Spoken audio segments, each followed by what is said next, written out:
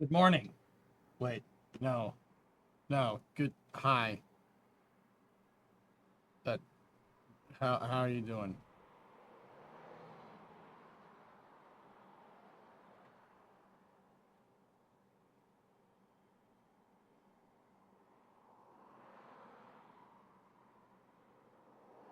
So quiet. Oh. All right. I can. Yeah. Yeah. There you go. How's that? You know.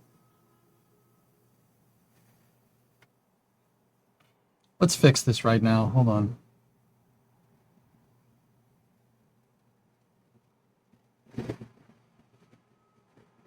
Test.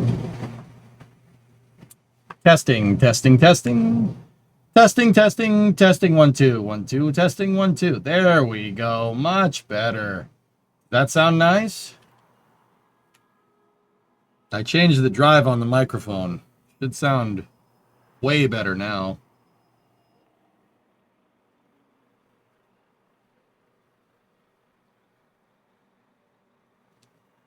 I noticed that I didn't really have any of the microphone settings set right. Back to quieter. It should be better now. I boosted it just a little bit. I can boost it right on the soundboard. Okay.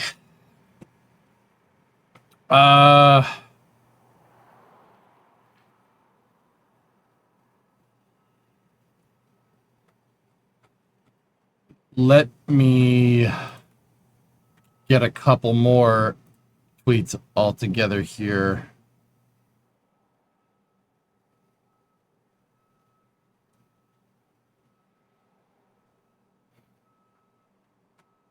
Sounds good. All right.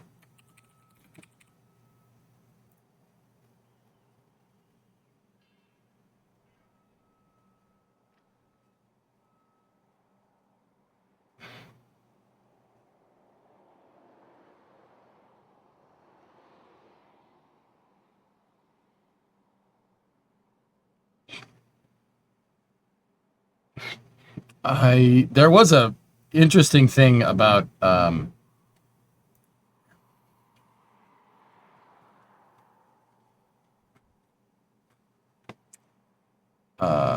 okay, good. I got it here. There we go.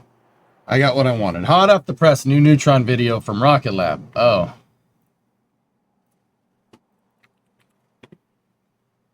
Yeah, whatever. We can start there. Can't play the music though. But yeah, we'll start there. Fine. Fine.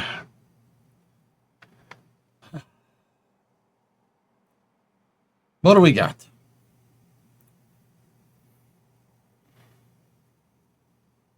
"13-ton class reusable launch vehicle capable of launching mega constellations of tomorrow, here to support national security and eventually launch our own satellites into space. Question always asked. The question gets always asked, why did you make this? Customers that we currently fly in Electron said to us, look, we're all moving to mega constellations, so we need alternatives, and having some competition in that market space is really important, not just for commercial customers, but for our government customers. America needs an alternative launcher. There are a number of satellites now being developed into constellations that require launch as soon as possible. National security needs it, and we have a growing need for more and more space applications that require a ride to space."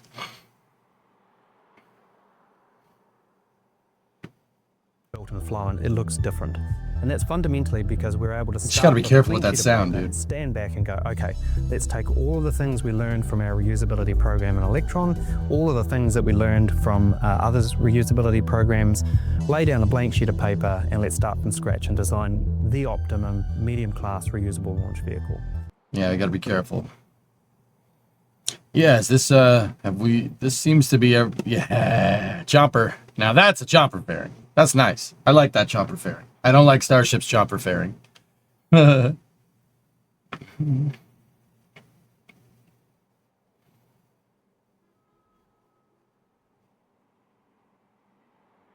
Vast majority of structures on Neutron are carbon fiber composites and be the largest carbon fiber structure ever to fly when completed, which is incredibly impressive.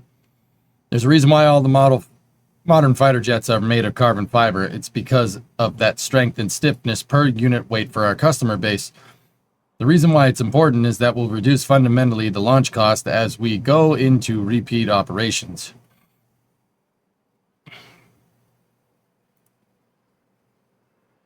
Cool. I think we've seen the rest of this video. That's good stuff, though. I'm happy that they're ramping up. That's good. Now, what I really wanted to talk about was this. There was a Commerce, Justice, and Science Senate meeting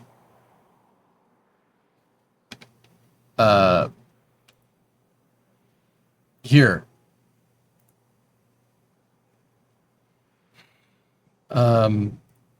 Here's the video. Now we should be able to listen to this.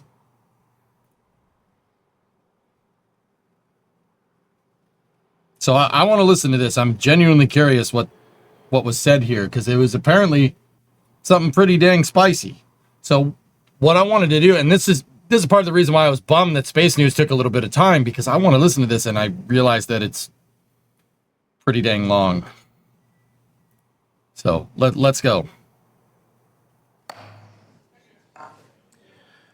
Good morning. The Senate Committee on Commerce, Science, and Transportation will come to order. Today we will discuss NASA's progress, its challenges, and the path forward on the first comprehensive NASA authorization bill since 2017. Yeah, there's politicians in this. Seriously, if you can't stomach it or have something spicy to say, I'd appreciate it if you just kept tight-lipped on this one, guys. I'm not here to glorify the guy sitting in that chair or that chair or that chair or whatever. I'm here for space, and I hope you are too. When I was chairman of this committee's space subcommittee, Senator Bill Nelson and I worked together on several pieces of space legislation that were signed into law by both Presidents Obama and President Trump. Continuing that bipartisan tradition, this past March, my colleagues and I together introduced a short-term NASA authorization bill. All of these efforts reveal an important truth, which is this: there exists a strong bipartisan consensus in Congress for backing the critical mission of NASA. When it comes to the final frontier, we're not Republicans or Democrats. Rather, we are Americans first. And all of us know that for our nation to continue doing incredible things in space, we must rely on and empower NASA's ingenuity and determination. NASA has always been one of America's greatest engines of innovation. From Apollo to Artemis, from the space shuttle to the International Space Station, our space program reflects the very best of American leadership. I look forward to continuing that tradition by working and enacting into law a longer-term reauthorization of NASA with my colleagues. This is a pivotal moment for our nation's space program. America must maintain leadership in low Earth orbit, while also embarking on a new era of exploration with Artemis.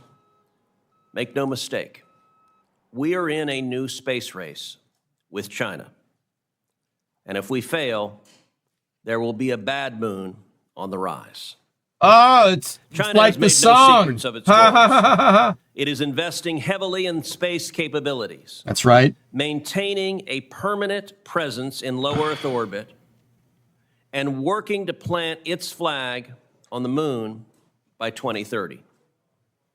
The stakes could not be higher. Space is no longer reserved simply for peaceful exploration. It is today a strategic frontier with direct consequences for national security, economic growth, and technological leadership. If our adversaries achieve dominant space capabilities, it would pose a profound risk to America. This is not just about exploration. The choices we make today will determine whether the United States leads in space or cedes space to an authoritarian regime. That is why continuity in NASA's programs is not simply good practice. It is a matter of national security. Yeah, where was this attitude Any 15 years drastic ago? changes in NASA's architecture at this stage threaten United States leadership in space. What?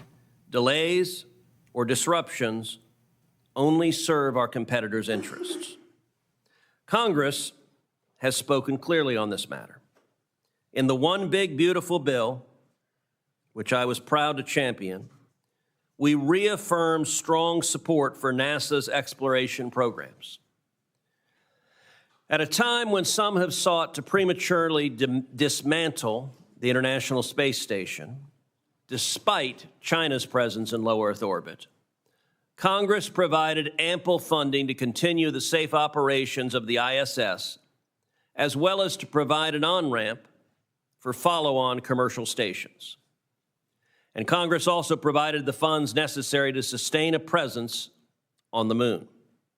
Artemis 4 will deliver and assemble the first major elements of the Gateway Station in lunar orbit.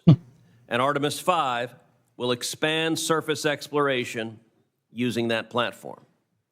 These missions rely on the Space Launch System and Orion capsule to reach the moon and to reach the Gateway Station. It would be folly to cut short these missions after much of the hardware has already been purchased and in some cases delivered and with no commercial alternative readily available. I look forward to working hand in hand with the administration to ensure that those funds are utilized in full accordance with congressional intent. We have seen overwhelming support for maintaining these programs from senators, Republicans, and Democrats alike. Congress supports NASA's exploration goals, and we do not want sudden or disruptive changes that undermine America's leadership. NASA is more than just a symbol of national pride. It is a strategic capability that advances our economy, security, and values. The milestones ahead: maintaining continuous human presence in low Earth orbit, returning American astronauts to the moon, landing the first female astronaut in history on the surface of the moon. As the father of daughters, that is particularly near and dear to my heart, and preparing for human missions to Mars. These are not just scientific achievements.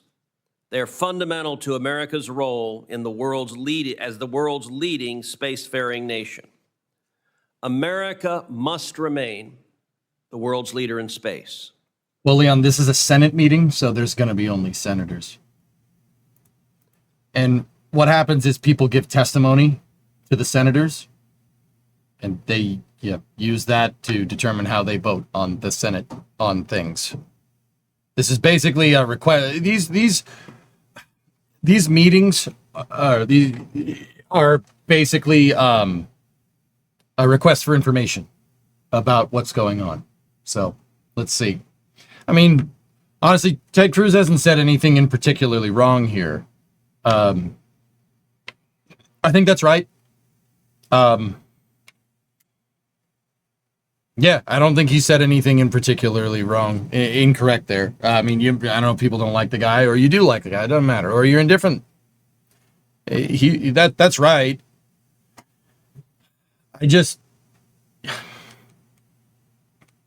I already know what this meeting's going to be. This meeting is going to be a bunch of testimonies about how people think, the Artemis program this and the Artemis program that. Well, all right, I'm just going to get down to brass tacks before we get any further. I haven't watched this meeting, full disclosure. I'll bet you money. Maybe a gifted sub, right? So, full disclosure, I already saw an excerpt from it where Jim Bridenstine basically crapped on SpaceX and said that that's not good. That's not tenable for beating China back to the moon. Said that HLS isn't a good idea. I don't necessarily disagree with him, but I don't agree with him either. It's just like, okay. I too can say that SLS is orange. Yeah, we know. Right? But what I'm going to guess that's going on here is basically a bunch of people saying our architecture isn't good enough, right?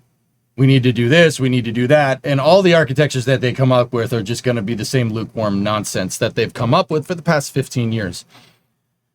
The reality of this situation right now is that unless you have a drastic funding increase for NASA across the board and a comprehensive program to back that up with scheduled milestones and goals, you're not going anywhere. It doesn't matter how many SLSs you want to, said the Senate thinks they can wish into existence. It doesn't matter. Without architecture and the money to work on this stuff, you're not going anywhere. You know how I know? Because it's the same behavior they've been doing for the last 15 years. And where have they gone? Nowhere. Freaking nowhere. Freaking wham. They got sat on by some huge freaking guy. So, with all that being said, let's see how good EJ's analysis is. With steady leadership and clear direction, I'm confident that we will. I now turn to Ranking Member Cantwell. Thank you, Mr. Chairman, Correct, and I'm Liz. glad to join you today in this fight to say we must maintain our focus on returning to the moon. It's good to see the witnesses here, Mr. Cutler, Mr. Golden, Mr. Bridenstine, and Lieutenant General Shaw, but also want to recognize Bill Nye, also a Northwest Planetary Society individual who is here today as well. I look Bill forward Nye to is all there? your testimony. Okay. Today, we're here in a race with China to return to the moon and stay there. Beating China back to the moon isn't just about bragging rights, and it's certainly not just about grabbing headlines. But today, it's clear that President Xi, President Putin, and Prime Minister Modi are all in China having a big national security and strategic discussion that could easily include space and defense and security and defense implications. No surprise, actually, that Kim Jong-un is also there. Let's just take for a consideration that he would like to figure out how to improve his rocket technology with more accuracy, more distance, more tracking. I don't like the scenario. The strategic value of maintaining our position to live and work in space is critical. It's critical to our future economic and national security. Returning to the moon requires us to push the limits of technology to find the solutions that we can solve and maintain our national defense and innovation economy. All you have to do is look back to the 1960s and look at the development of technologies that created an ecosystem within the United States of America that led to discoveries and innovations that we're still now counting on today. Yeah, you got to fund your space program to do that. You got to fund it. You got to fund it correctly to do that. I.e. the thing you haven't been doing for like 10 years. So we must not waver in this important mission of technology and national security defense. I believe each of the witnesses will tell us something about this today and why the consequences of failing to achieve this goal will be monumental. You just heard some more mandatory fun there. Sorry, the guy's influencing me pretty hard. 'Cause, yeah. You know. Anyway, let's go. We know we need to go back to the moon, and we know we need to do there before China establishes a permanent presence. I want to hear, importantly, about the expertise these individuals think that we must pull together so that we won't fall short of this goal. It's clear in some of your testimony, you're already articulating the strategic advantage China has of being so uniform on their government structure. We, on the other hand, are trying to work both within the government and within the commercial sector on a partnership that allows all of us to creatively work together and move forward. That is why, Lieutenant General Shaw, I found your statement in your testimony quite compelling. Quote, "I believe if we do not unify and synchronize our efforts, we will find ourselves, rather than the space leaders we are today, instead in a position of increasing disadvantage in space as we progress further into this century, end quote. That's not wrong. It's not wrong. The other thing I want to be very clear about is that I don't really necessarily disagree with anything that anybody's saying here. I just really at this point have no confidence that they actually will, do anything about it. Because, they haven't since, basically the end of the space shuttle. I'm not necessarily jaded. It's just, this is all right. So at least on some subconscious level, these people know what, objectively what is good for the space program and what isn't.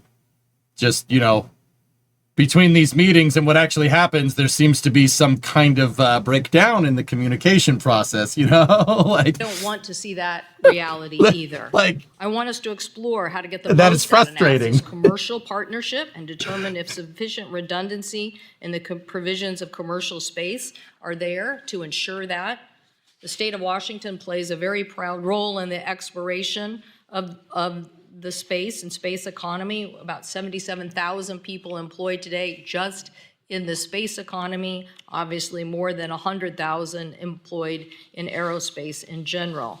So these are important companies to us. Aerojet Rocketdyne. Sound level. What sound level of what things? Be more specific. What do you mean? Sound level, frowny face. The microphone? Are they too loud? Is it not loud enough? Sound level.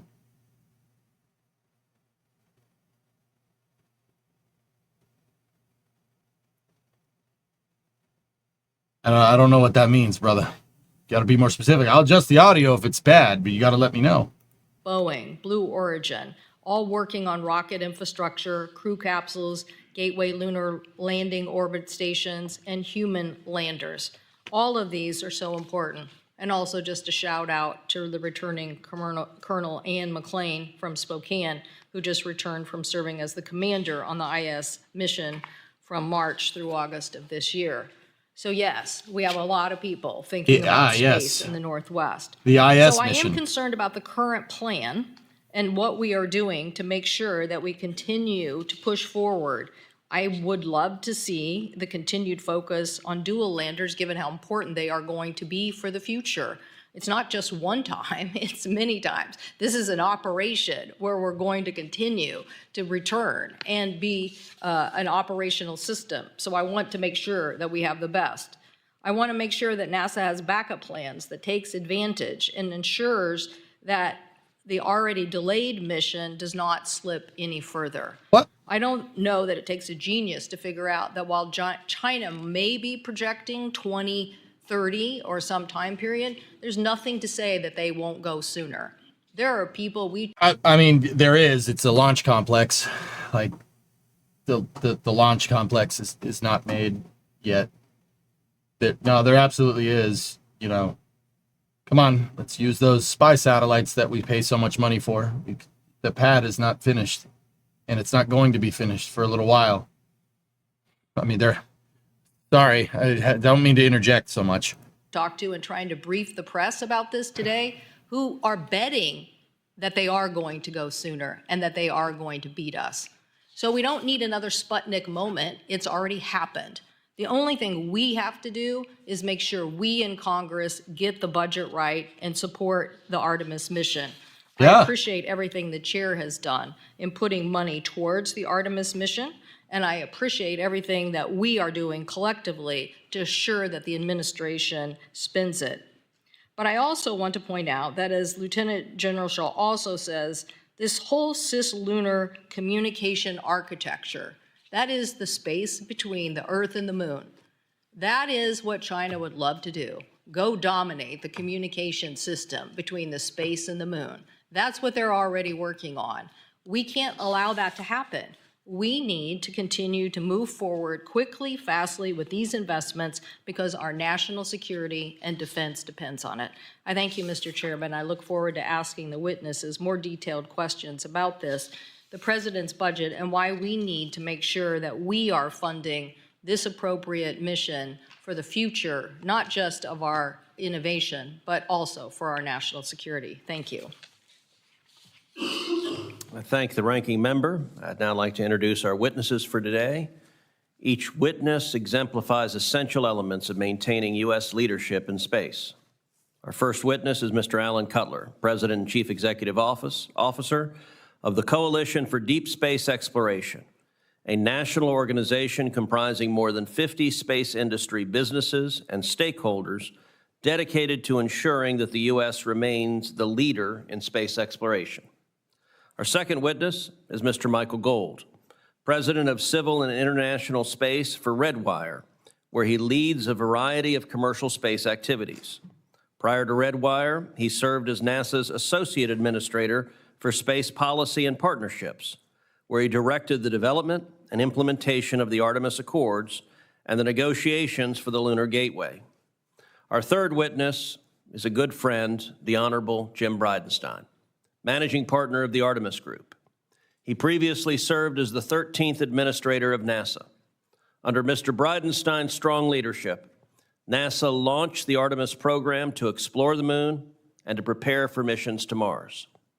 And our final witness is Lieutenant General John Shaw, the former Deputy Commander of the U.S. Space Command, where he was responsible for conducting operations in, from, and to space to deter conflict.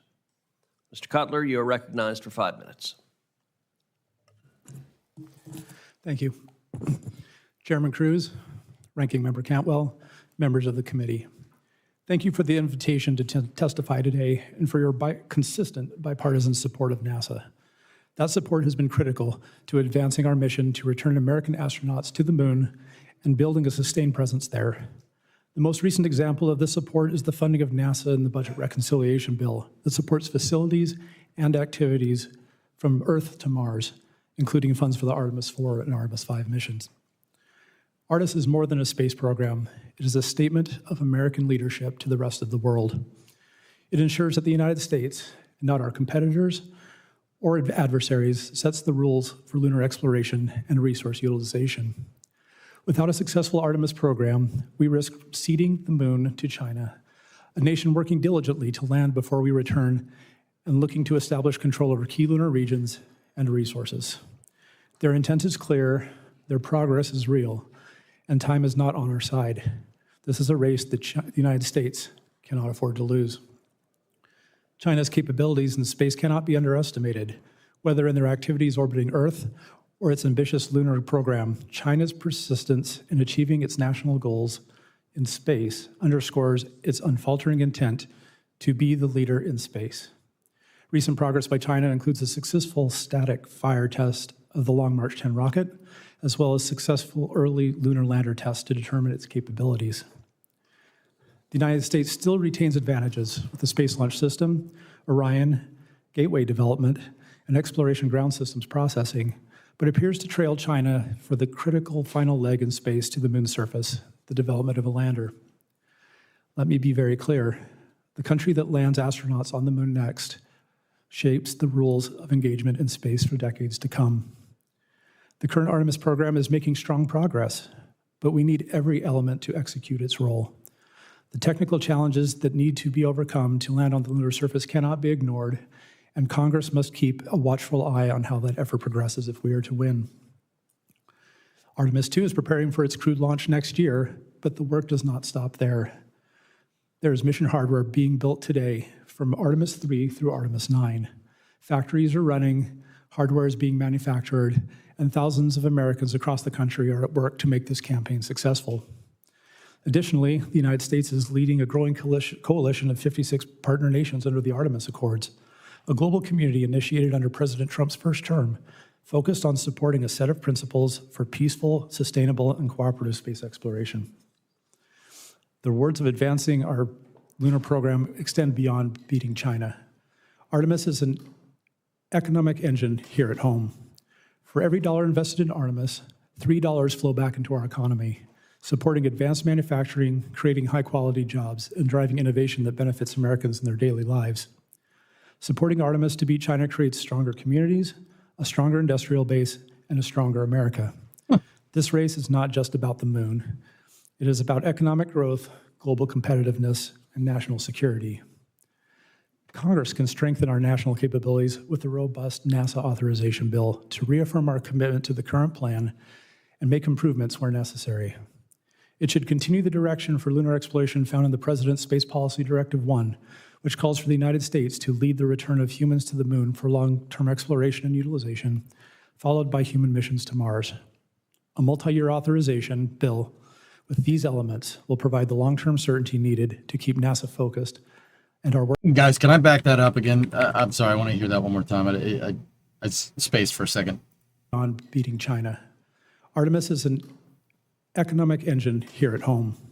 For every dollar invested in Artemis, $3 flow back into our economy, supporting advanced manufacturing, creating high-quality jobs, and driving innovation that benefits Americans in their daily lives. Supporting Artemis to beat China creates stronger communities, a stronger industrial base, and a stronger America. This race is not just about the moon. It is about economic growth, global competitiveness, and national security. Congress can strengthen our national capabilities with a robust NASA authorization bill to reaffirm our commitment to the current plan and make improvements where necessary. It should continue the direction for lunar exploration found in the President's Space Policy Directive 1, which calls for the United States to lead the return of humans to the moon for long-term exploration and utilization, followed by human missions to Mars. A multi-year authorization bill with these elements will provide the long-term certainty needed to keep NASA focused and our workforce, our partners, and our allies aligned. Great strides are being made from lessons learned after the Artemis 1 mission, and even greater efficiencies and cost reductions could be realized by cutting unnecessary requirements that are not safety critical, requiring a plan for a phased approach to commercial services for future Artemis missions to further drive down costs, and ensuring that decision-making at NASA centers and industry sites is available when the work is happening, increasing efficiency. These steps will make Artemis more agile, more sustainable, while keeping the United States on track. But passing a bill on its own will not be sufficient. Congress must hold NASA accountable for implementing the laws Congress enacts. Mr. Chairman and members of the committee, the progress we have made is invaluable. What an The idea. investments we have supported It's a are good paying idea. off. The industrial base is ready and capable, and the Artemis generation is being inspired. If we lose momentum now, that progress will not be easily regained. But when successful, Artemis will deliver historic achievements that secure America's leadership for generations. With your continued support, Artemis will secure a place on the moon before China, strengthen our economy here at home, and keep America strong. Thank you for your time, your attention, and for your commitment to Artemis, NASA, and America's leadership in space. That's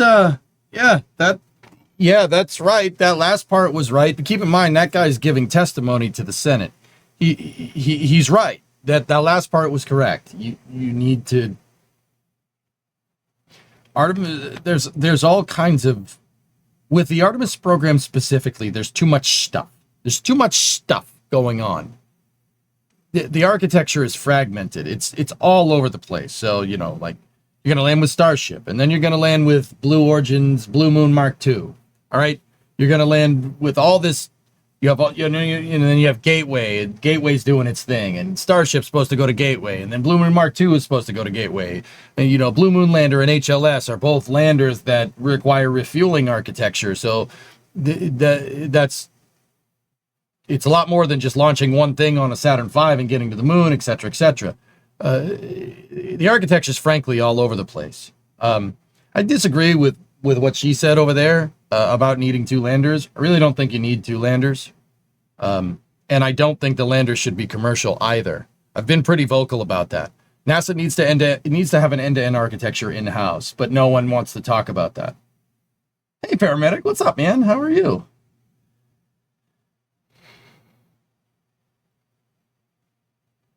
I think that the Artemis program, and this is what I agree with at the end of that guy's kind of testimony there.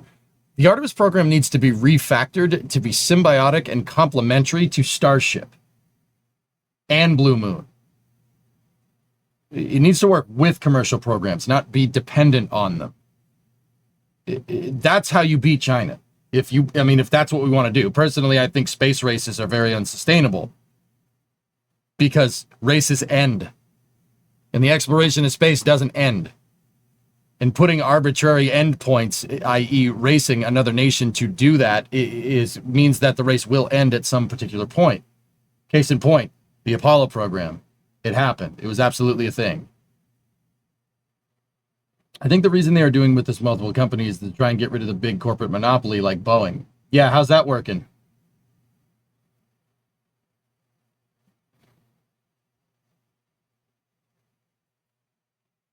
How's that working?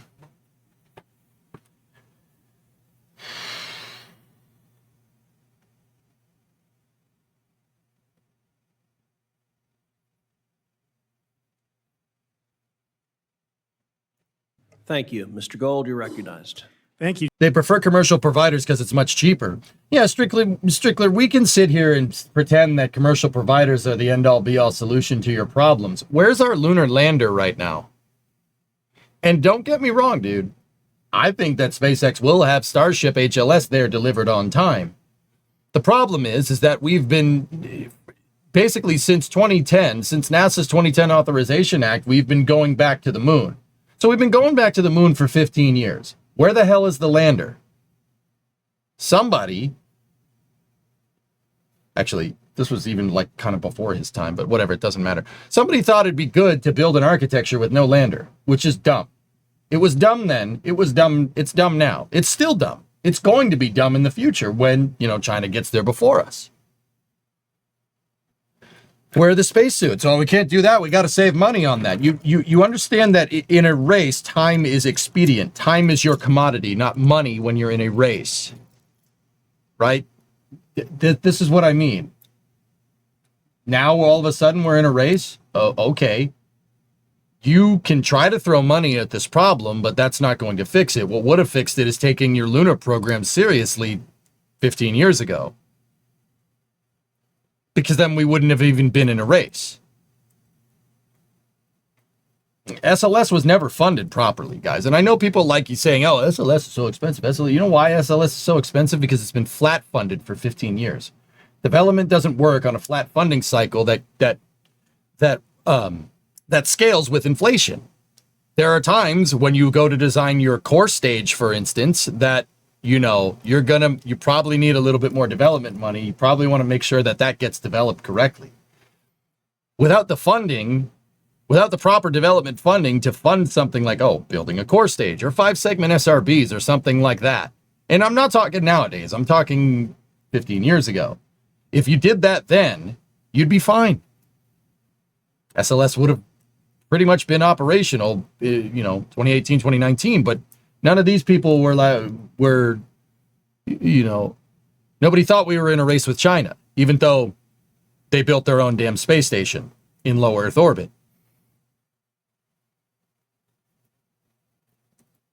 Is it taking them this long to see the writing on the wall? Like, are these people that out of touch with what happens with the space program?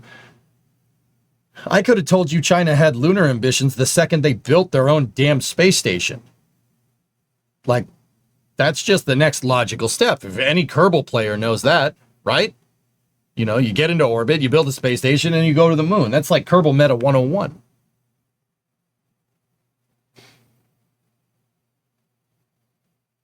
I just don't think it's necessary to sell fear for the space program. Oh, I'm directly with you on that one, Roundabout. Say, we're in a race with China. We're in a race with China. We're in a race with China. If NASA is such a big economic driver like all these people claim to be, why don't you just fund it more? If you fund it more with a robust architecture, it's going to get you more economic growth. Where were these people 10 years ago? I don't know. I don't mean to be rhetorical and ask the same stuff over and over and over again, but I'm trying to tell you guys that, I'll be honest with you, this might be too little too late. We'll see. Let's keep listening. Chairman Cruz, Ranking Member Cantwell, and distinguished members of this committee, I'm grateful to all of you, as well as your intrepid staff, for the opportunity to testify. But I'm even more grateful for the work this committee has done to support American leadership in space via the One Big Beautiful Bill Act. Also, I would be remiss if I didn't thank Senator Cruz in particular for your leadership. Senator Cruz and I both share a strong affinity for Star Trek, And the highest compliment I can pay the chairman is that he is the Captain Kirk of the Senate. Thank you, Senator. Your time is extended to 10 minutes. Mr. Chairman, I think that could be a new nickname in the Senate here. Well said, Mr. Spock.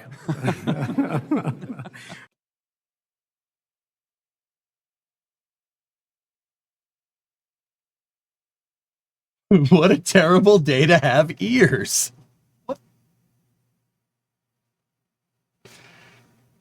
Discovery, go at throttle up.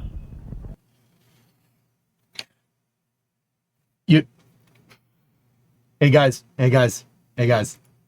Anybody who watched the original series, you know what Captain Kirk was really good at? Threat assessment.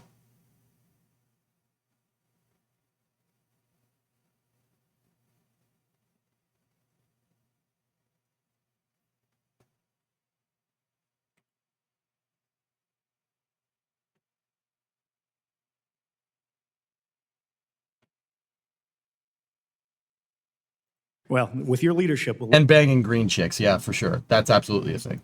live long and prosper. Hi, Shmemeron. And I'm so grateful that while others sat down, Senator Cruz, Senator Cantwell, and all of you have chosen to stand up and to fight for this nation's future in space.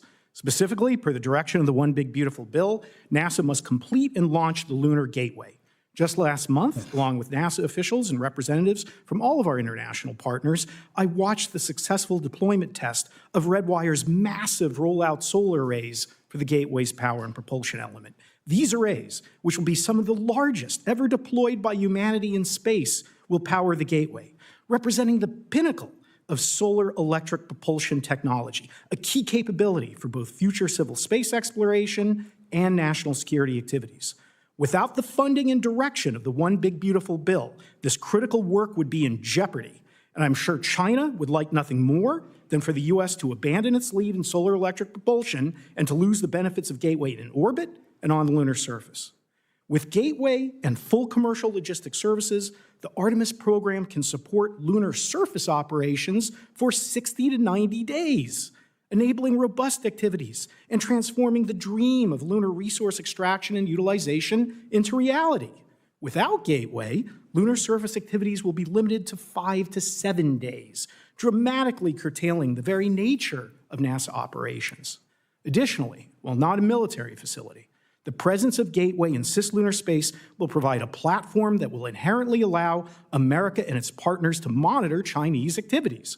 A permanent spacecraft orbiting the moon will project American influence and power forward, discouraging illicit Chinese operations that may otherwise occur in the shadows. Moreover, Gateway is critical for projecting American power not only in space, but here on Earth. Over 60% of the Gateway's costs are being borne by our international partners, representing billions that have already been spent building hardware. Turning away from Gateway now would squander this unprecedented global investment in Artemis and force our international allies to seek partnerships with America's geopolitical rivals. My guy, you're not wrong about Gateway. But Gateway did a good job squandering Gateway all by itself. Let's not kid ourselves here. You know how one of the modules ended up being too heavy. The habitation and logistics outpost. It ended up being too heavy by 1.5 tons. Do you know why? Somebody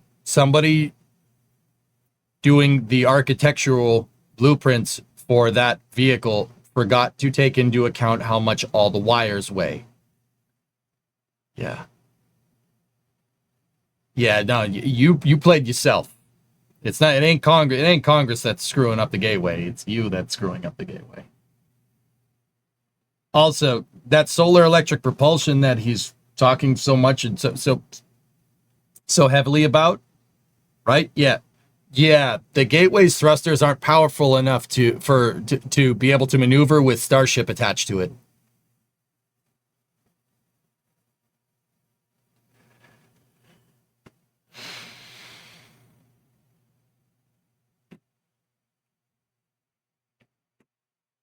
Whoops. Now, that's not to say that he's wrong. That's not to say that he's wrong. I wouldn't mind having a good gateway architecture and using it to prototype transfer vehicles to Mars. But once again, it goes back to what I'm talking about. The architecture is way too fragmented to do something like this. It's way too fragmented. You designed Gateway before you had a lander, all right? And now that you chose a lander, the lander's too heavy for Gateway to be able to maneuver correctly. Gateway can't station keep when Starship is attached to it. Because of this, those 90-day surface exploration things that he's talking about get constrained. They get constrained hard. Because in our architecture, you have to stop at Gateway because rectilinear halo orbit, because Orion can't get any lower. It can't go to low lunar. It's a fragmented and frankly terrible architecture. The idea was sound, they just screwed up the execution. Yeah, that seems to be the ongoing motif here, Aqualux. I wouldn't, and now I know where you stand about Gateway. We've had that conversation a bajillion times. Gateway would be really good if it was there right now. If it was launched in 2022 when it was originally scheduled to launch, you know, that'd be good if it was there right now. Can Starship do the station keeping well attached? Yes and no, Geek. The thrusters on Starship aligned with the center of mass of the entire station to do something like that? Maybe, maybe not. Depends. Conversely, if NASA reaffirms its commitment to Gateway, we can unlock billions of dollars of additional international investments, creating even more robust capabilities for Artemis, along with a windfall for the American taxpayer. The combined Gateway PPE and Halo modules can be completed and launched in 2027, a mere 2 years from now. We can achieve an early win in this competition if America can simply demonstrate the wherewithal not to give up on the race when we are so close to the finish line. Stop Additionally, talking. the success of our lunar and Martian exploration efforts depend upon maintaining a strong foundation in low Earth orbit. The technologies, experience, and partnerships that occur in LEO drives the capabilities of our entire space enterprise. For example, at Redwire, using our biofabrication facility on the International Space Station, we have printed the first ever human meniscus in space. Who doesn't need a meniscus? We follow this up with printing live cardiovascular tissue and bringing it back, still live. Eventually, we could print whole organs in space, and that would save countless lives. We're also at Redwire making even more progress in drug development with our pillbox system that has now flown 32 times on the International Space Station. We've demonstrated how larger and more uniform seed crystals can be grown in space, leading to the development of enhanced pharmaceuticals with better efficacy, longevity, and fewer side effects. There is no question in my mind that microgravity manufacturing will transform the pharmaceutical and biotech fields. What does that have to do with going to the moon? Will those benefits be enjoyed in China or here in the United States? What are you talking? Without the funding of the One Big Beautiful Bill Act and explicit action by NASA within the next few months, we run the risk of reducing the number of American astronauts on the ISS from 4 to 3 and then down to 2. Maybe build a better space station then. This committee's directives are not followed, for the first time in history, there will be more Chinese astronauts in space than Americans. This should be unacceptable. Unacceptable to Congress, unacceptable to NASA, and unacceptable to this nation. Again, I'm grateful to this committee. Fund the low Earth orbit program then, dude, with your company or something. I don't know. The support of Artemis, the ISS, and NASA science. Together, we must speak out with one unified voice that we will not cede LEO, our international partnerships, and the moon to the tender mercies of the Chinese Communist Party. I urge us, all of us here today and listening online, to fight. Fight for the ISS, fight for Artemis, and fight for America's future in space. I agree with that last part. That's right. Thank you, Mr. Gold. Wow, that was really good. I got goosebumps. Thank you, Chairman Cruz, Ranking Member Cantwell, members of the committee. It's an honor to be here. After hearing Mike Gold's testimony, I want to comment on a few things in my 5 minutes. Number one, everything he said about medicine and microgravity is correct. We are seeing transformational capabilities in pharmaceuticals because atoms and molecules organize differently in microgravity than they do here on Earth. That's right. There are drugs that we are demonstrating on the International Space Station that we can create that can do things like, we had a drug, a Merck drug, Keytruda, which is for lung cancer, and we were able to make that drug so that instead of trying to find out if within 2 or 3 months if it's going to be efficacious, you can find out within 2 to 3 weeks whether or not it's going to be efficacious. Instead of administering it with an infusion, which takes time and is painful and is costly, you can do it with a pill. These are and that's just one drug that is improved. We're talking about drug. Hey, Eleanor, £5 super chat. Is it just you that's worried about Orion's heat shield? No, it's definitely something you should probably think about. To treat diseases that have never been treatable before. To piggyback on what Mike Gold just said, we are either going to have that capability in the United States because we have a permanent human presence in space with a fully mission-capable space station, or we're going to cede that to China. It is really that simple. Now, that's just on the pharmaceutical side. Then we also talk about regenerative medicine, where we're actually 3D printing tissue. Mike mentioned the meniscus, where we're growing in 3D tissue like cardiovascular tissue and vein tissue and other things. This type of regenerative medicine is critical to the future economy of the United States of America. And if we want to not have a fully mission-capable system, if we want to not have a permanent human presence in space, then not only does that capability go to China, but all of our international partners go to China as well because they want that capability. This is a big deal.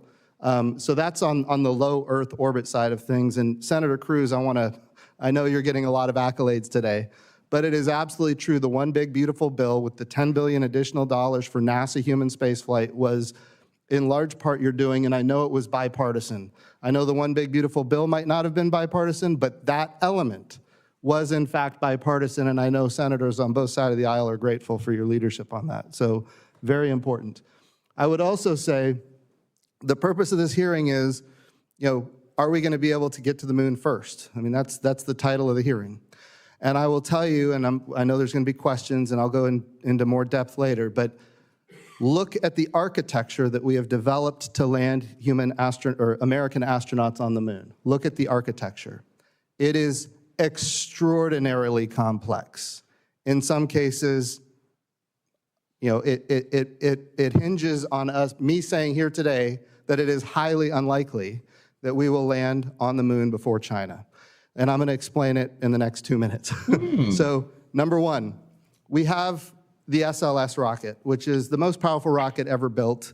And Senator Cruz mentioned, yes, it has had its problems in the past. It has been expensive. It had overruns, all those things. But it's behind us. It's done. We need to use it. We have the Orion crew capsule, which, quite frankly, is a shiny object in this whole thing. The Orion crew capsule is not only usable today, but ultimately the cost is going down because more and more of it is reusable every time we use the Orion crew capsule. Those two elements are in good shape. Oh, yeah. I will tell you, we've used it a bunch, haven't we?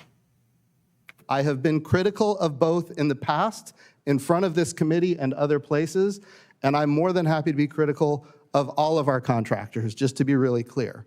But I will say what we don't have today. Here's what we don't have today. We don't have a landing system for the moon.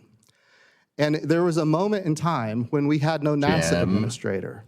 It was after I was gone and before Senator Nelson became the NASA administrator, an architecture was selected. And I don't know how this happens, but the biggest decision in the history of NASA, at least since I've been paying attention, the biggest decision happened in the absence of a NASA administrator. And that decision was, instead of buying a moon lander, we're going to buy a big rocket. And I want to be clear, we need this rocket to be successful. It's important for the country and it's transformational. But in the meantime, the architecture is as such. We need to launch Starship. That first Starship is a fueling depot that's in orbit around the Earth. Then we need to launch, nobody really knows, but it could be up to dozens of additional Starships to refuel the first Starship. So imagine launching Starship over and over and over and over and over and over and over and over, dozens of times, no delays, no explosions, to refuel the first Starship. Then once it's fully refueled, then that Starship has to fuel another Starship that is in fact human-rated, which that process hasn't even started yet.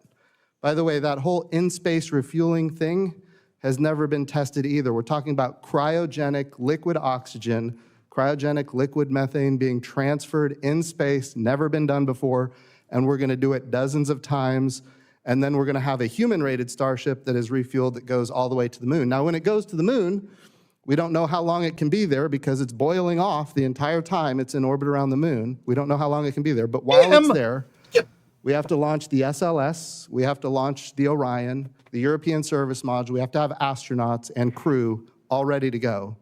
And they have to orbit the moon themselves in that window when Starship is around the moon, and then they have to dock around the moon. They have to transfer from the Orion into the Starship. It has to go down and land. When it's on the surface of the moon, Starship is gone, or Orion is gone for the next 7 days until it comes back around in near rectilinear halo orbit. So our astronauts are right now planning to be on the surface of the moon for a period of 7 days without any way home. This is an architecture that no NASA administrator that I'm aware of would have selected had they had the choice. But it was a decision that was made in the absence of a NASA administrator in the last administration. It's a problem, it needs to be solved, and that puts us as a nation at risk of not being the first on the moon. I should say the first next on the moon, because we did land in 1969 and 1972. And Chairman Cruz, I would like to compliment you. I've heard. And 1970 and 1971. No. Yes. Screw Apollo 14 and 15. Whatever. We don't need those. That you have said that we need to put it into law, that The Wrath of Khan is in fact the greatest Star Trek movie in history. And we are in agreement with that. So with that, I yield back the time that I took from the general. All right. I'm going to get down to brass tacks on this one. Look, I'll be honest with you. Jim isn't wrong. He's not wrong as per usual. All right. Barking up SpaceX trees, stupid. Stupid. That's dumb. I will say that outright. I like Jim. Jim's a good dude. That's dumb. Tearing down an Artemis Prime contractor because you want a more expedient way to get to the moon is dumb. That is stupid. Instead of barking up SpaceX's tree, maybe propose a fucking better architecture then, pal. Oh, I don't know. Maybe you should do that.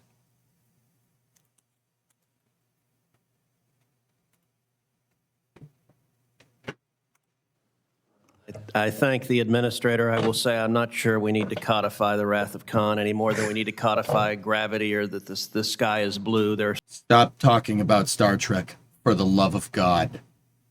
some things that are indisputably true, and that would be one of them. General Shaw. Right, Chairman Cruz, or do I say Captain Cruz? Ranking Member Cantwell, and members of Stop doing that. Committee, thanks for the opportunity today. And by the way, I'm also grateful to share the table with some amazing people here and look forward to our session and what they have to say today. I'm fine. It was the honor and time of my life to serve our great nation and lead our phenomenal warfighters for 33 years in uniform in our United States Air Force and United States Space Force.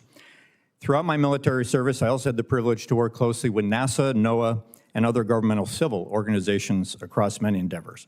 But I'm also grateful to have had the opportunity the last 2 years since my departure from uniformed service to work with and in the commercial side of our nation's space business. It's given me a fresh and broader perspective on how to both envision and realize our nation's future in space in totality, and how to bring to bear our combined national strengths to best thwart China in the years to come in this crucial arena. My bottom line up front for the committee today is that I am an advocate for and a champion of a unified grand space strategy for our nation, for the Earth-Moon system and beyond. Yet such a grand strategy, which would unify and synergize our national efforts across civil, commercial, and national security activities in pursuit of common goals, opportunities, and capabilities, does not currently exist. And I believe our mission to return Americans to the moon can be a powerful and a central driver, as well as a beneficiary of such a strategy. During my military career, I watched and studied, as any good soldier would of a potential adversary, as China slowly but surely developed and deployed its own civilian and military space capabilities and set its own agenda for space achievements. It is clear to me that the Chinese Communist Party is already employing its own integrated grand strategy for the Earth-Moon system, with only superficial distinction between civil, commercial, and national security activities, and all focused on a common purpose. And as the senator has already made my next point, I think if we don't unify and synchronize efforts, we may find ourselves, rather than a leadership position, in a position of increasing disadvantage as we get further into this century. Human progression in any domain both has and will involve a robust mixture of exploration, economic opportunities and growth, and security activities to set conditions for success. Space is no different. And by the way, I realize I'm probably representing of those three things, exploration and commercial and economic growth and national security. I'm representing the national security end here, but I also want to say I am passionate and excited about all three of those things. And that's how we're going to succeed as a nation.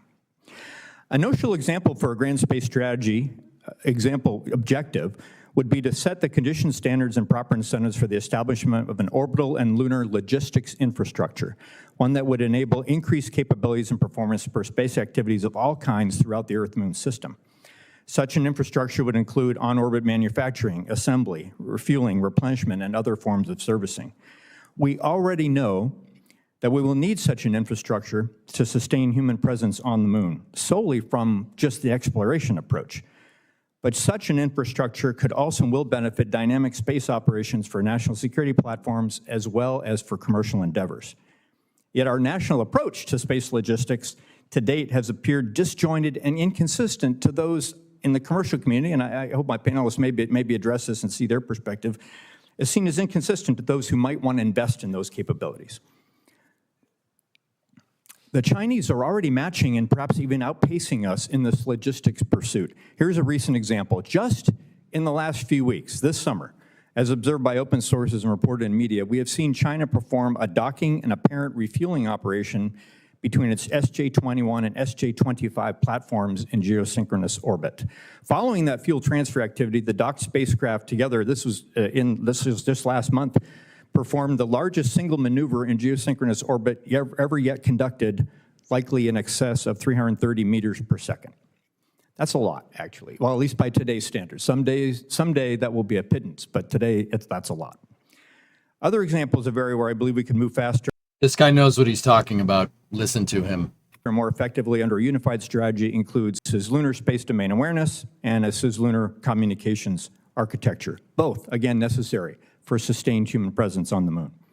I'm also supportive of swiftly developing nuclear fusion power solutions in space, which are compelling to sustain operations on the lunar surface, but can also better enable national security activities, such as in the form of nuclear propulsion, and could unlock new commercial opportunities and benefits as well. Yeah. I will point out that China is developing or has already fielded capabilities in each of these example areas: cislunar domain awareness, cislunar communications, and space nuclear power. The challenges are great, the matter is urgent, but I'm optimistic we can indeed, via a unified grand strategy for space, thwart China's ambitions and continue the United States' leadership in this ultimate high ground. In the words of a different Star Trek captain, let's engage and make it so. I look forward to your questions.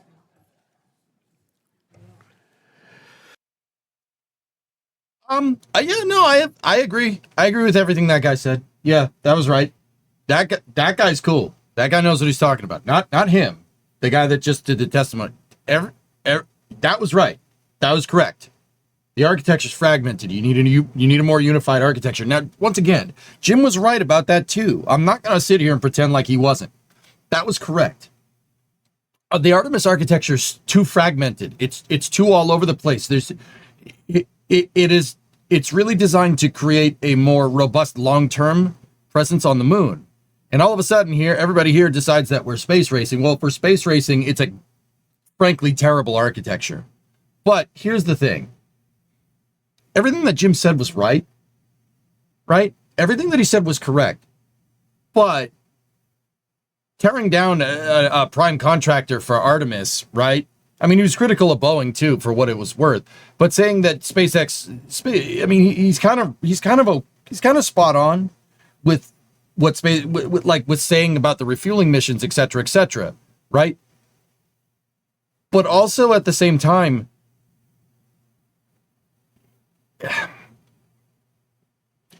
that is not an expedient architecture for getting back to the moon first. That is an expedient architecture for getting back to the moon a little bit later, but a lot more presence on the moon.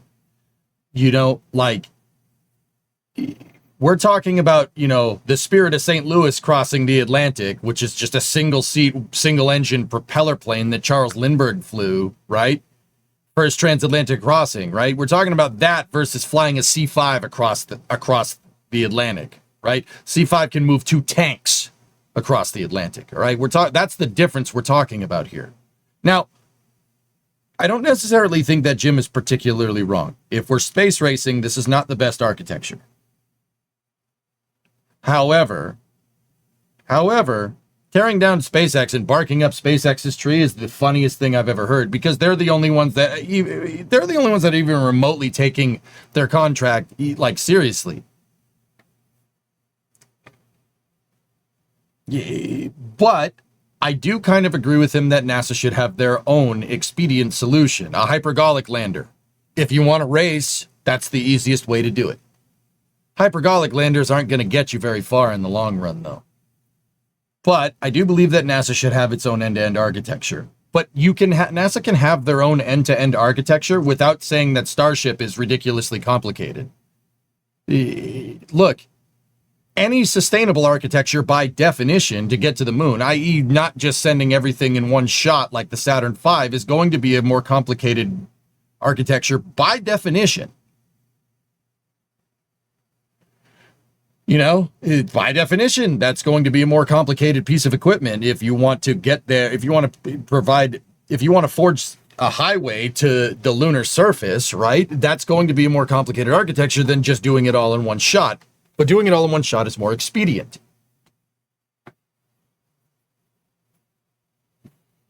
So Jim necessarily isn't wrong. I just don't really think that him just frankly taking a dump on SpaceX was very needed. That wasn't needed. You didn't need to say that. You could have just said our architecture is complicated. NASA should have their own in-house lander.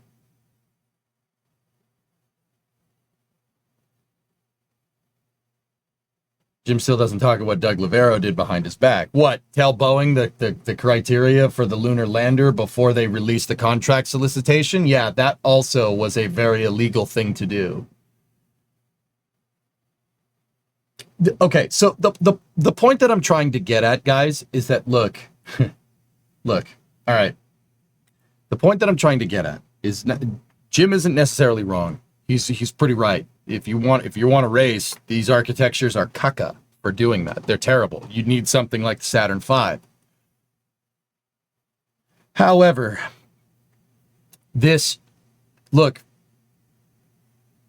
in fighting, saying that this architecture is, you know, actually, you know what? I'm not going to say that. That's not right. We shouldn't be at the point that I'm trying to make is that we shouldn't be at each other's throats. But then again, you know, the architecture does need to be refactored. It's not great for racing. He's right. I see what he's trying to say. Now, perhaps come up with a better architecture. That probably would be the thing to do. What do you got? What do you got? What is ULA going to make the lander? What's the alternative? You know, like, you could say whatever you want. Starship is still the fastest way to get back to that surface. I'm convinced.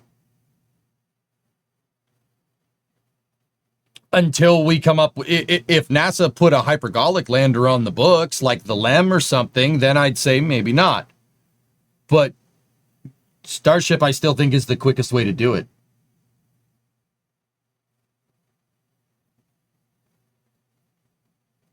Arguing without architecture, without arguing for anything, is annoying. That's it, Kuju, man. That sums up what I'm trying. That sums up what I think about this. All right, you know, anybody can just say that The gateway is terrible. Like I say the gateway is terrible, but I have a solution. I have a better way to do, solutions are better. Tearing down other contractors, tearing down other contractors and saying that this is complicated, this. Well, you do have a point. That's not intuitive for progress here. You didn't see any of that crap happening during the Apollo program, did you?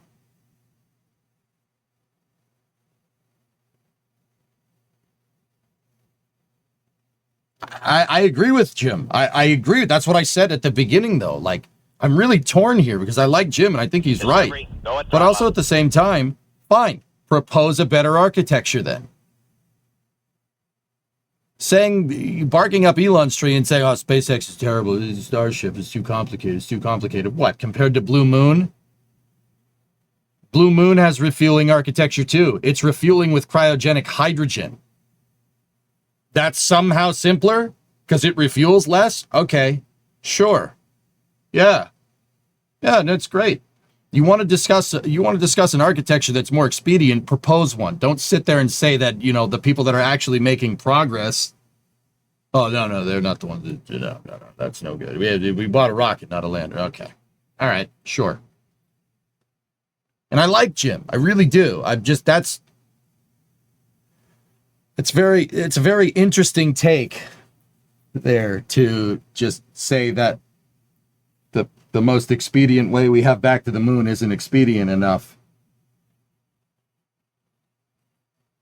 I don't know, dude. That doesn't sit right with me. That's why would you say that? I mean, I know Jim is ULA's chief lobbyist. You know this type of behavior is not going to win a space race. We understand this, right? This type of behavior is not, infighting is not going to get us anywhere. You want a more expedient architecture to get to the moon, you're going to have to refactor some things. But that doesn't mean you should get rid of Starship or anything else just because it's not expedient enough. Starship will take the moon when HLS does decide to work.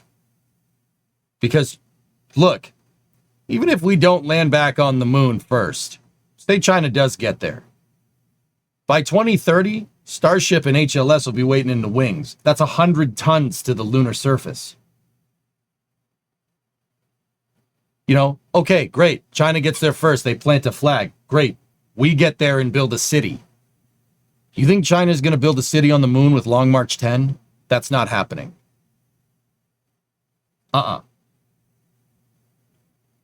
Now, that's not to say that NASA shouldn't have their own lander either. I've said for many years now that NASA should have their own in-house lander. They should have a symbiotic and complementary architecture to commercial. In fact, it should be supplemented by commercial, but commercial shouldn't be in the direct path of the architecture to putting boots back on the moon. You mean China gets there second? U.S. is already there. Yeah, the more and more I see, I do think we're in a Cold War, Alucard. I do think we're in another space race. The more I'm like, look at the hardware. Even if Starship doesn't work and you get Blue Moon coming around, Blue Moon Mark II is a plenty sustainable architecture. That could build a base on the moon. China ain't building a base on the moon with a 2-person lander that gets to the surface. You're not doing that.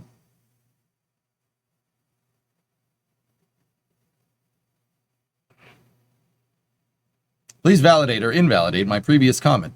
During the Apollo program, the LEN was very much delayed early on. Instead of barking at Northrop, they supported them. Yelling at contractors won't fix anything. This corporate lobbyist circa 1997 infighting Congress bullshit is not going to get us anywhere.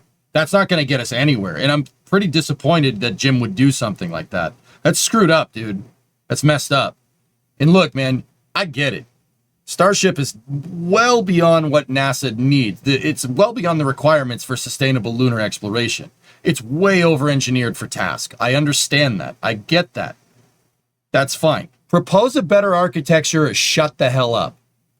All right? Because pointing out problems is easy. That's low-hanging fruit.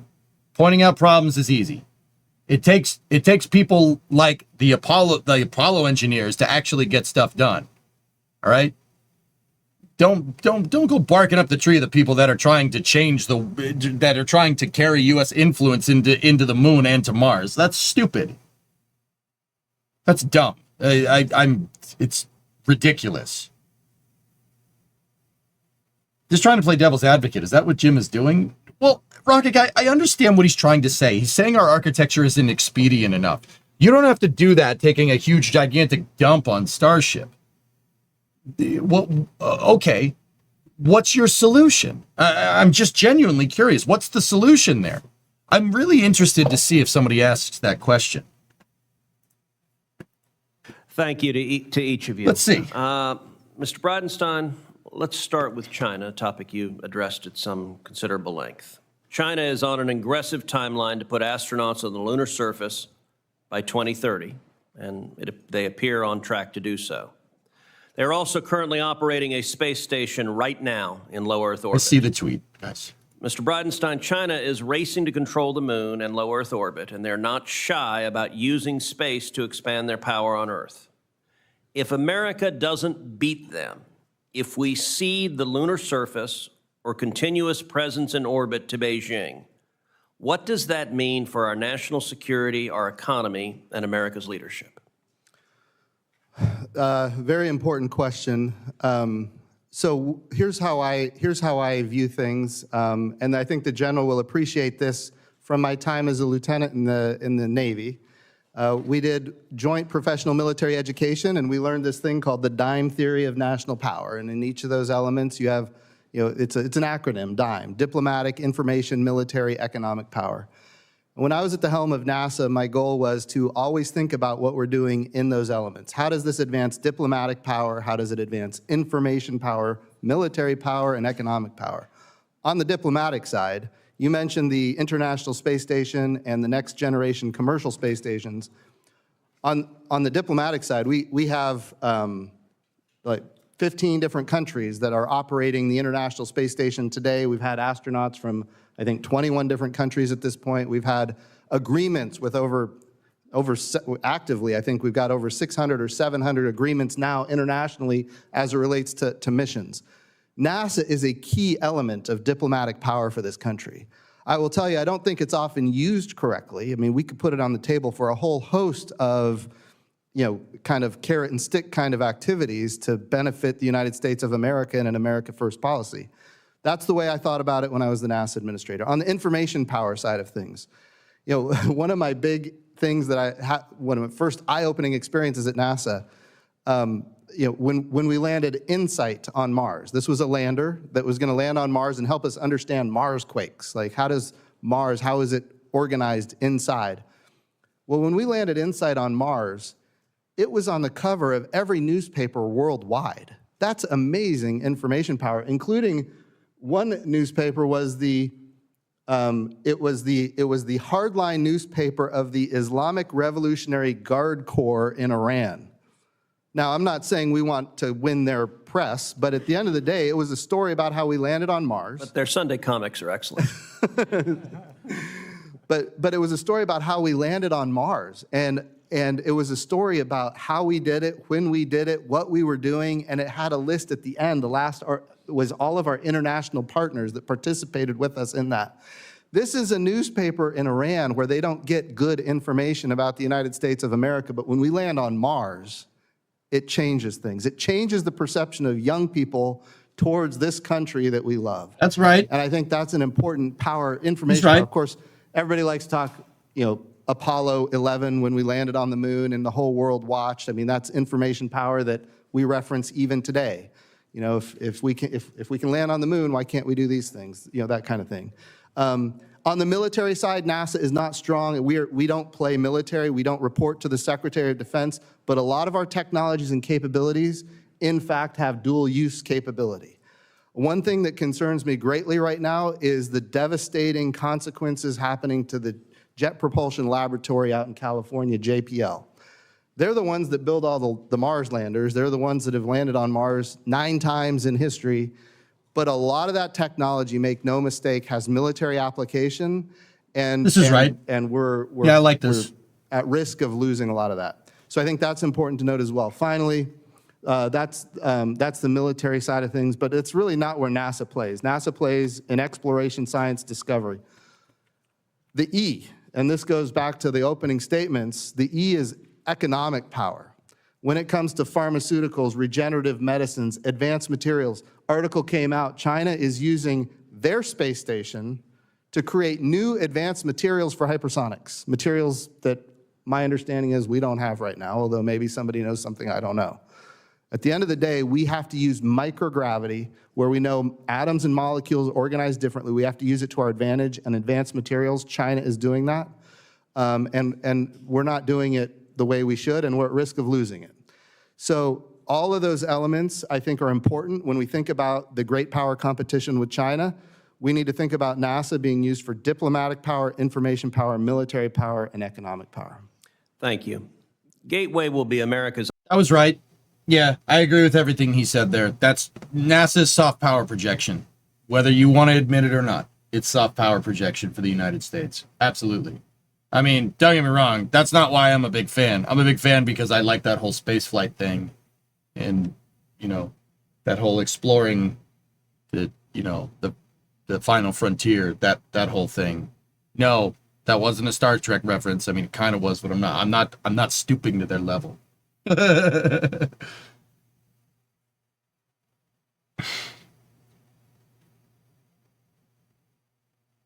Rocket Guy, you talked a second ago. You said something quite interesting. Starship does complicate a lot of things for the architecture, but Blue Origin is the next alternative, and they don't have any funding to be expedient anyway.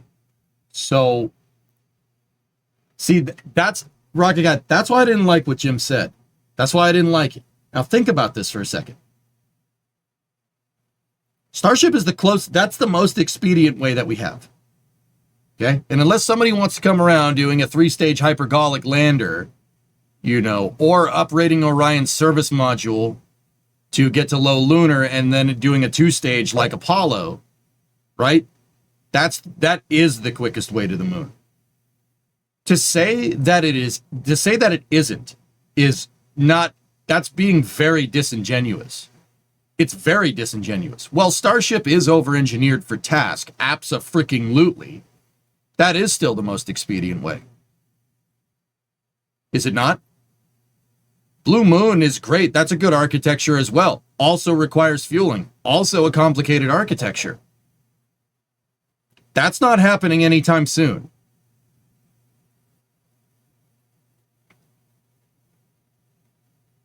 I don't know, Geeson. I don't know. It's just very interesting. But see, that's what I'm saying. That's why that's why I didn't like what he said. You want to find a more expedient architecture? Good. Propose one. Propose one. Saying that Starship is the bottleneck in Artemis's architecture for beating China back to the moon is ridiculous. That's ridiculous. And once again, guys, I've always said that NASA needs their own space program. They shouldn't be relying on a commercial entity. They shouldn't have a commercial entity in their mainline logistics to the moon. NASA should be able to send people to the moon on their own rocket. And then, if they need to, they could send people on SpaceX as well. That's driving your commercial economic space program and driving your national security space program at the same time. You're doing that dime stuff that Jim says, but you're also utilizing commercial as a soft power projection on top of your soft power projection of getting people back to the moon. You have to do both of these things. If you don't do both of these things, you're not going anywhere. Case in point, the last 15 years. Where have we gone?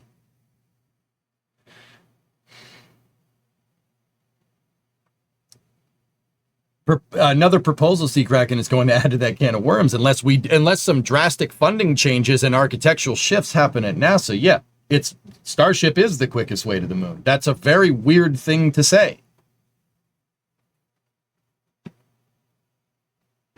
He's not hitting on Musk or SpaceX, he's just frustrated.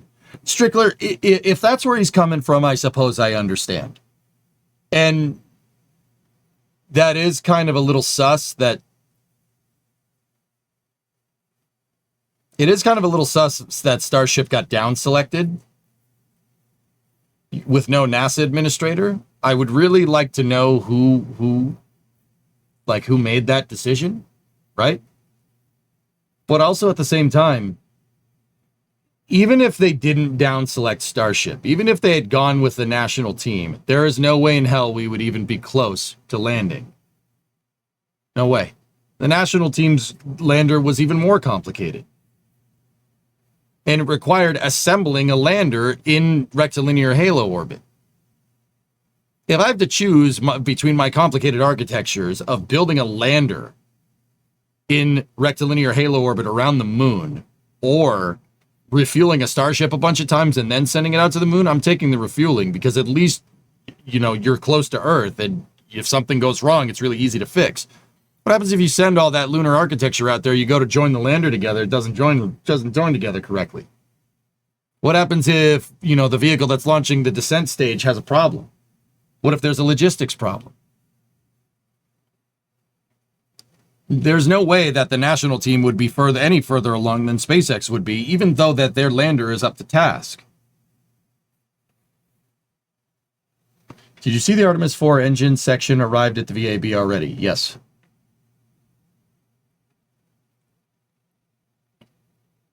What does down selecting Starship mean? Selecting it as the lander that NASA's going to use for their lunar program.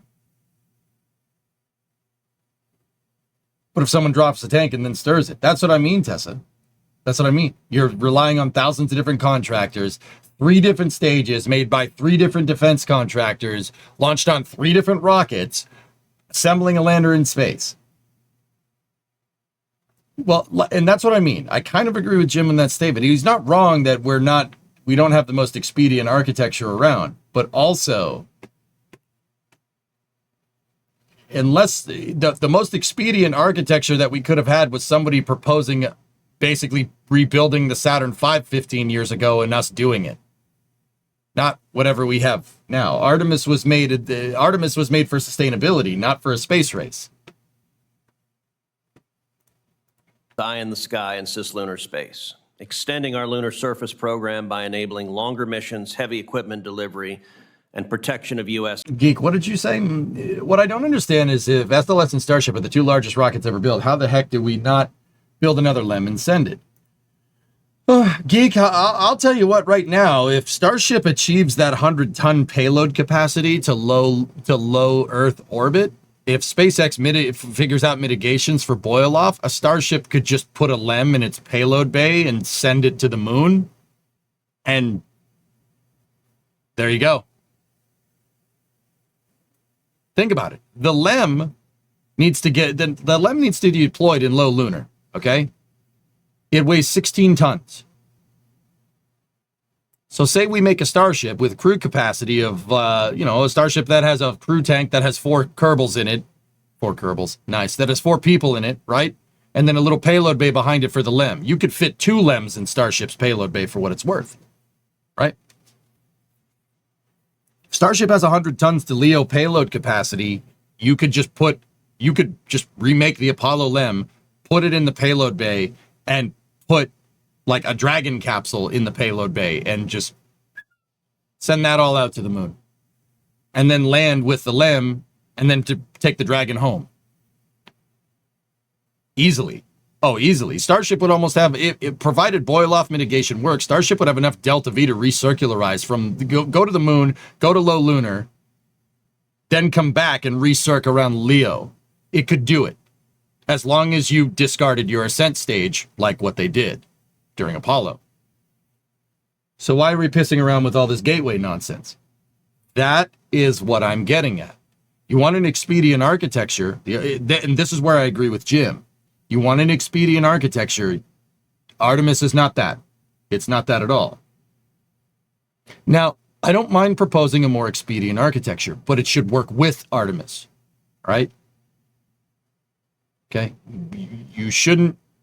I like the idea of Gateway. Once again, I think the best time to launch Gateway was 3 years ago. Artemis's architecture needs to be refactored, and that is exactly where I agree with what the guy that just kept plugging his company, what he said, what the general just said, and what Jim said. That's right. That's correct. If you want to race, Artemis isn't the thing to do it with. But the thing is, it's 2025. China's projected to get back to the moon potentially in 2030. I think 2030 is a very reasonable thing because they will have setbacks. Their lunar program ain't invincible. They're going to have setbacks just like we did, just like everybody else does, because space flight works like that. Right? That gives you 4 years. 4 years to get somebody back to the moon. Well, 5 if you want to be very technical. Pretty much through 2025, right? 2025 is basically a write-off. So you got 4 years to do it. That is enough to build out a good, like a hypergolic lander, for instance. Rebuilding the LEM. That's enough time to do that. Sure. But that means you have a 2-stage hypergolic lander that SLS and Orion use, somehow to get down to the lunar surface, right? And that should be on the table by 2029, 2030 if you give it the crash course funds that it needs. Starship's going to be pretty much ready to go in 2028. And that right there, even if SpaceX has setback after setback, dude, you cannot stop what's coming. Look at this damn thing. You're not stopping that. I've been down there, dude. I've seen Starbase. I've seen the hardware. You're not stopping that train. No way. That train has no brakes. And you'd be an idiot to think that oh no, they're not going to do it. SpaceX will have Starship human rated by 2028. Mark my words. Oh, it'll absolutely be a thing.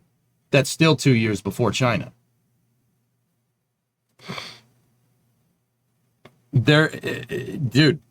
Nothing can stop what's coming. I've seen that damn factory. It's gigantic. They are not screwing around. This thing will do it. Consider your words, Mark. Thank you. That's assuming 2030 is the actual timeline. You reckon it ain't doing too hot this decade? I've said 2028 for Starship human rating for a long time, Seakraken. No, not mock my words. Mac my words. So once again, I'll propose that question one more time. What is the most expedient way? And that's the part where I kind of disagree with Jim. Starship at this point is the quickest way, unless you drastically double NASA's budget and have a crash course lunar program with hardcore deadlines and scheduling, basically using all the off-the-shelf hypergolic stuff that we can think of to somehow cobble together a LEM in 2 years. Starship's the fastest way. There's no other. What are you going to use? Blue Moon? And that's not to say that Blue Moon's architecture isn't good. I do think it is. But Blue's having trouble ramping up New Glenn. We know because they said they wanted to launch 6 times this year and they've launched once. 8 months ago. I'm not disparaging New Glenn. They'll get it eventually, just like SpaceX will. But remember, the context of this conversation is what's the most expedient way. Starship's the most expedient way. Anybody that doesn't admit that at this point is being very disingenuous. Human rated for launch in EDL or for in-space operations? In-space operations, it could be even earlier, Deadbringer. Blue Moon is designed to be used by Artemis 5 and 6. They are scaling to that, not early. All this is assuming Beijing doesn't throw more on the bonfire and accelerates the program at the expense of safety. I think, Tessa, if you really want my honest opinion, I think 2030 is doing just that. I think 2030 is throwing more on the bonfire and accelerating your program at the risk of safety. I really do. I really think that's where that 2030 deadline is being derived from. Dude, they've tested one stage on Long March 10. No integrated stack testing, no nothing. We've seen them test out their lander. That's all fine and dandy. Long March 10 even seems to be EOR architecture. It seems to be Earth Orbit Rendezvous. EOR is very complicated. It's very complicated. It's not very expedient. Joseph Shea, the guy that came up with the architecture for the Apollo program, weighed this design. And building a super heavy, he touted building a super heavy launch vehicle as basically being the quicker solution. He did this in 1964. There was a very big decision. Do you use a bunch of Saturn 1Bs to assemble a CSM, a LEM, and an upper stage in low Earth orbit to get to the moon, or do you send it all in one shot? The Apollo engineers figured out that, now we're getting into trade-offs. EOR is way more complicated, but way easier in the long run because you don't need to engineer Saturn V, but it's going to take longer. The Apollo engineers weren't sure, even with a blank check from Uncle Sam, that EOR would get you there by 1970. That's why they did the Saturn V instead.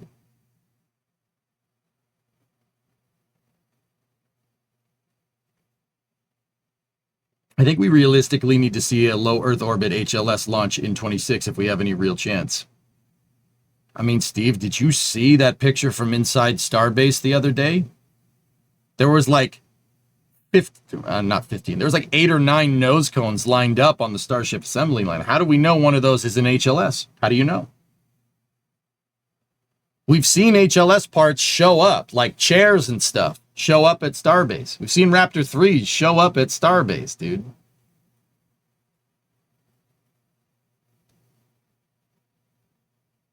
EJ, why is nobody talking about the Orion heat shield issues? That's a whole nother can of worms. If you really want to be technical, it's a whole nother freaking can of worms that I personally think at this point Orion is a death trap, and I think doing that skip trajectory is ridiculous. You should just do what Apollo did because that works. But we can't do that because we wanted a blocked heat shield, which is easier to manufacture. We wanted an Avcoat blocked heat shield because it's easier to manufacture. But Avcoat blocked heat shields have never been used in a skip maneuver. They've only been used for direct entry, descent, and landing, like on a Mars rover or something. The reason why the Apollo CSM heat shield had a honeycomb architecture was to basically get around this problem of doing a skip trajectory. So you don't get heat shield delamination from pressure being built up and seeping through the cracks of the blocks.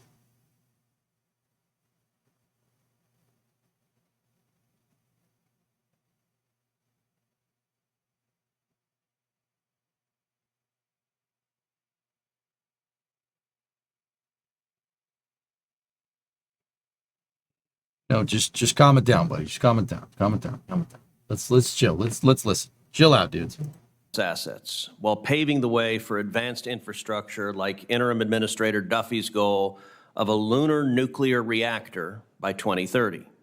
Meanwhile, China has made it clear that it intends to build its own cislunar station as a platform to dominate the moon and to pursue critical resources such as helium-3. Mr. Gold, in your judgment, why is it critical that the United States lead with Gateway and cislunar before China builds its own cislunar station and uses it to control the moon? Thank you, Senator. When I was at NASA, I got a briefing on our ability, or should I say inability, to monitor Chinese activities in cislunar space. I didn't sleep for a week.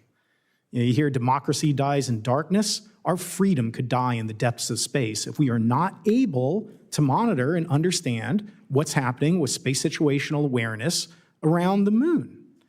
And relative to nuclear on the moon, you mentioned helium-3. It's not just about the moon, it's about Earth. The countries and companies that control the moon will control the Earth. It's just a matter of time. Rare earth elements, helium-3. We need to be able to extract these resources. We need to be able to learn to live off the land. I'm a native of the great state of Montana, did a lot of camping and fishing back in the day. I can't imagine going on those camping trips if I had to bring all of my air, all of my water, all of my food, all of my oxygen. You can't have a sustainable, robust presence or support economic activities if you can't live off the land. And we can't do that without nuclear. And I cannot praise Secretary Duffy enough for acknowledging that this isn't about just going back to the moon. This is about going back to the moon, harnessing its resources for the Earth, and establishing infrastructure and a permanent presence. The Secretary gets that, and I applaud him for moving forward with nuclear. And by the way, breaking news, our friend Amit is now the Associate Administrator of NASA. And again, I very much appreciate Secretary Duffy's decisive action, his decisive leadership, in elevating the head of the Moon Mars program to associate administrator, the highest civil servant post at NASA. That sends an important message, not just to NASA, but to our international partners and even to China, that we're back. We are reigniting the torch of Artemis, and we're going to go forward to the moon. I can tell you the NASA civil servants needed to hear that. And again, I'm very grateful to Secretary Duffy for making that point. At Redwire, we're developing a system called Mason that's going to use microwaves to sinter regolith, to create landing pads, berms, roads. We need to be able to build that infrastructure. But more than anything, we need to be able to rebuild our credibility here on Earth. When I was negotiating the gateway agreements with the European Space Agency, and thank you for that privilege, Jim, they learned one thing about popular culture, maybe from the comics and the Tehran Times there, Lucy and the football. They told me, Lucy and the football, why should we sign up with you? Trump administration will be gone in a year and a half. We would look foolish for making that investment. And I told them, you know what, you're right. Don't listen to me. They're justifiably skeptical. NASA has failed to sustain a beyond LEO human spaceflight program since Apollo. Failure hasn't just been an option, it's been a certainty. Yes. Yes. I agree. Yes. No, that was right. Yes. Absolutely. Yes. Now that guy making sense. And he's not reading his speech either. He's not reading his speech. That's off the cuff. That's right. That. So how did I convince the Europeans? Senator Cantwell, I had your help. And I told them, don't listen to me. Listen to Senator Cantwell. Listen to Senator Nelson. Listen to the bipartisan coalition that Jim Bridenstine created. Because if we lose, then they will carry forward. And if we cannot show that we can be a good partner, that we can be a reliable partner, all the benefits that we talked about, diplomatically, economically, will go to others. We're talking a lot about Star Trek. The reason I love Star Trek, not just the adventure, not just the stories, but because it said we're not going to have just better technology, but a better future in space. We launch not just our astronauts and hardware, we launch our values. And if we can't move forward with Gateway, if we can't move forward with Artemis, we will lose that future to the Chinese. Okay. All right, Mr. Gold. I was unfamiliar with your game. All right. Okay. All right, man. Begrudgingly agreeing, except for that part about Gateway. Yeah, I think Gateway's a waste of time. I think it was a waste of time. Talking about all the surface technology on the moon, and then let's do all the surface technology, but let's not go there. Let's go to Gateway. Well, thank you. But no, that was good. That's right. That's correct. It's once again, it goes back to what Jim said about soft power projection. You're launching your values. Planting the U.S. flag on the moon wasn't just saying, haha, we won the space race. It was a win for individual freedoms. That's very important. I don't think I need to talk about the geopolitical implications of that, but yeah, that was really good for that whole freedom thing. Yeah, it's pretty good. Yes, exactly, Tessa. I like his gumption, but I dislike, the argue, my company's doing this. Yeah, I didn't like that part. But also, that part was right, because that wasn't rehearsed. He said that off the cuff, and he's correct. That's right. It's just sad that to do science, we have to have an enemy. Bizak, that's been my argument for the better part of a decade. Why? If we had just taken our space program seriously and treated it like the national priority that it needs to be, like the soft power projection, that whole dime thing that Jim was talking about, we wouldn't even be in this situation. We would be enjoying a gigantic lunar base at this point in time. But we're not. Which is, once again, I think that's what Jim was getting at. And I get it. I just really didn't like that he dunked on Starship to do it, but whatever. That guy's cool. We like him. He's all right. Both for your testimony. I will say I was disappointed with both of you that you guys left Matt Damon on the surface of Mars. But other than that, you both did an excellent job. Stop referencing pop culture things. Stop it. This is a Senate testimonial meeting. Stop it. Stop. Stop doing that. I don't even mind you. I don't even hate that guy. Stop doing it. Stop it. Stop. Take this seriously, please, for the love of Christ. Ranking Member Cantwell. Thank you, Mr. Chairman, and thank you all. Take it from somebody that makes pop culture references all the freaking time. Take it seriously. You're in a Senate congressional meeting. What the hell? For illuminating this issue of why we need a grand strategy. I think it's a good terminology that equates to the notion that the time is here to think bigger about the implementation of all the things. It reminds me, sitting here, how a colleague once said to me, you know, your state should be called Jefferson. I said, my state should be called Jefferson? He said, yes. It was President Jefferson who basically made the big decision to send Lewis and Clark at a critical moment in our country's history to go all the way across the United States to try to find if there was a faster path and lay claim to the Pacific Northwest, because other people were already there, obviously by ship. And the President, Jefferson, saw the importance of America's expansion all the way to the Pacific coast. So anyway, we're so proud we're called Washington, but it brings up this point about the predicate of getting there first. And I don't know if this is you, Mr. Gold, or Lieutenant General Shaw, but there are areas, particularly the south pole of the moon, that are critically and strategically important. And getting there in a timely fashion to claim those resources or claim that space seems to be just as critical as Jefferson's decision to get us all the way out to the Pacific. I don't know if one of you want to comment on that. Okay, that's Senator, fair. I would say even more critical than Jefferson's decision, because this doesn't affect the country, this affects the whole world. And you're exactly right. The moon is a large place, but the number of locations that have the combination of water ice, sunlight, and other aspects that we need are actually relatively limited. And we could lose those to the Chinese if we don't move quickly. Additionally, the countries that get there first will write the rules of the road for what we can do on the moon, how we act.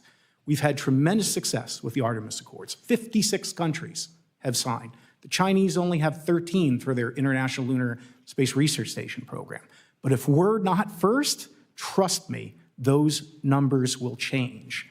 And the fear, China will eventually outspend us in space. It's inevitable. We must out-entrepreneur them. And that's why I'm so grateful for one of your constituents, Blue Origin, for example. And for some reason, this doesn't get, I think, enough play. They have spent billions of their own money to support the HLS system. They're going to launch a Mark I spacecraft to the moon, paid for all on their own dime. So I'm assuming everybody's for the redundancy of the lunar system, the lander system. Yes, yes. Absolutely. Okay. And we're grateful for your leadership to make that happen. Which we desperately need, because you have to have two. You need. Well, what is SpaceX spending? Friggin' monopoly money? Oh, yeah, no. What they must be using pesos or something. That for efficiency, you need that for competition, you need that for safety. But again, if we don't get out there and get there first, we'll lose real estate, we'll lose the rules of the road, and we'll lose the international partnerships and the economic benefits. And helium-3, that could be a new clean power revolution that we're going to let the Chinese Communist Party have. Let's step up. We do have some companies already working on this in the Northwest, so Absolutely. we're very proud of that. So Lieutenant General Shaw, so this notion, I get up this morning and see all the headlines from China, and everybody's there together, including Prime Minister Modi and Kim Jong-un, although we don't have all the photos of this. And you can see that somebody could really start focusing on new alliances. What is it about the grand strategy that is so critical for us to implement from a military perspective? How can you describe it in the context of losing this first mover advantage that would be so critical to the alliances and partnerships that would help us? Senator, I think, as some of the other panelists have said, this Earth-Moon system, these opportunities on the moon, are not just for exploration alone, in any more that the Lewis and Clark expeditions were just to, I wonder what's out there. No, they were about to understand the environment, to scope it for economic growth, and of course there were security issues along the way. I'd point out that Clark was a lieutenant in the U.S. Army and representing but they're to provide security and understanding of what our borders and frontiers were. And so we need to approach the moon the same way, that it's all of these pieces, all of the dime that Honorable Bridenstine mentioned. So one of these examples that we've talked about of where I don't think where we could do this better as a nation would be cislunar domain awareness. There are going to be needs for that. Was that a fighter jet that just flew past the Senate? Wait a minute, what was that noise? That Honorable Bridenstine mentioned.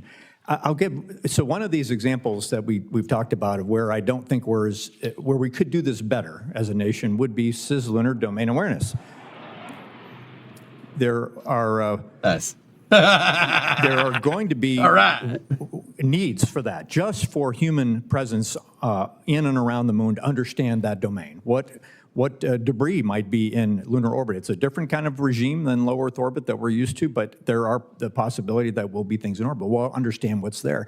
We'll want to understand what possible mischief could be going on. It's easy to hide things way, way out there. We'll want to understand that. So not only protecting humans in human exploration, but there is a national security need to understand that environment as part of the full Earth-Moon system. And to my knowledge right now, the Department of Defense isn't really focusing that much on that. If there's a national need to do it, why not have the Department of Defense perhaps be part of that solution and develop the capabilities it's going to ultimately need anyway? Oh, yeah, like you developed those capabilities for that space shuttle. Yeah, the Department of Defense did a really good job with that program. You know. Hey, what happened to Gemini MOL? They did a really good job with that as well. Oh wait, they canceled it. Yeah, they did a great job with that. They did real good,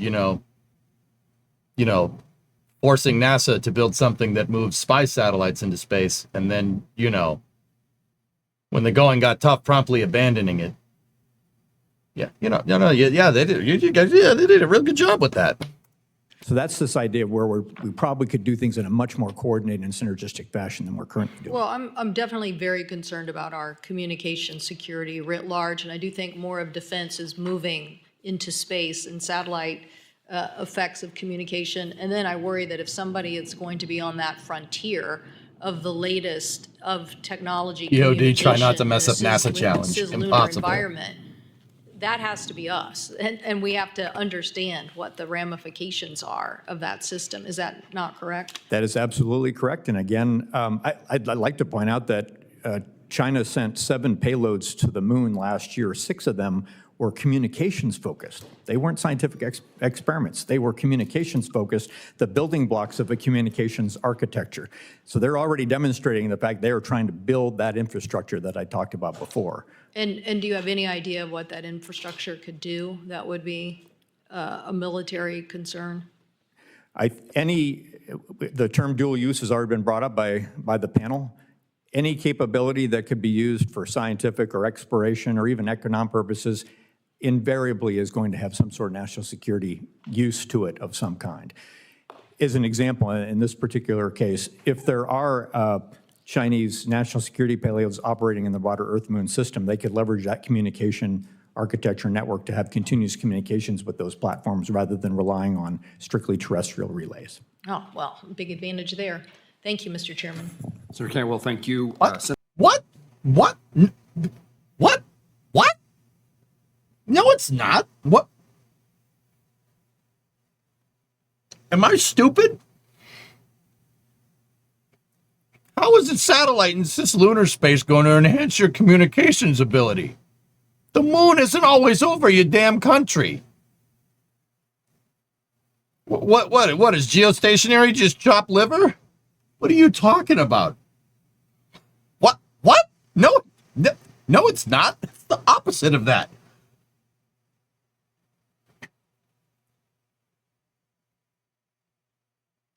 Am I stupid? Did I hear that? No, I gotta rewind. Hold on a second. I gotta rewind. Wait a minute. As an example, in this particular case, if there are Chinese national security payloads operating in the broader Earth-Moon system, they could leverage that communication architecture network to have continuous communications with those platforms rather than relying on strictly terrestrial relays. Am I missing the context of this conversation? How is a satellite further away from your country going to enhance your communications? What? What? That?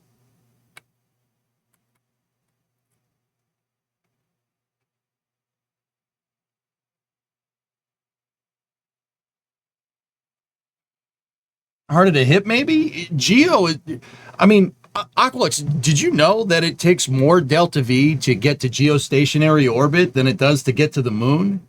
Did you know that? Distance means dick in spaceflight. That means nothing. It's speed. That's the key. Like, what?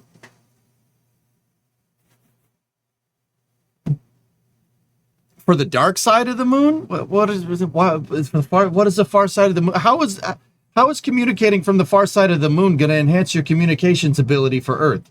How is that possible? There's a moon in the way.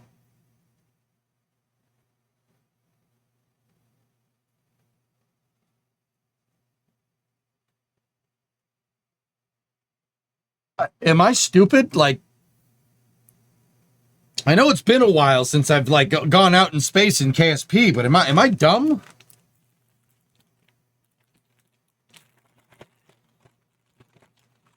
I must have been misunderstanding that. There's no way that doesn't make any sense.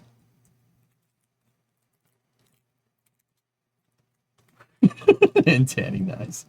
Nice. He was one track about dual use, so perhaps that.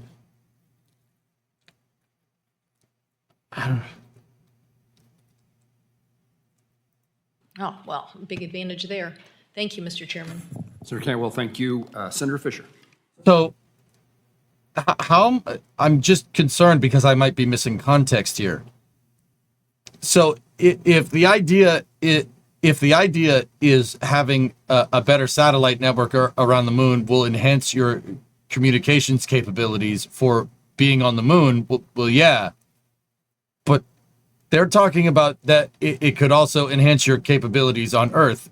No, it won't. That's demonstrably false.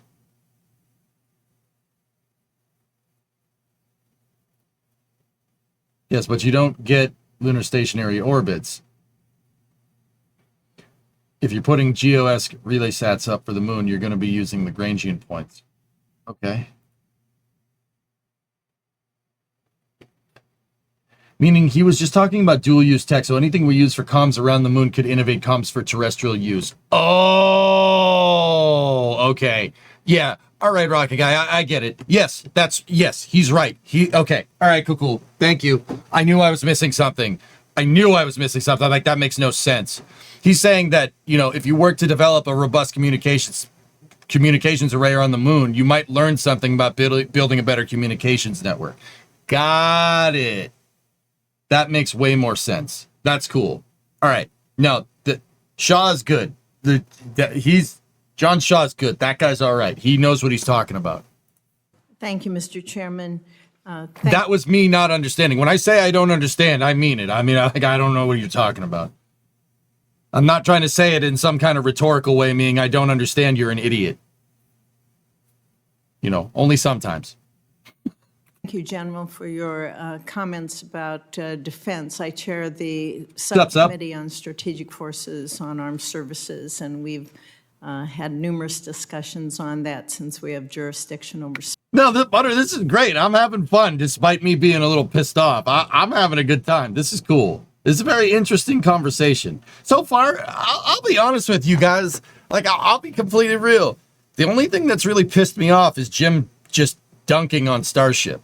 Otherwise, and then the Star Trek references are a little much. And I like Star Trek, too, for what it's worth.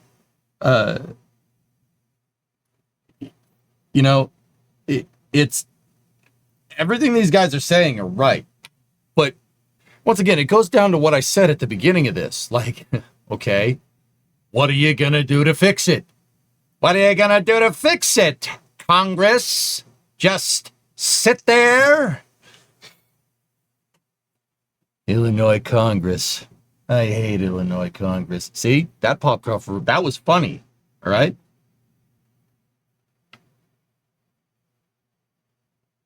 I didn't say that I'm like the streaming equivalent of Dr. Spock. That's ridiculous. Go at throttle up.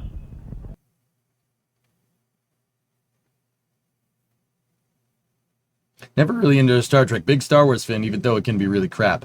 Fox, Ted Cruz, everybody's saying that Ted Cruz is like the equivalent of Han Solo, which is just, he's like the Senate equivalent of Han Solo. Like, no, stop. Just stop. Just stop. Just stop. Just, no. They said he's, oh, you're the Captain Kirk of the Senate. No. No. No. Stop. Stop that. Stop doing that. Space as a warfighting domain. Stop doing that. I appreciated your comments. Stop doing that, please. You guys are really good storytellers. I have a short amount of time here, so I'd like specific answers. I need to leave for another hearing, and there's some things I'd like to get through. Oh, yeah, you know, what could be more important than, you know, fighting over the final frontier for influence? Now, I'm sure whatever she's doing is, I'm sure that's more important. So, Mr. Gold, I'm not picking on you first, but Mr. Gold, should China be the first to establish a permanent presence on the moon, there would be serious consequences for Americans. You've spoken to that in the past, as had the administrator. I want to hear some specific examples from you on how the lives of Americans would be impacted should China establish control of the moon's resources, so Americans can reach out and touch what would really happen to their lives. Okay, that's a good question. That's a good question. Sure. The potential wealth of the moon is extraordinary and candidly even unknown. You're telling me a story. Well, let me put it this way. China lands on the moon. The next day, we see tremendous benefits to China geopolitically, where our allies turn to them not only for space exploration, but for national security agreements, for trade agreements. The meeting that's occurring now between China, India, and Russia that you're seeing today, if China lands on the moon first, that will deepen and strengthen those economic ties. China is very good at leveraging space to drive the dime assets that Jim Bridenstine and the General are talking about. If they get there first, we will see a global realignment that will impact our economy, our tax base, our ability to innovate, and our national security in terms of diplomacy and geopolitics. Yep. That will affect security and many other aspects of our daily lives. Thank you very much. No, that's right. That's right. A quick way of saying it screws our soft power projection completely. And it lowers our influence on the geopolitical stage. That's right. That's right. I mean, regardless of how you look at, you know, fighting, you know, a soft power war, you know, space race against China, it's right. That's correct. Much. Administrator, while at NASA, you helped lead the Artemis Accords and establish that framework for the principles to guide civil space exploration. China has their own framework, the internal lunar research station that's there. Can you, first of all, speak to the importance of the Accords and then speak to the risk? Yeah, that's a good point, too. That we would see with those principles if they start to erode, the risk we have there for future deep space exploration, since China then would establish that permanent presence on the moon? Excellent question. A couple of things that I think are important to note. You know, when we established the Artemis Accords, this is space. I'm in space. Hey, no rap to give to sub to Toothless. Basically, she was asking what losing our soft power means to the average Joe. I mean, our ability to negotiate trade deals, like what it's like what Gold said. That guy's cool. I like him. I didn't like him plugging his company on the Senate floor, but other than that, that's pretty cool. All right. Anyway, I'm gonna back it up a little bit and go through that question again. Yeah, Joe, it's good to see Jim. Jim has been spot on. He understands the space program really frigging well. I just really didn't appreciate him dumping on Starship. That kind of pissed me off. Like, that's the only thing from this whole meeting where I've been like, dude, it's the only thing I really kind of disagreed with. Everything else is right, but it goes back to what I was saying. What are you going to do about it? What are you going to do about it? Anybody can sit there and point out a problem. Principles, if they start to erode, the risk we have there for future deep space exploration, since China then would establish that permanent presence on the moon. Excellent question. A couple of things that I think are important to note. You know, when we established the Artemis Accords, it was because, and this is important, so important. We went to an event where there was a lot of international players in the space domain, and we said, hey, we're thinking about creating a moon program. In fact, we are going to create a moon program. If you'd like to participate, come to a meeting. We had like 26 countries show up, and they were so enthusiastic about being part of the moon program.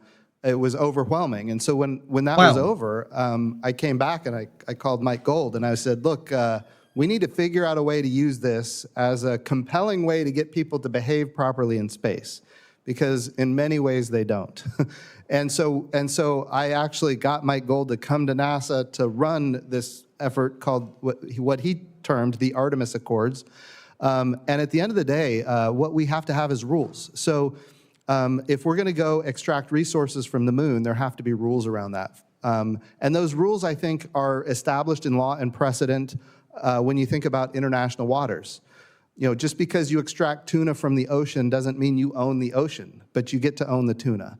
And if you extract energy from the ocean, you don't own the ocean, but you own the energy.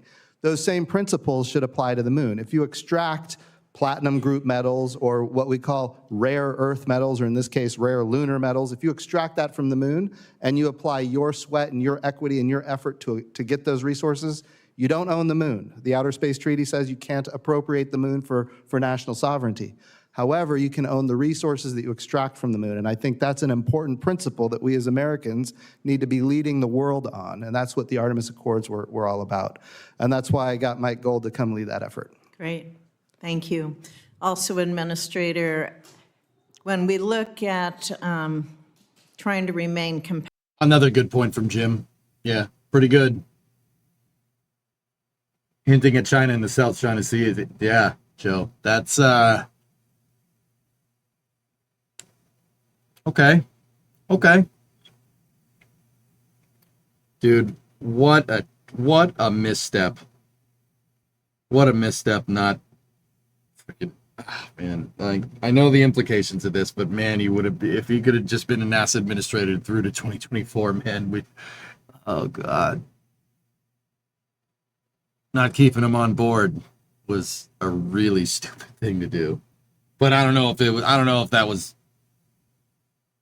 he may have stepped down, you know, like. My question is, why are these three guys in this hearing? Why isn't Elon there? Why isn't Tori and Dave Limp there? Tori Bruno isn't there because Jim Bridenstine is there on his behalf. Jim is the chief lobbyist for ULA. Or government operations. He's the chair of the government operations arm of ULA. Yeah.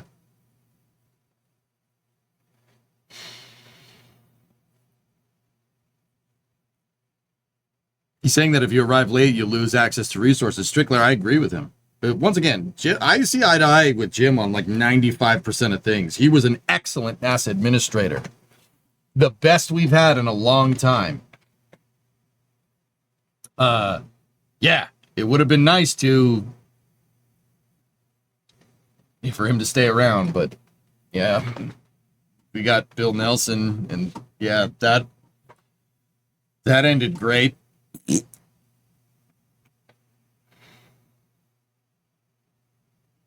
Competitive with China in deep space, there's going to be an increased demand for commercial launches. Do you assess that demand will outstrip existing launch capacity, and if so? Hang on, I got to listen to the question again. Also, Administrator, when we look at trying to remain competitive with China in deep space, there's going to be an increased demand for commercial launches. Do you assess that demand will outstrip existing launch capacity? And if so, what can be done in order to expand that capacity? I swear, if you say If you say Starship is going to end up taking all the time on the range at the Cape, I'm going to be a little pissed. I'm going to be a little pissed. I swear to God, if you say that, Jim, don't do it. Discovery. Don't do it. Don't say it. Capacity that we currently have. Oh my gosh, that's that's an important question and very challenging. The answer is yes, we're already over capacity.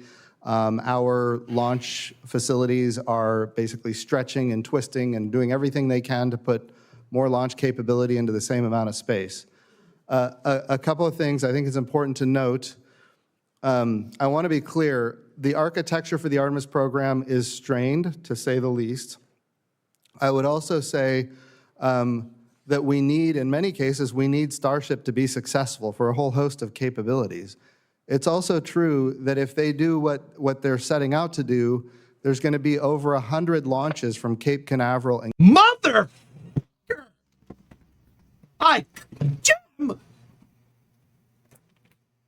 Kennedy Space Center per year from Starship. And in each one of those launches, that also means there's going to be testing, there's going to be landing, there's going to be a lot of different things happening. Each time that's going to end up shutting down those facilities. And it puts us in a position where we could end up with basically one launch provider if we don't figure out how to solve this problem. I do believe that over time, there's going to be other opportunities to launch from different locations. We're not there right now. When I'm talking about inland launch, from Oklahoma, we have a spaceport. Right now, we'd have to drop something on Kansas, and I know Senator Moran doesn't want us dropping anything on Kansas. So use the stage then. If the stage boosts back and lands, you don't have to worry about that problem, pal. we don't want to do that. But I do think it's important that we try to find alternative solutions for launch, initially on the coasts, but eventually we're going to have to come to inland launch at some point.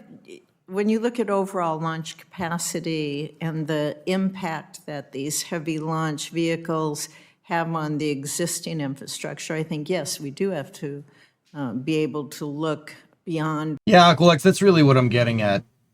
That's really what I'm getting at. Jim's trying to say what he thinks, but he's also, we want SpaceX to succeed, but if they succeed, they're going to be launching all the time, and that's bad for us. Did you actually just make that argument?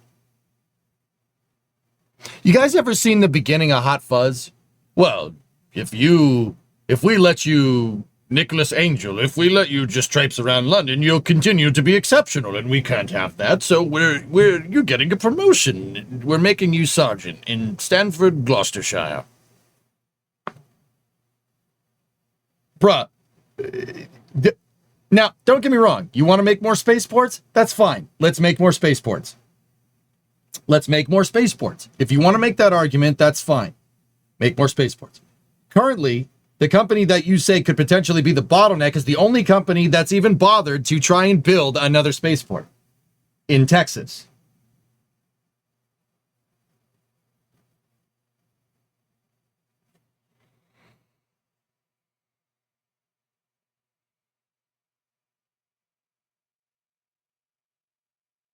Hi, Jensen. How are you? 9813 sub.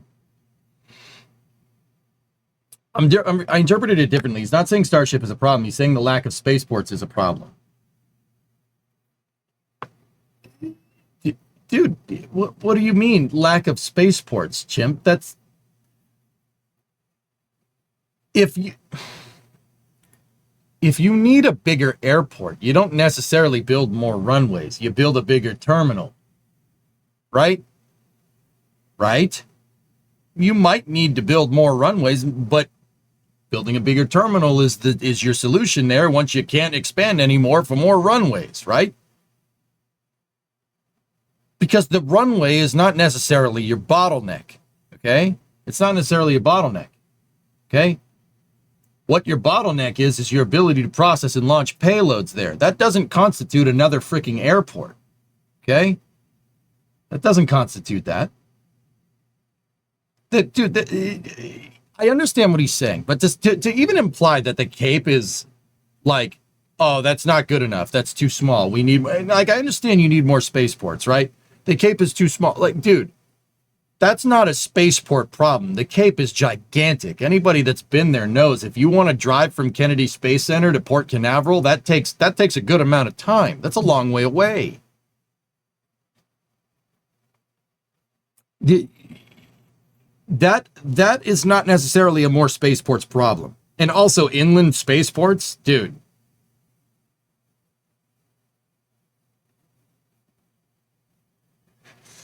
I mean, I don't necessarily disagree with that, but also if we're going to get to the point where we're going to have inland spaceports, i.e. rockets are safe enough to be launched on the frequency of airplanes, that means the Cape's capacity would theoretically increase tenfold. That makes no sense. The analog there, you're saying allow other providers to use SpaceX pads. No, not at all. Not at all. Even right now, there's still plenty of abandoned launch pads at Cape Canaveral Space Force Station. There's still plenty. Dude, even if all the pads, so let's say Relativity with LC-16 with Terran-R, LC-14 with Stoke Aerospace, LC-36 with Blue Origin, Complex 40 with Falcon 9 in SpaceX, Complex 41 with Vulcan and Atlas V, Complex 39 with Falcon 9, even Complex 39A with Falcon 9 and Starship, even Complex 39B, like even if all of these were launching on the frequency of Falcon 9, you telling me you wouldn't be able to handle this? What, would the range not be able to handle this? That's not the problem. That's not the problem at all. The solution here isn't to build more pads. The solution here is to upgrade your range. Like, what? What are you talking about?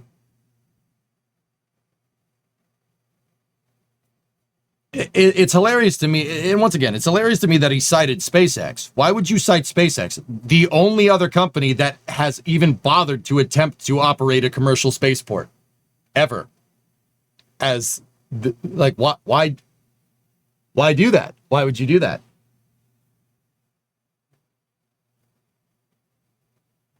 That's what I mean, dude. I knew he was going to do it. I knew it. I knew he was going to do it. I haven't watched this before. I knew he was going to do that. Come on. Yeah, are you kidding me? The Cape is huge. The Cape is like having Denver International Airport as your airport and saying, well,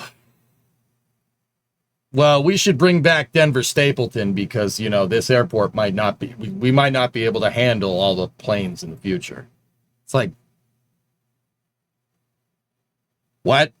You want to do what?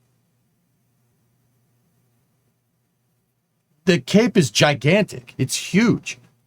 You could build like 10 more pads there and not even like encroach on the wildlife refuge even a little bit.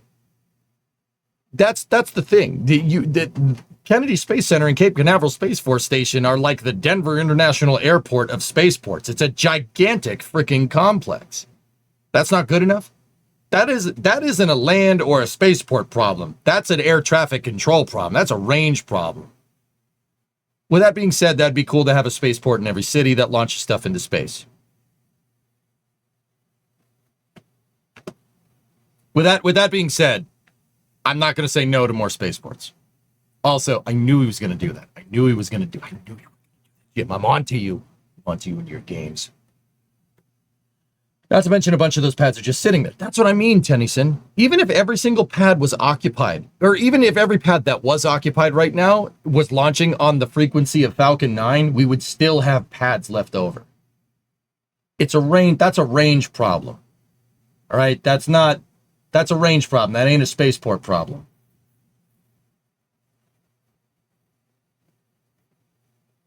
Where we are now. And Space Force determines the launch pad allocations. So we have a tie-in there between these committees, each within their own jurisdiction, specific jurisdiction over different parts of what we're discussing here today. Thank you. Thank you. Okay, let me back that up. Permanent infrastructure. I think, yes, we do have to be able to look beyond where we are now. And Space Force determines the launch pad allocations. So we have a tie in there between these committees, each within their own jurisdiction, specific jurisdiction over different parts of what we're discussing here today. Thank you. Thank you. Senator Campbell.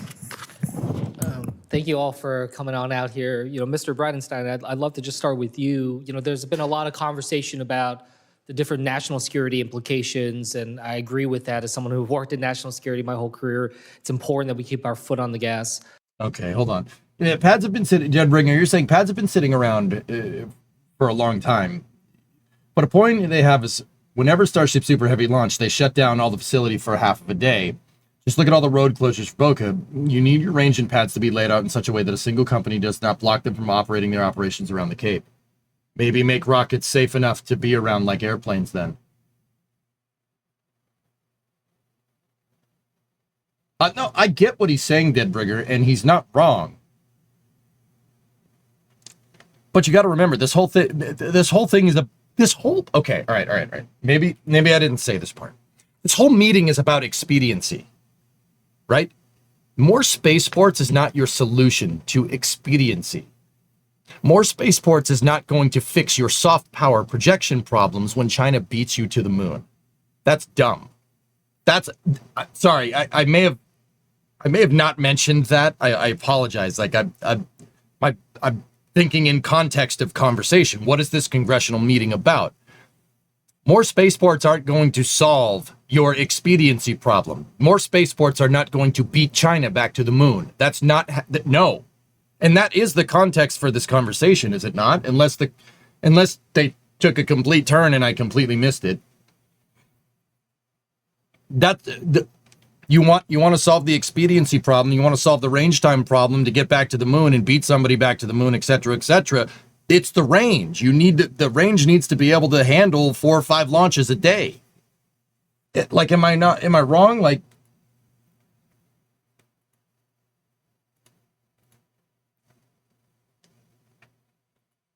I mean, I'm not, I simultaneously though, I'm not going to say no to more spaceports, but that's good. But that's a whole nother thing, dudes.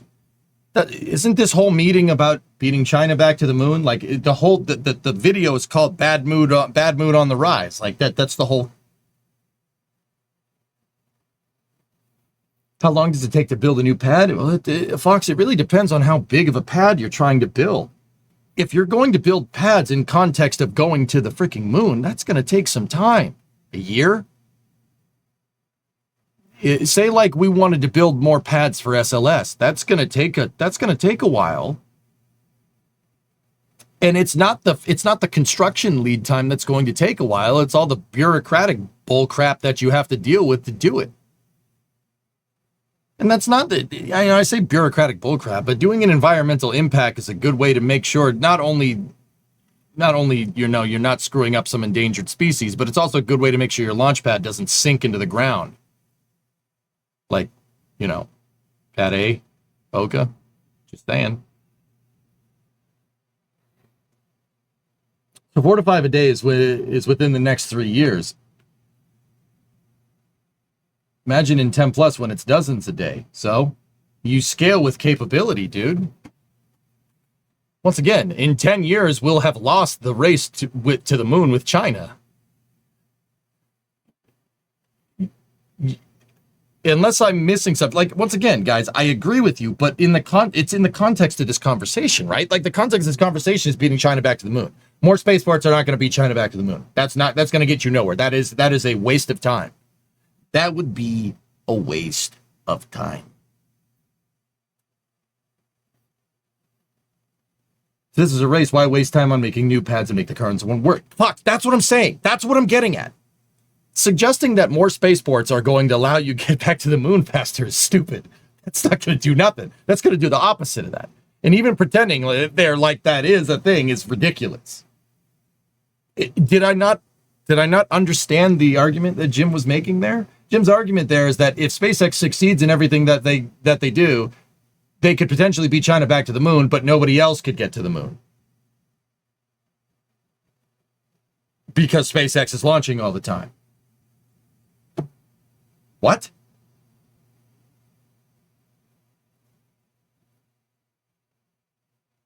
Why is beating China back to the moon an issue? Soft power projection? I don't know. We went to the moon about 50, what is it? 56 years ago? Sorry, I'm agreeing with you. They're talking silly, and a range needs a complete revamp for when they're launching a lot. Jim can't keep using the launch a lot excuse. Oh, okay, Slots. Yeah, I'm sorry. Like, I'm just, once again, I want you guys to say, like, no, EJ, you're wrong. I think you're wrong. But tell me why. Like, I thought this was in the context of getting back to the moon faster. More spaceports ain't going to do that. It's not the regulations, environmental stuff that's in the way of doing things. It's the patchwork nature of approvals and regulators. To borrow a corporate concept, the process is not vertically integrated and we're suffering for it. Yes. That's what I'm getting at. What they need is a better space ATC. That's what I mean, Tessa. It's a range problem. Building more spaceports is not going to fix that issue. Sorry, I should have kind of precursed my whole thing with, you know, getting back to the moon, getting back to the moon and beating China back to the moon, because that's the whole context of this. I thought that was kind of foregone information. I thought that was given. Hey, somebody gifted Slottins a sub. Thank you very much. That's right. It goes in the crater hole. Honestly, I'd prefer China to beat the U.S. Sure would make it easier to pitch a permanent moon base. You know, if they do, Ruan, we're going to go ham on it, right? But my point is that if SpaceX continues on their current trajectory with Starship, China will still lose. Even if Starship is 1 to 2 years late, they'll still lose, and then we'll have the ability to build cities on the moon instead of planting a flag. Like, if we want to make the case that NASA's architecture is fragmented, yeah, but the time to make that case was a long time ago, which is why I really don't understand this meeting in the first place, other than people trying to basically tear down. Jim's basically taking a dump on SpaceX just so what? Just so what? ULA can get more money? What does ULA do? You're not sending people to the moon. You ain't sending people to the moon, dude. That company ain't doing that. I love Tory Bruno. You guys ain't doing that. That's not in your business model.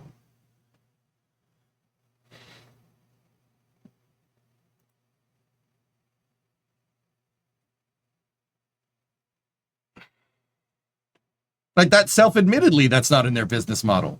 Like, I don't understand.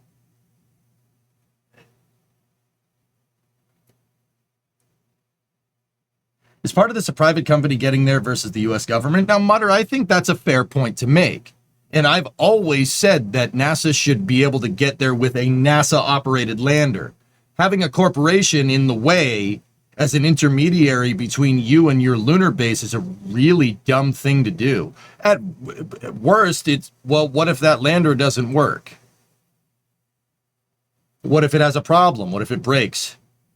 Redundant dissimilar architecture, yeah, how's that working? How's that working with the space station? Can't be redundant dissimilar. In order for it to be redundant dissimilar, both things have to work in the first place. Starliner ain't doing that whole shuttle people to the ISS thing pretty well. That's not working out for them. You see what I mean? It would be good for NASA to have their own redundant in-house capability. That is redundant to commercial dissimilar architectures. Triple redundancy. NASA has their own stuff. SpaceX and Boeing have their own stuff. So, in this analogy, NASA could move people to the ISS with Orion. Hopefully, for the love of God, not on an SLS. Right? SpaceX could do it with Dragon. Boeing could do it with Starliner. That spurs the commercial market, fills ISS logistics, and makes it so NASA could get to the space station on their own. That's the most sustainable way forward. That would have been the most sustainable way to keep the ISS going. That was the plan until some bonehead decided to cancel Constellation. That was the idea, right? Now, I mean, how is this any different than having the space shuttle at this point? We have one way to get people to the ISS. See what I'm saying? If we're going to go about going to the moon, NASA needs to have their own lander. They need to have their own lander. You want Elon be coming in between NASA sending people to the moon and not? Now, don't get me wrong. I don't mind Elon, and I don't mind SpaceX either. I think Starship is awesome. I love that thing. I'm a huge fan. Big fan. I think Starship is awesome. It's the coolest thing around. I want more rockets. Because if you really want to play this game about soft power projection, right? Ruan, you might have, you have a point. China might beat us back to the moon. If they do, so be it. They beat us back to the moon, and by the time their second lunar mission gets there, we have like 4 or 5 starships landed on the moon and an entire town operating on the moon. Just because they plant their flag at the South Pole or at the North Pole or wherever, it doesn't mean we can't land a starship right next to it, blow that damn flag over, and start mining with a starship with ISRU on it. Right?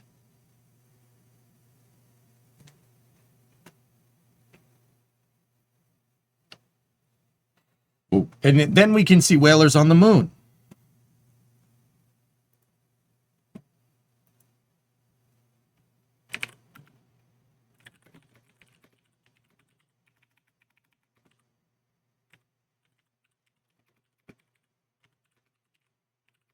Give me 1 second. Hey, Newtopia Labs, $10 super chat. Thank you very much. We're launch slot deficient, not because the runways and the landing lines are too bust, but because there's only one dude at the tower in LAX and he's on break. Exactly.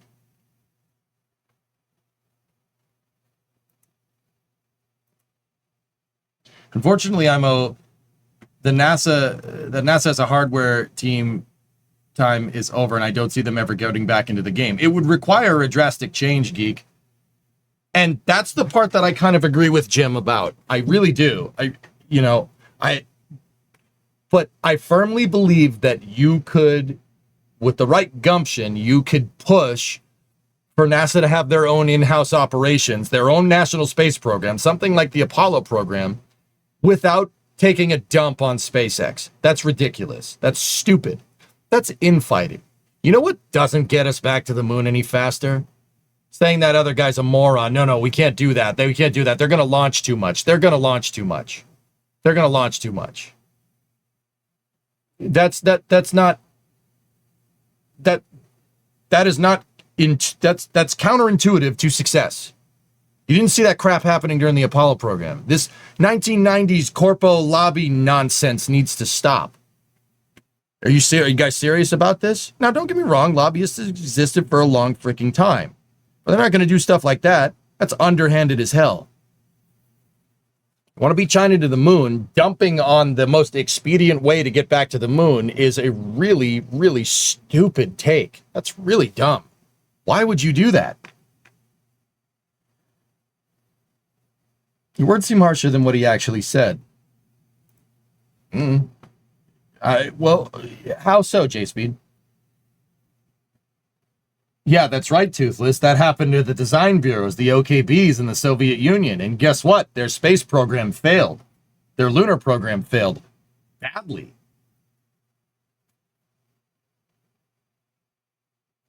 NASA needs its own in-house operations, but they need more smart engineers. Well, you have to support the program. You have to get people to want to work there. And in order to do that, NASA needs to be working on the cutting edge.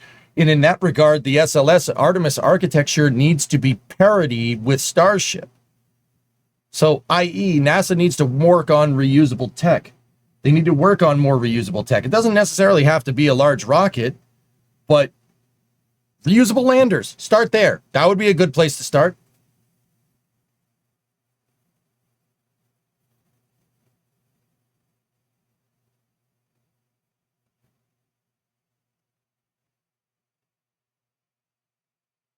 Alex, I don't have the time to watch all these YouTube channel suggestions that you suggest. Dude, you suggest a YouTube channel with like an hour video, like almost every stream, dude. I don't have time to watch all this stuff, man. I can watch it for like 10 minutes. Even watching it at 2x speed, I don't have enough time.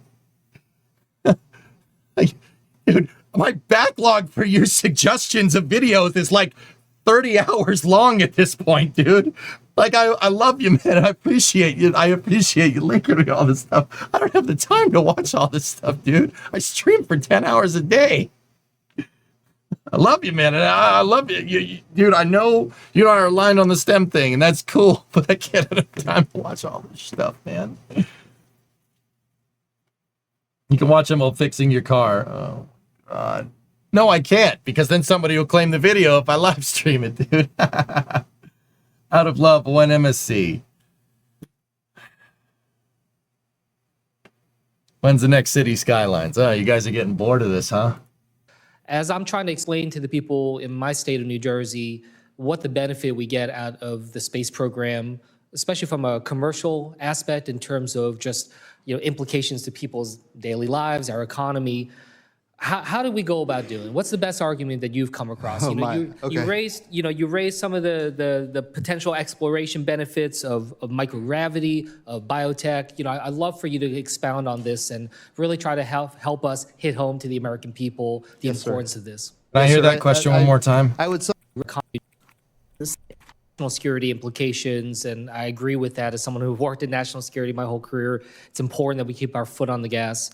As I'm trying to explain to the people in my state of New Jersey what the benefit we get out of the space program, especially from a commercial aspect in terms of just implications to people's daily lives, our economy.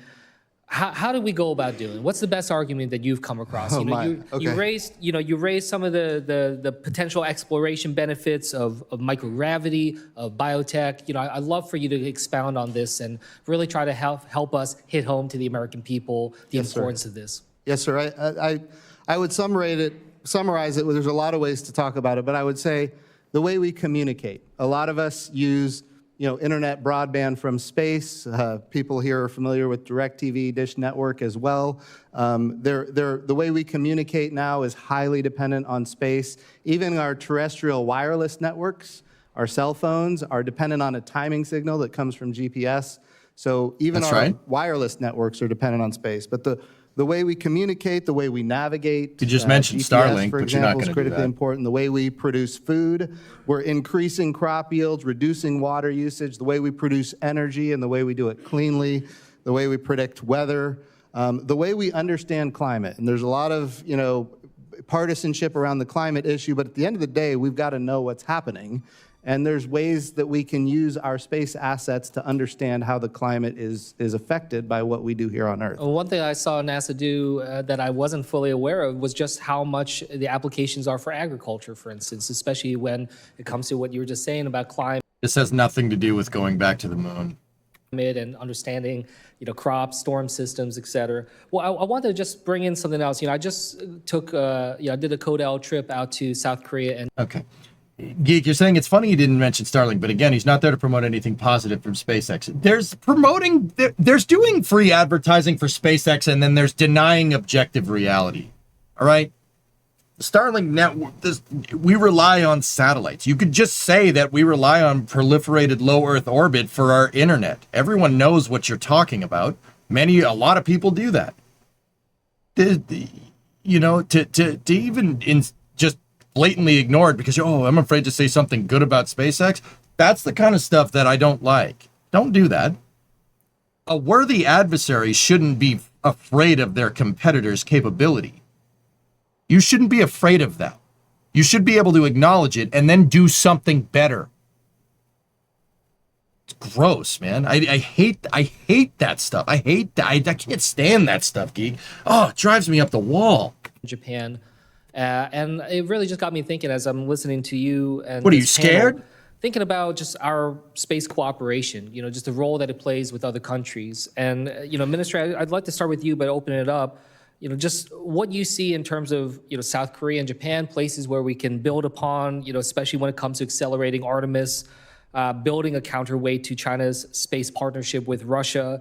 And look, there's no doubt we saw those images with Modi standing next to a lot of these leaders.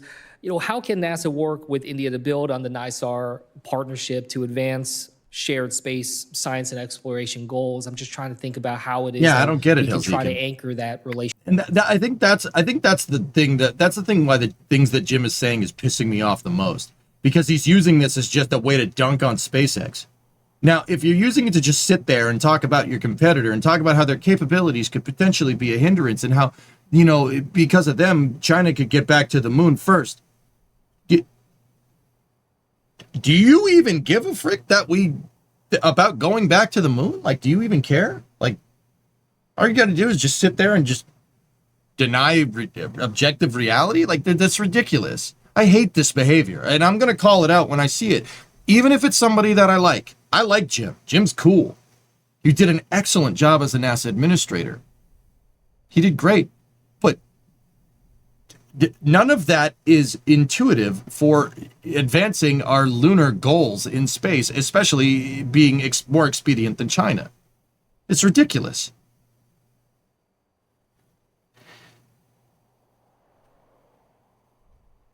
And once again, it feeds into what I said right at the beginning of this when we were talking about it. Does anybody? I mean, all these people are going to say all these things, and we're going to agree with all these things. Is anything going to happen? Are you guys going to actually do anything? Like, or is it just we're just going to use it? Oh well, SpaceX can't launch that much because it could hurt other people, and that will get at the moon. Like, relationship as well. Sorry, like I'm just cutting through the crap here. I'm sick of it. I don't like this game. This game is frankly, this underhanded behavior is the most un-American thing I've ever seen in my life. It's gross. It's disgusting behavior, and it's unbecoming of Americans. We shouldn't be like this. You want to do that soft power projection thing? You know, you want to be a shining example. You want to be a beacon for everybody to look up to. That behavior doesn't get you there. It doesn't. It doesn't get you there. How many people are watching this stream right now, getting a full look at how our Senate operates that aren't from the United States and going, what the hell are these people doing? It's disgusting behavior, and it's unbecoming. Well, yeah, wonderful question. I think when it comes to South Korea and Japan specifically has been a long partner with the United States on space exploration. From the International Space Station, they have modules on the International Space Station. They've got experiments on the International Space Station. They have rockets that resupply the International Space Station. They are among our best partners on the International Space Station. And of course, they're one of the early adopters of the Artemis Accords. In fact, I think, Mike, weren't they the first 8? They were the first to sign. The first. And the reason the English is so good in the Accords is because of the corrections the Japanese made. They speak English better than we do. There you go. I don't know if I feel super great about that, what it says about us, but. But I think all of those are important international partnerships. And then, of course, on the South Korean side, they also signed on to the Artemis Accords. And they want to do more and more in space. And they have the capability to do that. And since they signed the Artemis Accords, we want to bring them into that fold and have them participate fully in the missions. Yeah. Go ahead. I'm sorry. And Senator, in regard to the Artemis Accords, what's really wonderful to see is it's created an ecosystem, a family of nations. When we were back at NASA during the launch of the aptly named HOPE mission by United Arab Emirates, that was a spacecraft built by UAE that was powered by a partnership that began between UAE and Korea, where UAE didn't have the technical capability. They went to Korea, they helped them build these spacecrafts, then they brought it domestic, and then it was launched on a Japanese spacecraft with American assistance from Colorado. During this launch, we heard overlapping Japanese, Arabic, English, and even Korean back during some of the technical conversations. That's the future that we want. And when it comes to national security, that's the coalition that will keep us safe in China if we can continue with the Artemis program. Yeah. Well, look, I'm almost out of time here, so I'll just say, like I worked in diplomacy before, did a lot in terms of different bilateral, multilateral relationships. I've never seen another issue that can really solidify some of these relationships and stay out of the day-to-day politics, stay out of some of the geostrategic conversations, and really just be able to have that kind of pure expert science to science kind of partnerships. I think there's a lot here to build off from. I'm excited about some of the energy I see on this committee. So thank you for your testimonies today, and I'll yield back. Thank you, Senator Kim. On behalf of Senator Cantwell, she has an article from Air and Space Forces magazine dated March the 28th she'd like to have admitted to our record. Is there any objection? Without objection, so ordered. Gentlemen, thank you very much for your presence here today. All of you have served our country. Mr. Gold and Mr. Bridenstine, Lieutenant General. Mr. Cutler, you served the United States Senate as as part of our staff in Commerce, Justice, Science, and I thank you all for the knowledge that you bring forward to us today. I want to start first with the appropriations process, and Mr. Gold, maybe Mr. Bridenstine or others would care to comment. I'm worried that, once again, we'll end up in a continuing resolution. I'm worried that Commerce, Justice, Science is stalled, and I would welcome your efforts in the work that you now do to make certain that's not the case by encouraging support from all of my colleagues. But I'd like to have you tell me what you see occurring, good and or bad, from the passage of the Commerce, Justice, Science bill, particularly as it relates to the funding of NASA. Mr. Bridenstine. Interesting question. So first of all, I think it's important that to the extent that we have a CR, it's better than a shutdown. And I think we all understand that. But CR is also, it's stunning to me that people are now advocating for CRs. I want to be. CR is a continuing resolution. It's basically, it's not shutting down an organization. A continuing resolution is where they can't come to a agreement about how stuff should be funded, or how, how stuff should be funded. And basically puts everything on life support instead of like shutting it down. Yeah, it basically puts everything, CRs put everything in a holding pattern. Clear, we need to be advocating for appropriations because ultimately technology is changing, capabilities are changing, and we need to be able to change programs commensurate with the times and not just fund things the way they used to be, because then we buy obsolete things and we don't buy the right things. That was right. What Jim just said is exactly spot on. That's correct. I'm going to play it back. Listen to it.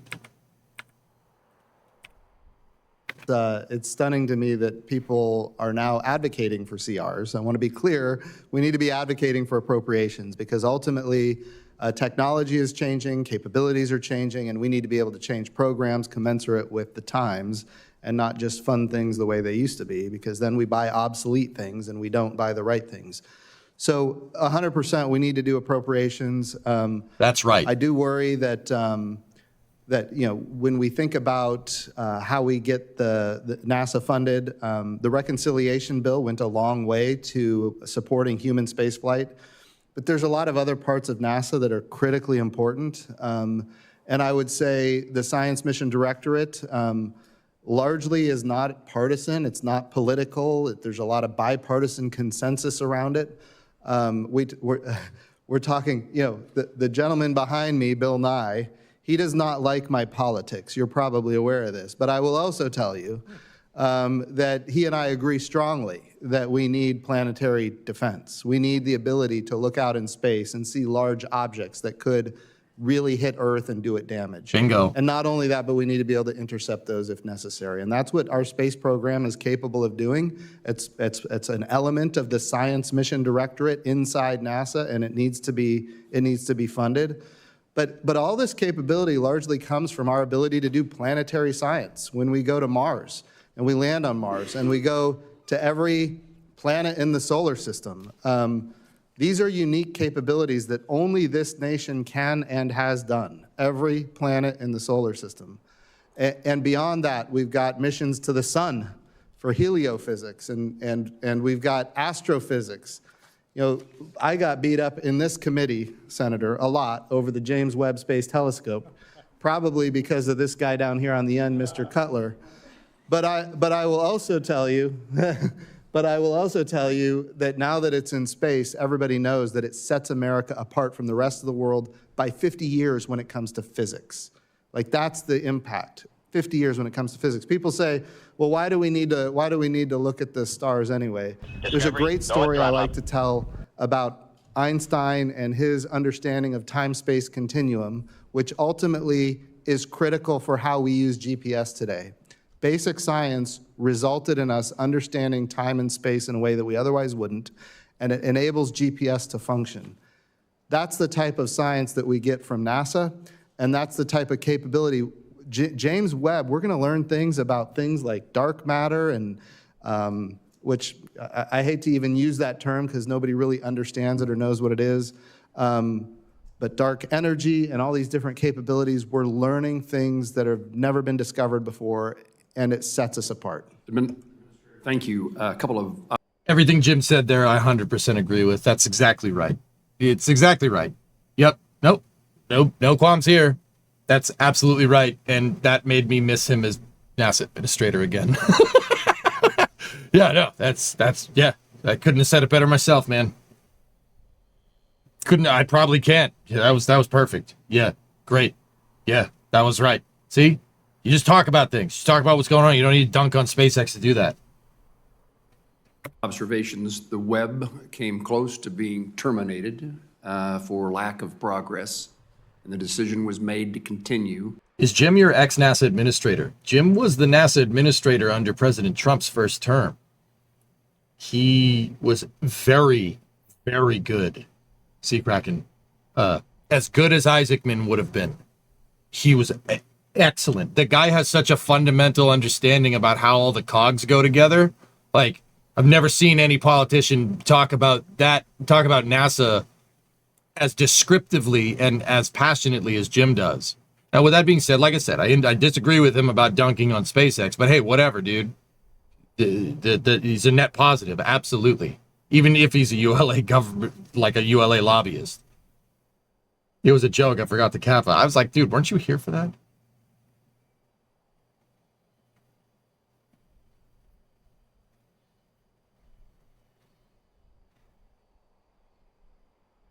Thank you. And it seems well worth no, Dan, probably the difficulties that we went through. Secondly, I've not said this publicly, but I can intend to vote against a CR, which would mean a shutdown. And I've said this in previous years. We've gotten to the point in which it's easier. As long as it's easier to do a CR Adrian, than yeah, it is to do I agree with you. appropriation bills, we apparently are not going to do them. And it is a mistake for this Congress to get in the habit of continuing resolutions. And unless there's a consequence, we're going to do them every year. So I think my hope is that I'll have colleagues who join me in the effort to make sure the appropriations process does not end its time early in this 2005 session. A couple of other things. 2005 session? Okay. That I want to ask before I turn it over to my Democratic colleague, Mr. Lujan. Let me make sure, because a couple of my questions have now been answered, and I don't, you've talked so long, Mr. Bridenstine, that I've run out of time. Let me go to you, It happens. Sorry. I'm surprised that you were never served in the United States Senate.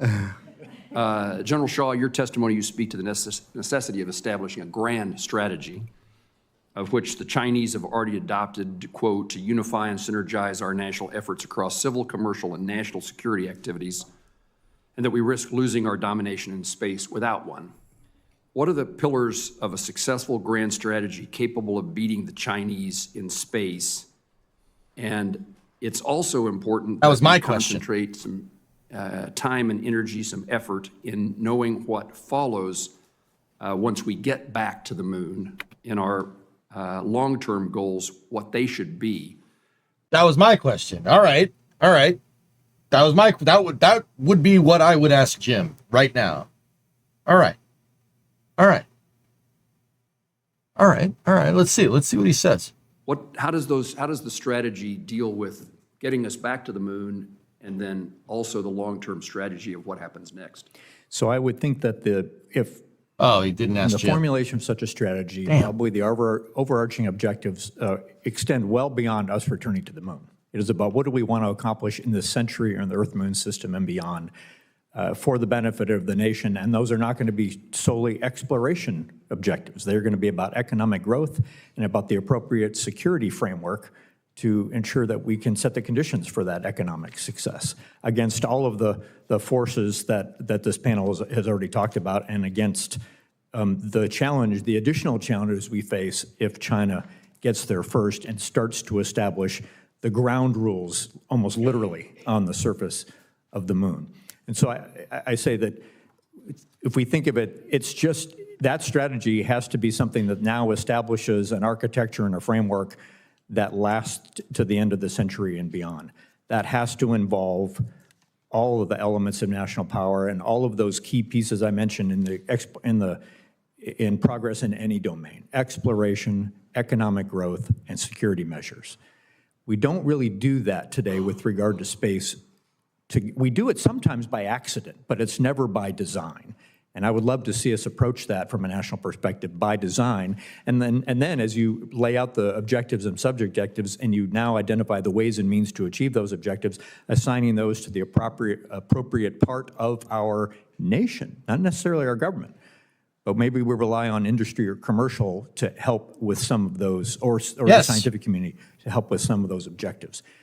I just lay out that framework for you. Yes. Oh.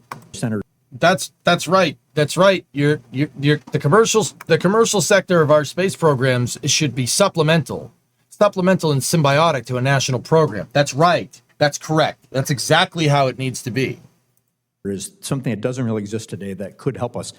The Chinese do have that kind of framework. They have exactly that kind of framework. And that's what's enabling them to continue to meet their milestones and goals that they have put out. And by the way, they are amazingly consistent. They predict what they're going to do, they say what they're going to do, and then they do what they said they were going to do. We should actually use that to our advantage to really kind of understand how that's going to lay out. And so I hope I've answered your question, but that's how I would approach such a strategy and looking at it long-term and how we can bring all of the nation to bear on that. General, I appreciate your answer, and I've run out of time, but in the meantime, while we develop that strategy that we should already have and we implement it and we follow it, I worry about what happens to our supply chain as we provide such uncertainty in today's world, the current problems. And that supply chain across the country is really the way that we do get back to the moon and the way that we continue our efforts. So a lot of long-term and short-term concerns. Senator Lujan, I recognize you. Oh, Senator Peters has joined us. Senator Peters. Thank you, Mr. Chairman. Mr. Cutler, thank you for being here today. Programs and contracts like those in the Artemis support thousands of jobs across the U.S. Manufacturing supply chain.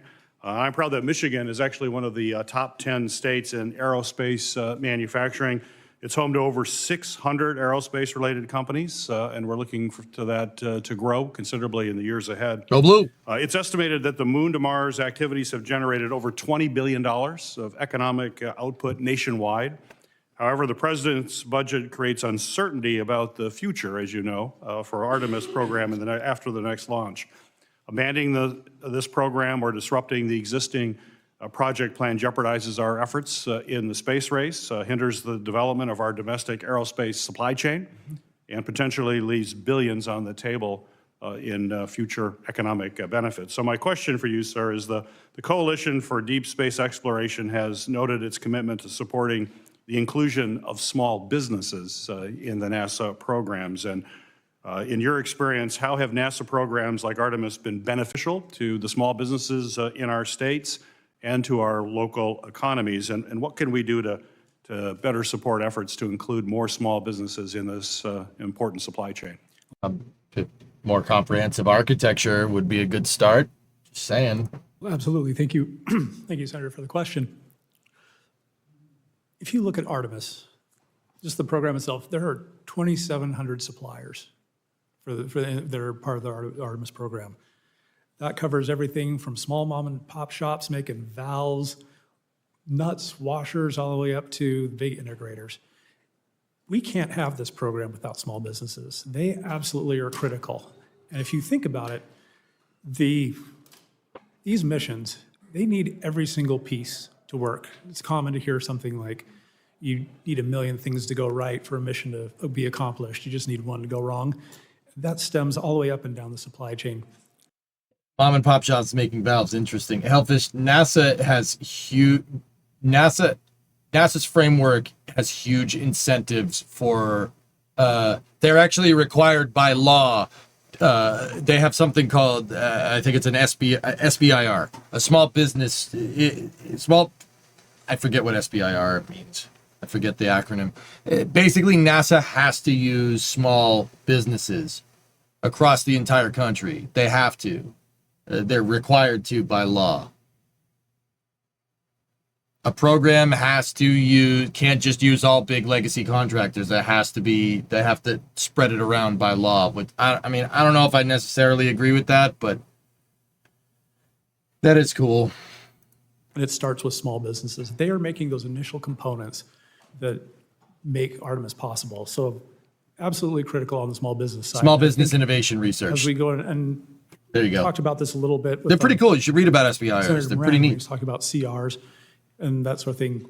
The instability that comes from uncertain funding, be it from not knowing if we're going to shut down, continuing resolution, are we going to continue the program after Artemis 3 That's right, with Strick. SLS and Orion? All of these things insert instability into a business's understanding.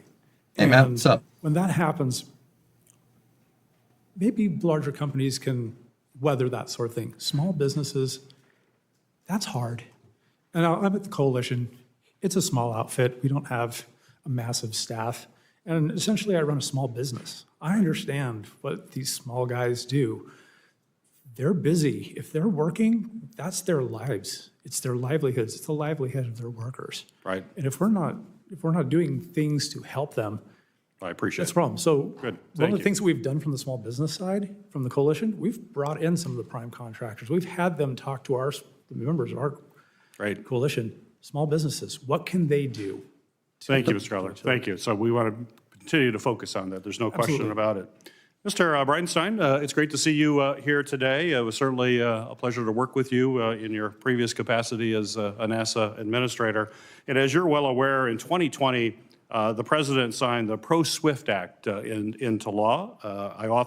Which basically says that Taylor Swift is awesome. Or no, wait, I'm just kidding. Through this bipartisan legislation to strengthen the nation's ability to predict severe space weather events and mitigate the harmful events. And I appreciate you championing that with me. You were very I'm indifferent about Taylor Swift for what it's worth. helpful in getting that bill across the finish line, so thank you. As you know, a space weather event can have implications for power systems, for GPS, other assets in low Earth orbit. And on Monday, the National Weather Service Space Weather Prediction Center actually just recently issued a watch for a potential geomagnetic storm, as you're aware.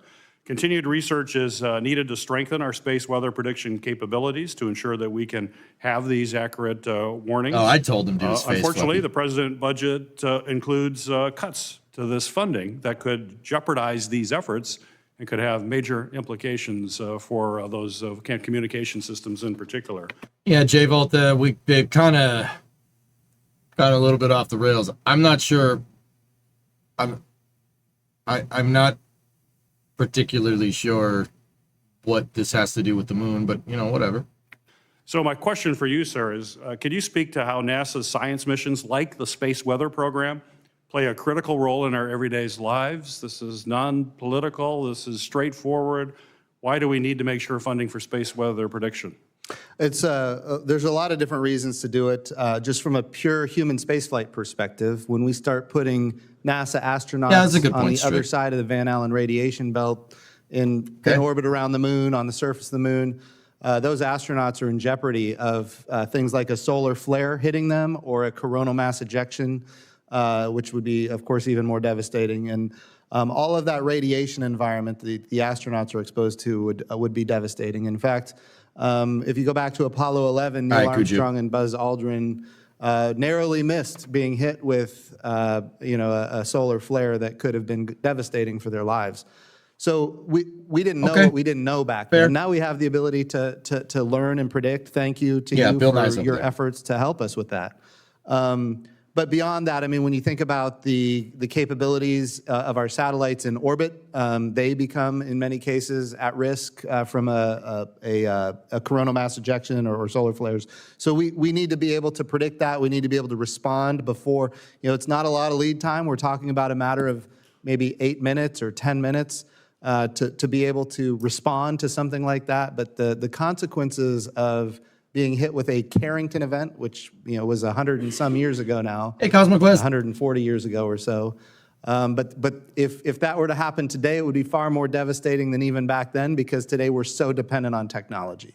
And all that technology would be put at risk. So I think it's important for us to be able to predict and respond and defend our power grid and defend our critical infrastructure. And a lot of that infrastructure, including command and control in space, including GPS, which is important for a timing signal for a whole host of different capabilities here on Earth. We've got to be able to respond to that. And your bill, quite frankly, was right on point in helping us do that. Right. Well, thank you for that response. I'm out of time, but that's the... Okay, stand corrected. It's applicable. Good call. You look at the cost-benefit analysis, to cut the relatively small cost and the huge of the program and the cost to society if we don't have the warning is astronomical. So I appreciate your comments. Literally astronomical. Yeah, yes. Astronomical. Yeah. Senator Blackburn. Thank you, Okay, Mr. Chairman, fair. and thank you all for being here. Mr. Cutler, I made some notes here. You've got 2,700 suppliers. You were noting impediments and talked about the need for a budget, not having a CR. I'd like to hear more from you in writing, if you will. You said you all are constantly looking at this. What about regulations? What about security clearances? What about test beds? What about other components? And if you'll submit that to me for the record. Oh, sure, absolutely. Thank you so much. Mr. Bridenstine, always so good to see you. Happy to see you back up here. Let's talk about commercial space innovation and that importance, because you look at where we are, you look at where China Probably is. does, Sub. Is there anything that the U.S. should do immediately, that we in Congress should do immediately, that is going to encourage coordination among federal, state, commercial partners in order to advance innovation? Yes, ma'am, that's a wonderful question. In keeping with the spirit of the hearing regarding the moon, I think what we've got to be thinking about as a country is infrastructure. What is the infrastructure we can create that will encourage private investment on the moon, around the moon, that kind of thing? So part of that infrastructure, I think, would be, and Mike Gold has talked about it today extensively, is the gateway. The gateway is designed to be open architecture. It is designed so that the way we do power and communications and data and rendezvous and proximity operations and docking, all of that stuff is standardized so that commercial partners, if they want to build their own landing system that's compatible with it, they can. And in fact, there's international partners that have an interest in doing that type of thing. Okay, Yeah. and in the 90s, NASA and DOD did a collaboration on the X-37B, correct? Yes. Okay.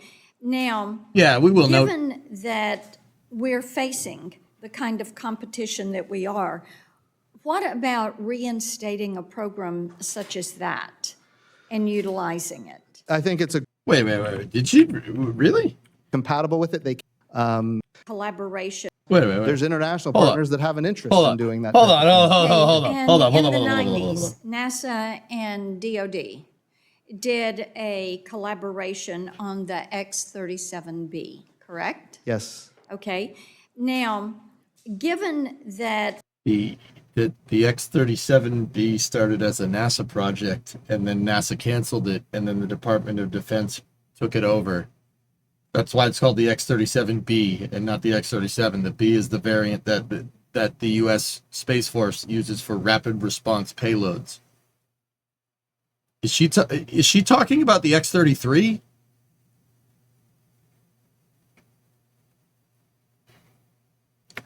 we're facing the kind of competition that we are, what about reinstating a program such as that and utilizing it? I think it's a great idea. She said reinstating. The X-37B flies. It launched like 2 weeks ago. She's got to be talking about the X-33, no? Like,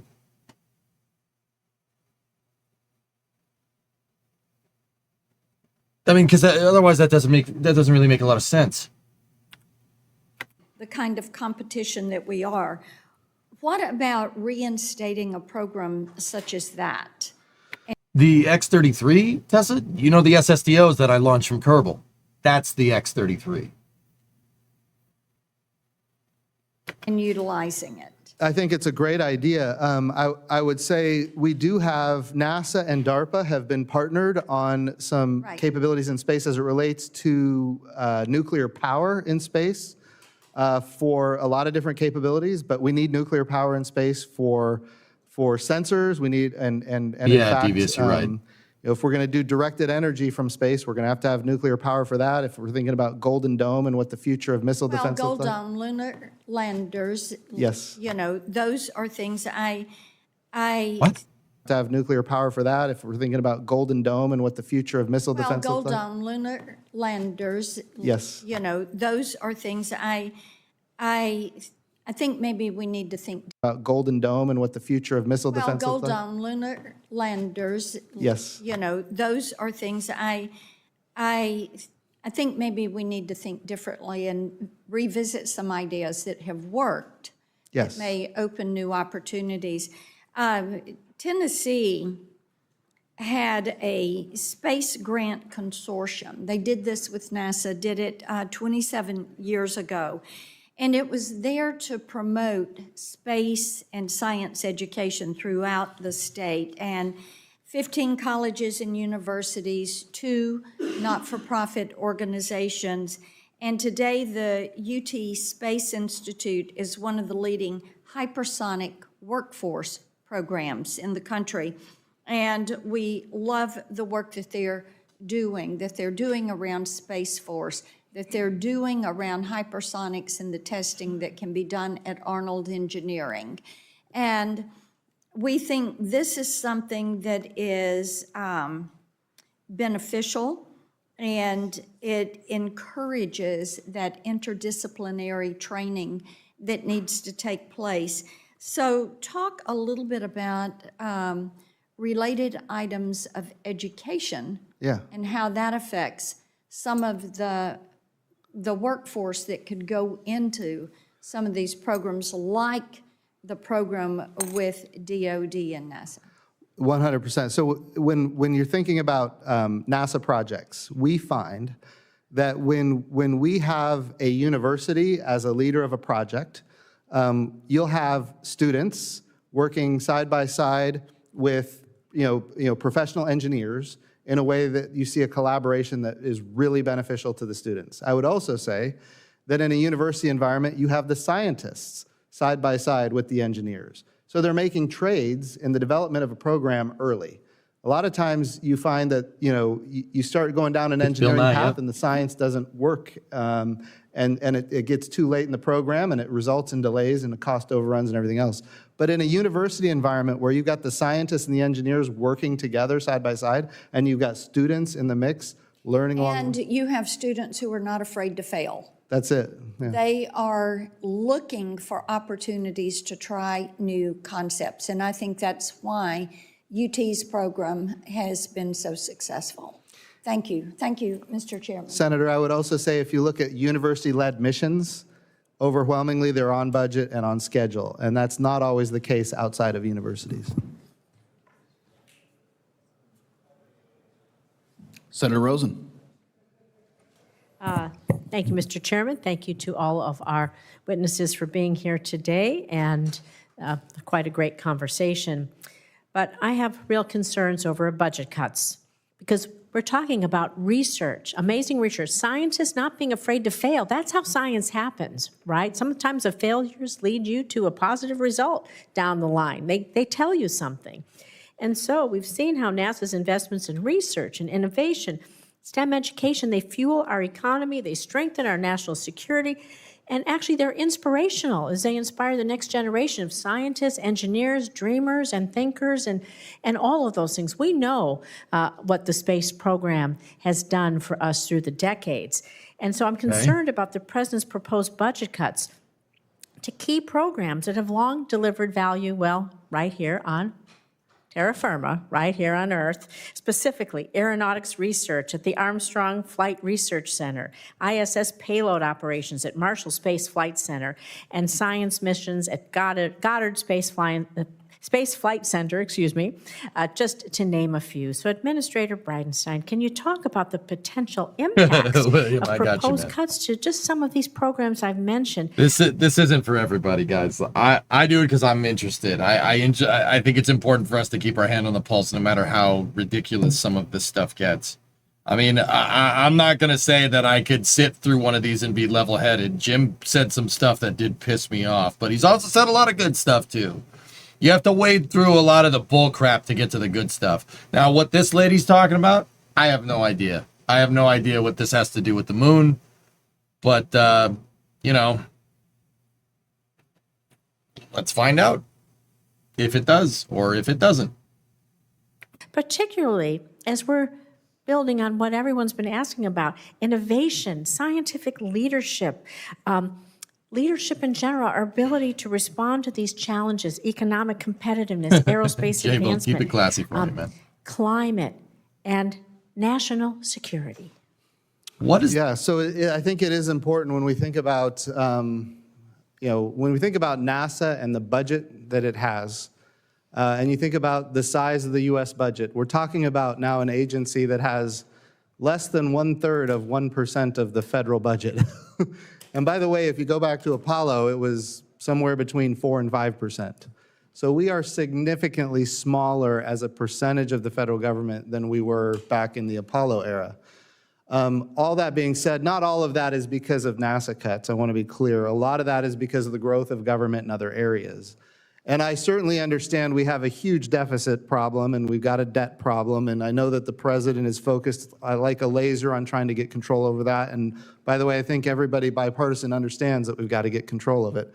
I would also say it's really hard to balance the budget when you're talking about cutting a few $1 billion from an agency that has less than 1/3 of 1% of the federal government. But I would argue with you saying that the economic development, the inspiration, I'm a child of the 1960s and 70s. I watched them walk on the moon. I know people that went into careers because of what they saw, and that still happens today. And so I would argue that there's probably a pretty good return on the investment. But we have a lot of other questions, so I'm going to just try to... That's not what he was saying at all. That's not what Jim was talking about at all.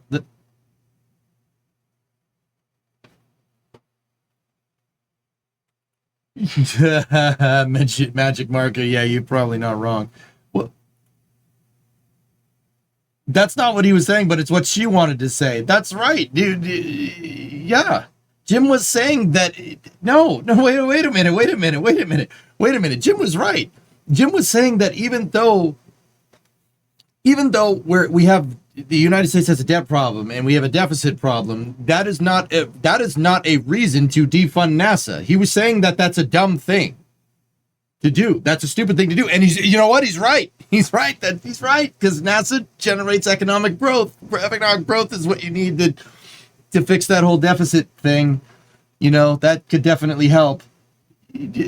And she was like, no, I disagree with that. Like,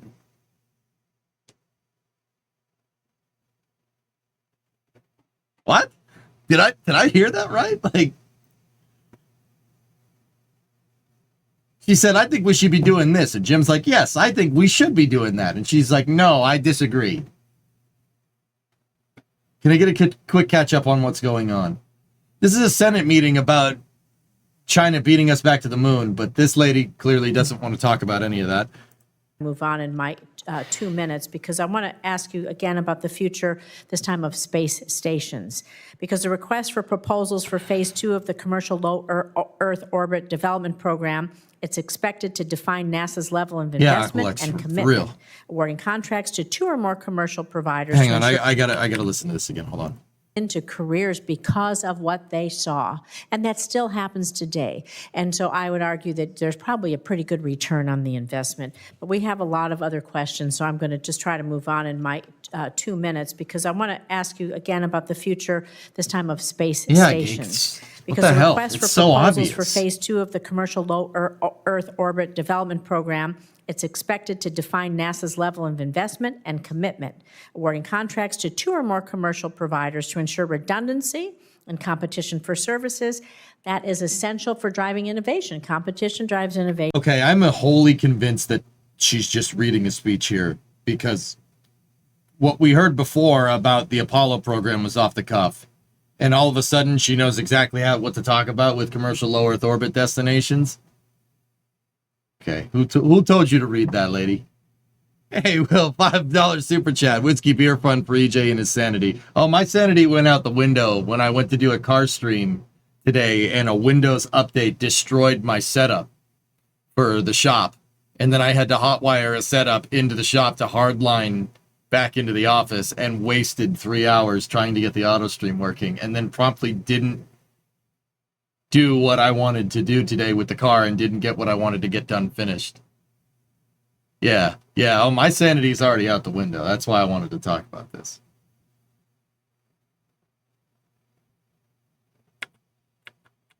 Okay, so she's talking about CLEOD and how commercial low Earth orbit destinations needs appropriate funding. That is something that I agree with.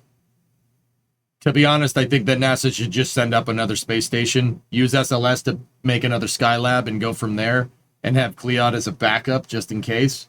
But, yeah, that's what she's talking about. Let's see. A pretty good return on the investment. But we have a lot of other questions, so I'm going to just try to move on in my 2 minutes, because I want to ask you again about the future, this time of space stations. Is that her account?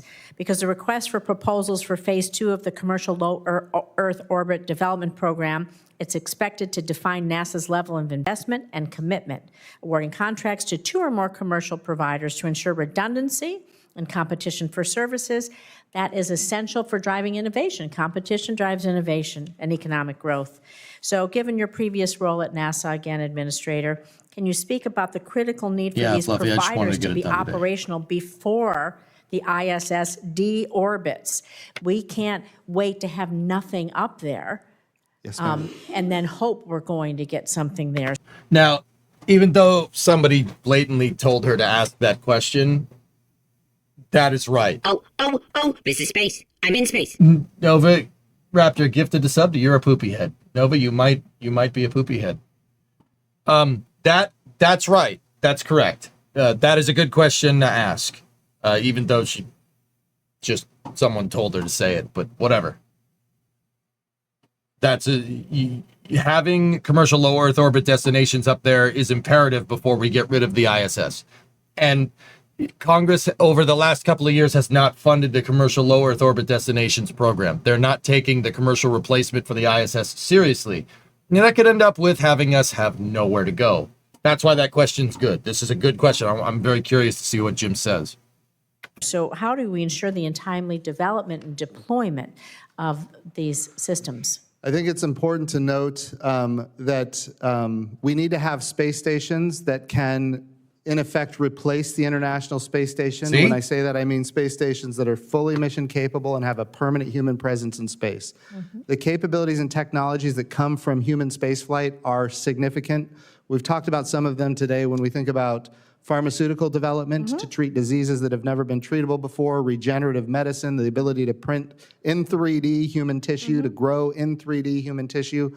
All of these capabilities, if we don't stay in front of it, our greatest competitor, China, will, and our international partners will join them in that effort. So it is important for us to have fully mission-capable space stations that can replace the International Space Station. And I would also say, when it comes to advanced materials, whether we're talking about semiconductors or we're talking about hypersonics, microgravity is critical to all of these capabilities, and we're at risk if we don't have a fully mission-capable system, and if we don't have a permanent human presence at space, we're at risk of losing that to our greatest competitor. And Senator, if I may, it's not only, you make an excellent point, enough that we avoid the gap, but we must have orbital capabilities that are at least equal to the Chinese. We have to avoid the gap and make sure that we are equal or superior in LEO. That's for all right. the reasons Jim just mentioned. That's correct. Thank you. I think Yeah, everything there was right. Yeah, yeah, 100% agree. 100%, like 102% agree. That's perfect. In innovation research, public-private partnerships is really important. Thank you for your time today. How much more of this we got? Mr. Oh, man. We might have to go 2x speed. Let's roll. Brian, is that a Bill Nye approved beverage you have there? I don't know. Diet Mountain Dew, that's the first. I'm guessing not, but He's shaking his head. So I grew up on Bill Nye. So I'm a child of the 90s, so I grew up on Bill Nye. Senator Young. That didn't work. Thank you, Chairman. Thanks for our witnesses for being here, and good to see you again, Congressman. As many of you know, Indiana has deep roots within our nation's space exploration history. Purdue University likes to call itself, I think fairly, the cradle of astronauts. I was up there actually over the weekend with some family members. Let me get this up and you see a floating lot disc. of banners. They advertise that to those who visit the community. They inspire many of us, including the students, with their 27 astronaut alumni, including Neil Armstrong, the first man on the moon, who was a Boilermaker. So this is, of course, an effort to boast about my state, but it's also to highlight the opportunities, I think, that many U.S. universities provide to our young scientists and our engineers. So as we look This was this to morning, Django, yep. reauthorize NASA, partially authorized through the CHIPS and Science Act, I'm proud to say, just a few years ago, I believe it's crucial to focus on implementing strategic investments in research to not only secure our STEM pipeline, but to maintain a competitive edge in scientific research and development, which will eventually lead to commercialization and deployment of new technologies to bolster our space exploration. Mr. Gold, thank you for your testimony and for highlighting the groundbreaking microgravity research that Redwire is advancing aboard the International Space Station. This pioneering work, the world should know, is anchored in Greenville, Indiana. It not only strengthens our state's economy, but it also underscores the state of Indiana's growing leadership in space innovation. Mr. Gold, could you speak to how space and biotech, also something associated increasingly with the state of Indiana, are converging, and share your vision for the future of microgravity research in Indiana and beyond? Okay. All right. That's not a... Thank you so much, Senator. Okay. You guys mind if I just skip that? That has nothing to do with the moon. I'm just... Sort of end by being expansive here and inclusive. I think your testimony here today, Mr. Gold, illustrates how parts of our country that people wouldn't perhaps associate as important components to the space economy are ready to go, and they're on the cusp of achieving some amazing achievements scientifically, engineering-wise, and by extension, that will benefit the economies, regional economies all around the country. So these continued scientific investments. Okay. All right. You just want to talk about Indiana, okay? Play basketball or something, dude. Look, does this guy seriously talk for the next, 2 minutes? Ugh. But they are here and now. And we don't want our adversaries to get ahead of us in these areas of science. So all of you are testifying to things that will continue to, that I know my constituents will find compelling. I mean, nothing against Indiana, to be honest. Indianapolis, the Motor Speedway, good times. But Jeepers Creepers, dude, this is about the moon, homie. And lead many of us to continue investing in these critical areas. So I thank you. I appreciate, Senator, if I can make a plea, we will lose the momentum, if not these capabilities entirely, if we drop from 4 to 3 astronauts. And we need the Senate to stay on NASA and your excellent staff to make sure that we realize these commercial benefits and that America never, never drops below the number of Chinese in space. Thank you. Yeah, the reason why is because the astronaut... This is space. I'm in space. Now we get this up to Happy Gilmore. Thank you. The reason why he's, he's going to say, oh, you dropped from 4 down to 3 astronauts on a ISS crew. How is that going to screw your science? The reason why is because of the vast majority of astronauts' time at this point up on the ISS is well, not all of it, but a good majority of time is spent maintaining the damn space station because it's so freaking old. Yeah.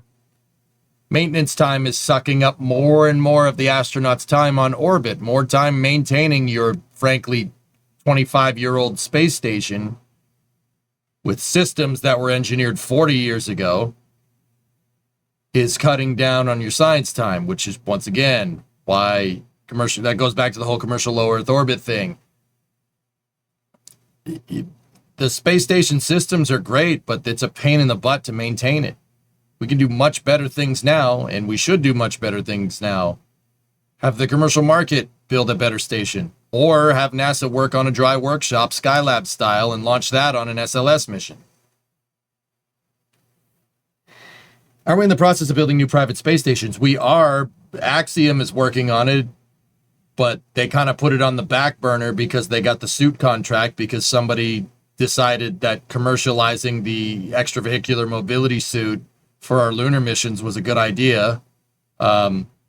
Instead of actually fixing the problem, they kicked the can to commercial, and now it basically set up Axiom to fail. Axiom almost went bankrupt, and now they have to complete that suit contract because it's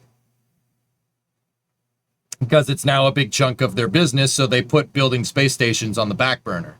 Yeah, they almost went bankrupt, and the CEO had to step down a couple of years ago. Mike Suffredini is the guy's name. Longtime NASA. Yeah, not great. Not great, dude. So, I mean, geek, Axiom was supposed to be up there in 2022.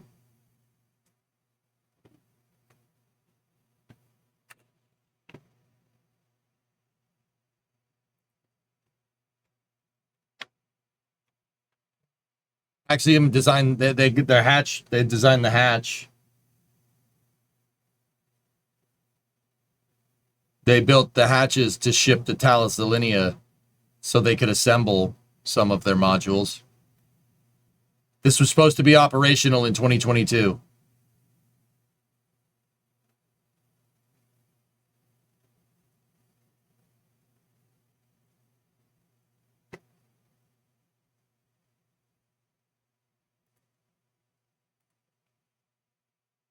Vast is working on it.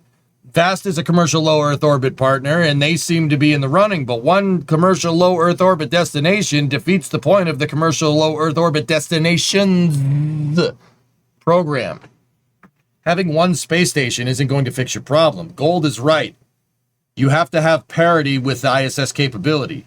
Having one small space station up there that's essentially is a hotel room in space. I mean, no slight against Vast. I love Max Hout. That guy's awesome. You know, that's not supplemental to the ISS. That's not an analog for the ISS. You need a bunch of stations. Yes, Geeson, you get the feeling that NASA's screwed if they keep outsourcing all their work. Geeson, I've been saying this since 2017, dude. I'm saying it since 2017. NASA's incessant drive to commercialize everything in the name of cost is compromising the integrity of our national space program. That part I do agree with Jim. He's right. He's absolutely right. You can't commercialize everything. Commercialization to save money is not your answer to all these problems.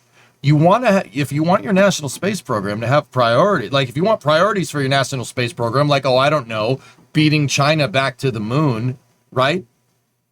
If you want to have that, to have national space goals, you have to have a national space program to run it. To do these goals. What would the Apollo program be without the Saturn V and the Saturn 1B? It'd be useless.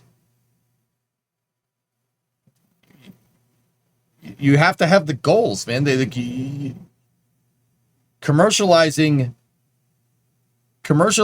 our national space program's pathway to the moon is a huge mistake. That is a huge misstep. And I'm saying that as somebody that loves SpaceX. I love Starship. I love HLS. SpaceX will absolutely deliver on HLS, and it will work. But NASA needs their own way to get there, too.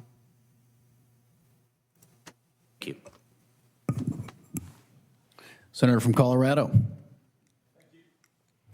Thank you, Mr. Chair, and thank all. No, really, weather guy? Yeah. Then fund the dang thing.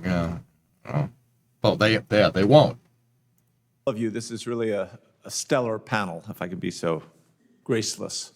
General Shaw, your former deputy Mr. commander of Hickenlooper. SPACECOM, and you know better than most the threat that China poses to U.S. national security, our interests in space especially. China's capabilities in this domain are accelerating rapidly, the result of what you noted in your testimony, a complete fusion of civil, commercial, and national security expertise. What is your assessment of the threat from China over the next 4 to 5 years, especially in light of their, as we just heard, the cozying up of Russia to China? Thanks, Senator. First, let me, just from a purely military perspective, what we have seen China do over basically the last couple decades is look at what we've done in space for our warfighters. And I'm fond of saying that our joint warfighters today rely more on space than they did yesterday, and they will rely more on it tomorrow than they did today. That is a curve that continues to move upward. China has observed that. That's exactly why they have developed capabilities to deprive us of our space assets, and why they have built and deployed space weapons. But they've also built their own space capabilities mirroring ours to enable their warfighting too. And so this has been a progression, an emulation, and a surge. And I recommended the committee, if they aren't regularly getting briefings from the U.S. Space Force S2 on China's capabilities, that it might be helpful to get that classified briefing on what they're doing from a military perspective. We're getting that. It is truly alarming. Now, I'm sure as you saw yesterday, the administration announced its intention to relocate U.S. Space Command, which is fully operational now in Colorado, to Alabama, citing political factors such as mail-in voting, some other things. The DoD Inspector General said in a report earlier this year that it will take 3 to 4 years for the same mission-critical systems to be established in Alabama that our warfighters rely on every day in Colorado. Given the threat picture you just shared, what's your assessment of the impact to readiness? Right, we're full operational capability right now.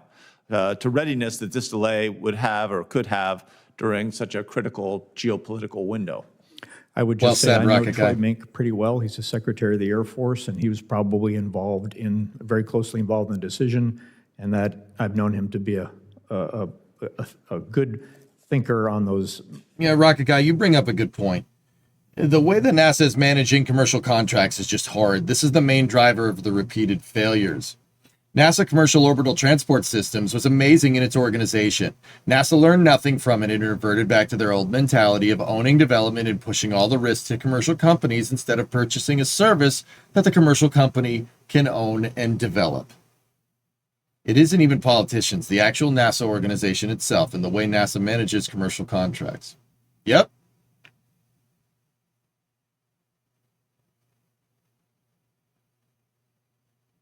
That exact quote was said by CINC. Who's that, Fluffy?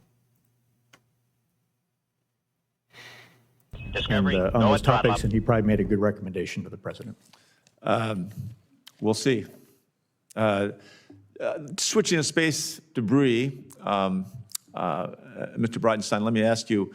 All right, William. See you, buddy. Over 1 million space debris objects over 1 centimeter. Many of them, most of them traveling hundreds of thousands of miles per hour, can do severe damage to aircraft, satellites, at that speed, almost anything. Space debris can do damage to aircraft. Okay. Oh, this is space. I'm in space. Okay. Hey, Shirley, get this up to MK Note. There you go. The space station's had to conduct 27 debris avoidance maneuvers since 1999. Astronauts had to take emergency shelter as recently as June of 24 of last year. Do you believe it's a national security imperative that the United States develops and demonstrates technologies that can remediate space debris? Remediation that's really hard. I think it's a capability that in some cases makes sense, in other cases maybe not. You mentioned items that are 1 centimeter and bigger. When you're talking about objects that are 1 centimeter and bigger, The cost of going up to space to remediate or bring down something like that it's extraordinarily expensive for the return that you get. If we can see it and we can track it, remediation probably is not the right approach. And then but the alternative is if you can't see it and you can't track it, you wouldn't know that you need to remediate it. So it is a double-edged sword here. I would tell the cost is really expensive. I would say what we've got to do is instead of remediate, we've got to mitigate. We've got to make sure we're not putting more debris up there. That too. I agree with that. And then I also think we've got to be able to have space situational awareness, space domain awareness, and we've got to be able to maneuver. I think it's critically important that we increase our ability to maneuver. And I will also say that here's the challenge that we face. We're putting so many satellites into. I swear, I know what he's gonna say. He's gonna say it, isn't he? He's gonna say it. That we increase our ability to maneuver. And I will also say that here's the challenge that we face. We're putting so many satellites into the same orbits. We're talking about tens of thousands of satellites going into one orbit from one company in one country. You douchebag. Well, you start adding another company that wants to do it, another company that wants to do it, and another company that wants to do it. And then you start talking about, well, Europe wants to have their own LEO, low Earth orbit mega constellation, and China wants to have its own low Earth orbit mega constellation, and each of them have numerous projects that are, there is no organizational system around it that will prevent us from getting to what eventually is the Kessler syndrome. Right. No, I got that. Yep. Mr. Griller, I had a question for you as well, but I will put that off into the written since I'm out of time. But I do think that some of the stuff like the MAVEN mission out of the University of Colorado Laboratory for Atmospheric and Space Physics, collecting essential data. Everybody's saying he's not wrong, he's not wrong, he's not wrong. If Starlink has a Kessler syndrome event, Starlink satellites are in natural decaying orbits. They're 400 kilometers. Now, there are other shells of Starlink satellites that are in higher orbits, right? The vast majority of the network is in a naturally decaying orbit. So if Starlink satellites do have a problem, say they all went dead, all 4,000 of them in change, they would be gone within the year, all of them.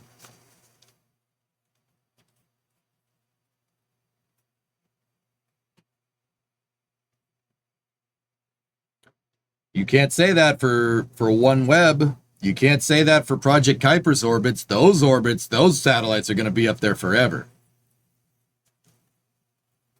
That's why that statement is annoying, because he's not wrong that everybody's going to want what's called a PLEO. It's a proliferated low Earth orbit constellation. He's not wrong. But SpaceX put their shells for Starlink in decaying orbits on purpose. They did that for multiple reasons. One is Kessler syndrome mitigation, like what he's talking about. The second reason is the Starlink satellites need to be constantly maintained. Proliferated low Earth orbit constellations require more maintenance, meaning that Starlink satellites, because they're in a decaying orbit, need to constantly fire their thrusters to stay in position. Once they run out of fuel, that's it. You got to send up another one. SpaceX did that to stabilize demand for launch vehicle access to low Earth orbit. That's the reason why you see a Falcon 9 launching every 2 days. A Falcon 9 launched this morning, launching Starlink satellites, guys. There's a very good reason for this. Now, if everybody put their proliferated low Earth orbit satellites in lower automatically decaying orbits, it's a self-correcting and self-mitigating problem. SpaceX has no problem with that. I would say that SpaceX is the only one that's even cognizant of being able to mitigate Kessler syndrome at this point with their mega constellation. The same cannot be said for Blue Origin. The same cannot be said for OneWeb.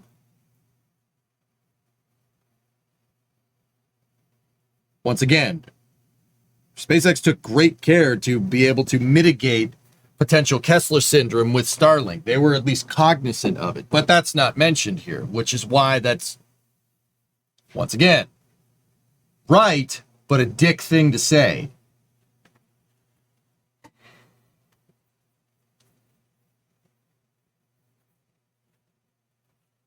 Inaccessible LEO for 1 year isn't great for astronauts. Would you rather have it inaccessible permanently?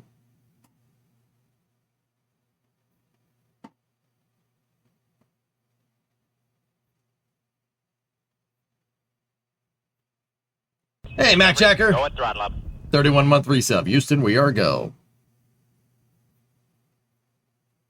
SpaceX refusal to use pyro mitigates debris issues a lot. Also, and is still rather unique, I think. Yeah, that's what I mean. You didn't need to say that. If you wanted to tell these people the truth, you would have said what I just said.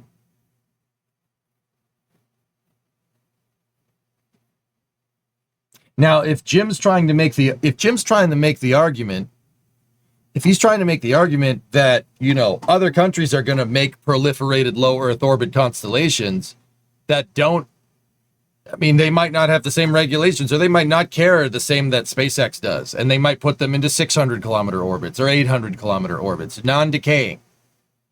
If that's the point he's trying to make, I do understand. But if that's the bone you're going to pick, you would mention OneWeb. You would mention Project Kuiper. You wouldn't mention Starlink. Starlink is not applicable in that regard. At least I'm pretty sure it's not. But who knows? About, you know, atmosphere on Mars and really getting into that deep research. There are a lot of things that we need to discuss about that. I'll put that off till into the written. Let me just say, Senator Redwire is happy to be in Longmont and Littleton, Colorado. Yeah, ruinous for sure. I agree with you. Let's be real. I know why he's saying. We know why he's saying that. He works for ULA, guys. Like, I love Jim. I love him. Like, dude, you got to get paid, and you know that's fine. I get it, but also, you know what, man? Like, it just goes back to what I was saying, dudes. You know, the only people that are gonna like attack you and say like, oh, well, this guy is doing everything wrong, like, are the people that are afraid. There are people that are afraid of their adversaries. I don't like that underhanded behavior. I think it's disgusting and it's unbecoming, and I call it out when I see it. I don't like it, and neither should you.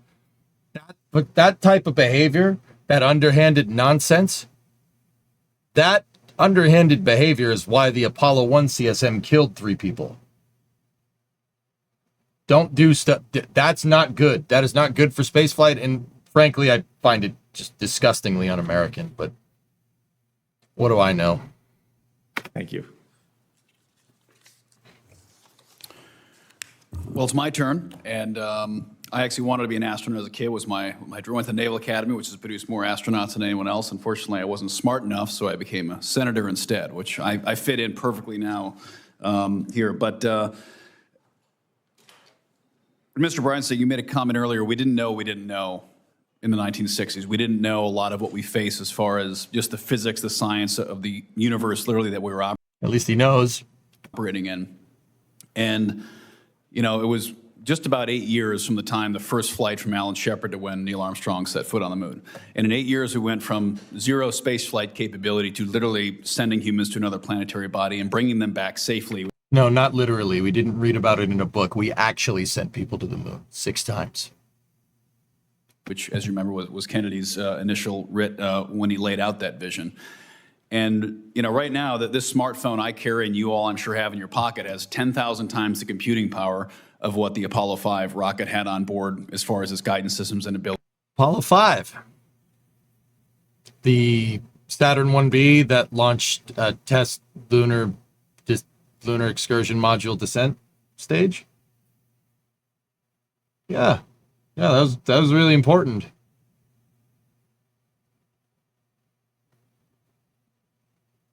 Yeah, this Apollo 5, that was a Saturn 1B launch to test the LEM. It was a really important mission.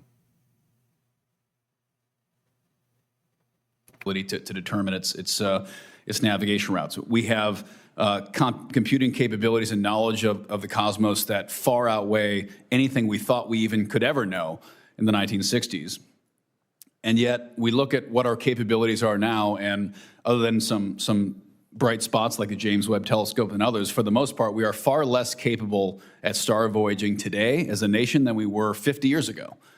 And for a decade, we were paying the Russians taxi fare to send our own astronauts into space. I mean, now, okay, Apollo 5 funniness aside, he's right. That's correct. Let's see where he goes with this. if you went back and told Reagan and Kennedy that, hey, in 50 years, we're going to be paying the Soviet Union $60 million a seat to take American astronauts to outer space, they'd laugh in your face. There's no way. We paid Russia. Russia is not the Soviet Union. Those are two different countries. Like, that's not... Okay. Maybe it's just a little bit of hyperbole on his part. I'll tone off the fact-checking. They'd believe you. And as a lifelong space enthusiast and someone who truly believes that not just our national security, but our economic security, our fundamental stability as a nation does depend on our ability to continue to lead in space, I'm very, very concerned about what the next decade looks like. And I'm very concerned that the bureaucracy of NASA, of which I love NASA, I'm a supporter, but we have to be honest with ourselves, is the bureaucracy of NASA positioned to give us space dominance in the 21st century? See, that right there.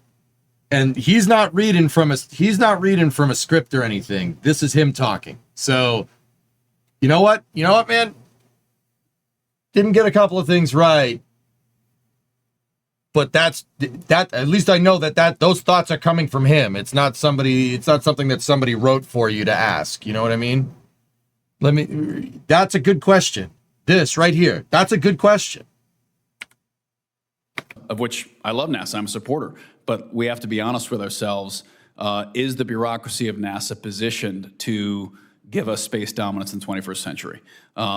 Just like we're seeing in the DoD right now. Our legacy industrial age acquisition infrastructure is failing to keep pace with China. They build chips 200 times faster than we do. The Chinese are putting more satellites into space every day than we are, every month. We're looking at the ability for us to innovate, iterate, and deploy technologies that we're just not keeping up with the rest of the world. So as we look at systems like SLS, which I agree we need, we look at Orion, we look at the Space Liner, and we say to ourselves, is our acquisition, engineering, and development processes within NASA up to the task? Meanwhile, we look across the street at SpaceX, and yes, NASA's involved in that, but that's a private enterprise that is frankly innovating at astounding rates. Starship's flight last week was a wonder to watch and incredible to see what's happening there. So assuming we all agree, which it sounds like we do, that we want America to lead the next space race, is NASA, as is currently configured, obviously it doesn't have a leader right now, hopefully soon it does, but is NASA, as is currently configured, ready to lead that race, or do we have to rethink how America structures our space program? It's a good question. Fluffy, just tone it down. Tone it down. I get it. This guy's speaking, he's just speaking his mind. I don't have a problem with that. It's a good question to ask, and I think the answer is yes. Right?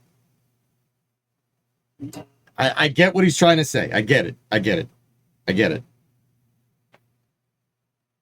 Let's I'm very curious the answers here.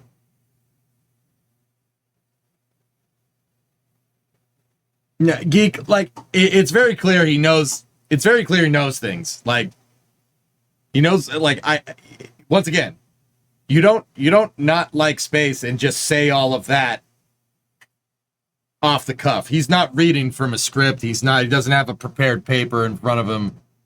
That's actually a question from a senator that, despite getting some stuff factually incorrect, pretty much for the most part knows what he's talking about. I don't mind it. It's a good question. It's fair. Let's see.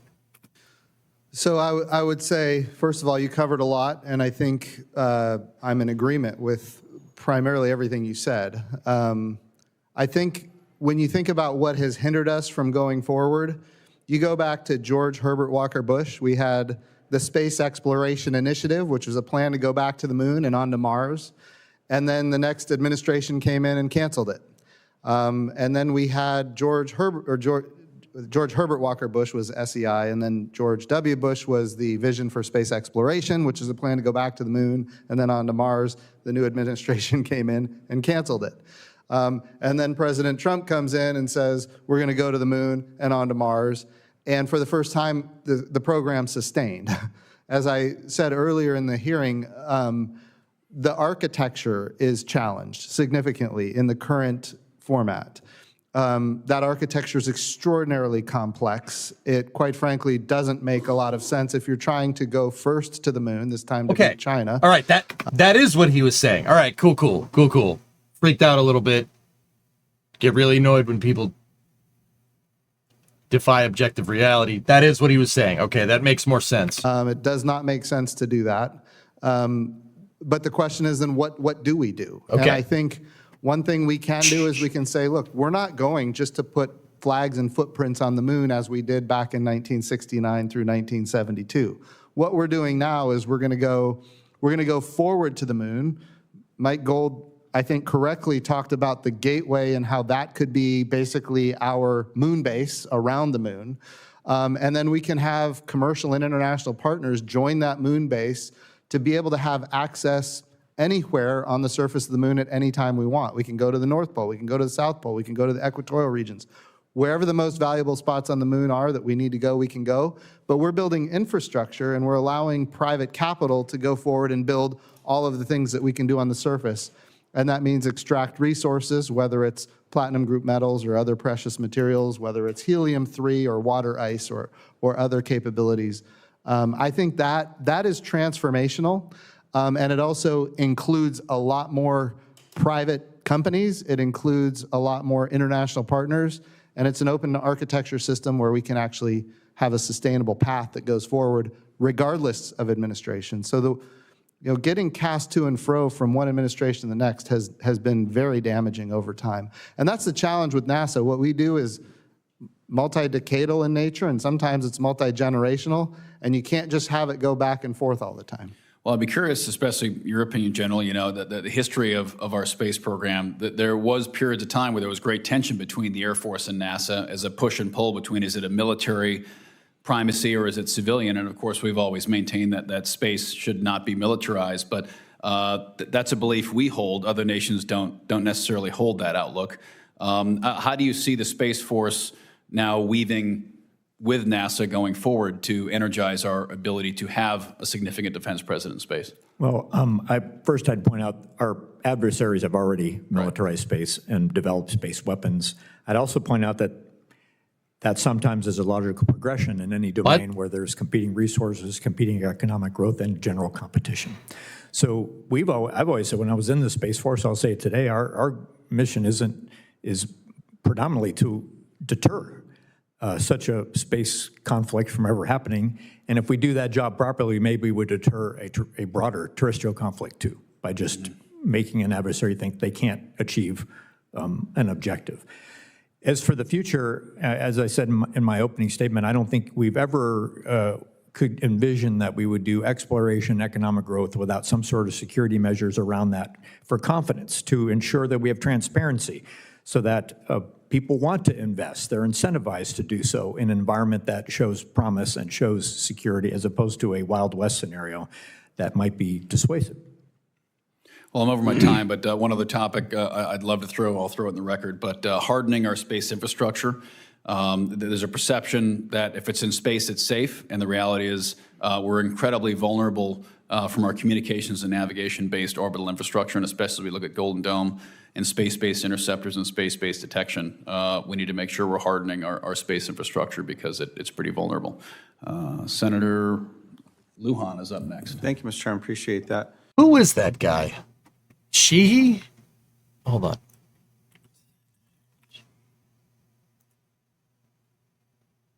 He's an American politician, businessman, aerial firefighter, cattle rancher, and former Navy SEAL officer, serving as the junior state senator from Montana. Graduated U.S. Naval Academy 2008, commissioning as a naval officer that year. Deployed to Afghanistan in 2012. 2014, he founded Bridger Aerospace, Aerial Firefighting and Wildlife Management Company.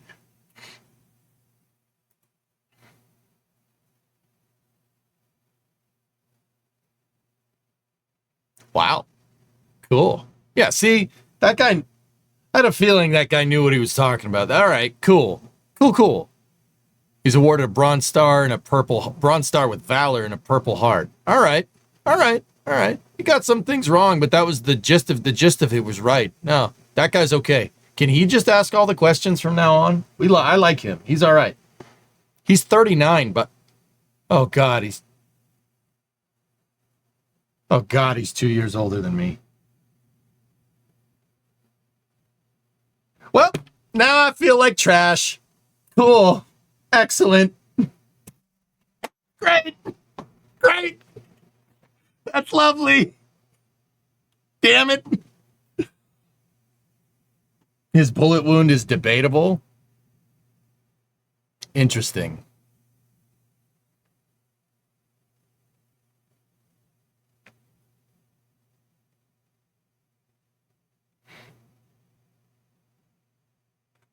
Damn it.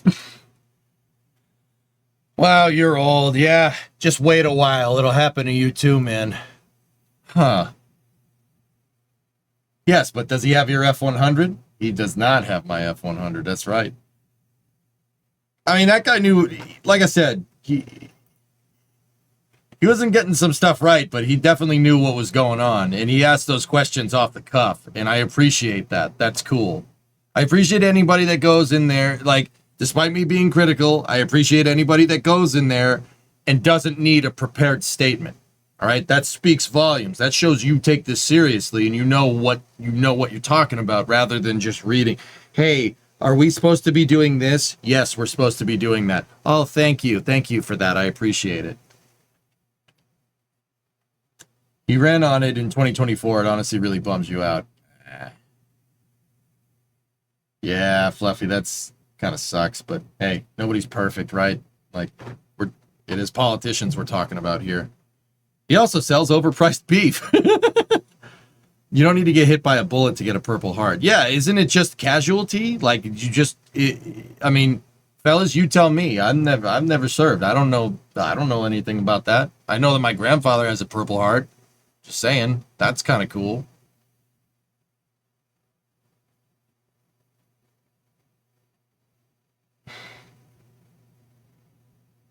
Casualties don't necessarily mean dead. That could be wounded in action, from my understanding. Am I wrong?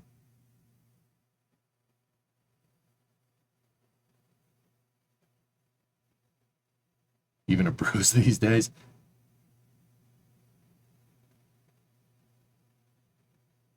I know a guy who got one for scratching his arm on a radio mount. You've got to be kidding me, Zonku. All right. You know what? We're not. Let's not open that can of worms. All right. We're almost done. Let's oh dear. Let's let's not open that can of worms, homie. Let's keep it. We're almost done. We almost made it through. Very much appreciate the conversation. If you've been with me this whole time, good on you, man. Good on you. I know this is tough, but we wade through all the bull crap to get to some good stuff. Everything, like, once again, with the exception of Jim crapping on Starship and SpaceX, there's been a lot of pretty good info, and I hope these senators actually do something with this info.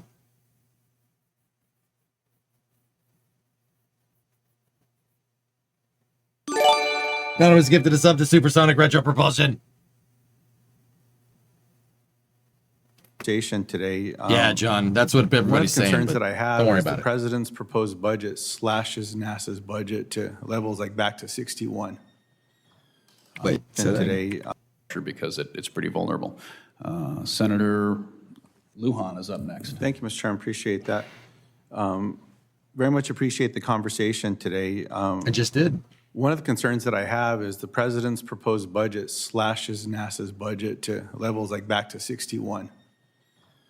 Now, I appreciate what Chair Moran shared, is that the current mark of the Commerce, Justice, and Science Appropriations Committee has it at level funding. back to a concern. This administration has been operating in a way where they are ignoring the law and saying, if they want to cut something, they're going to do it and sue me in court.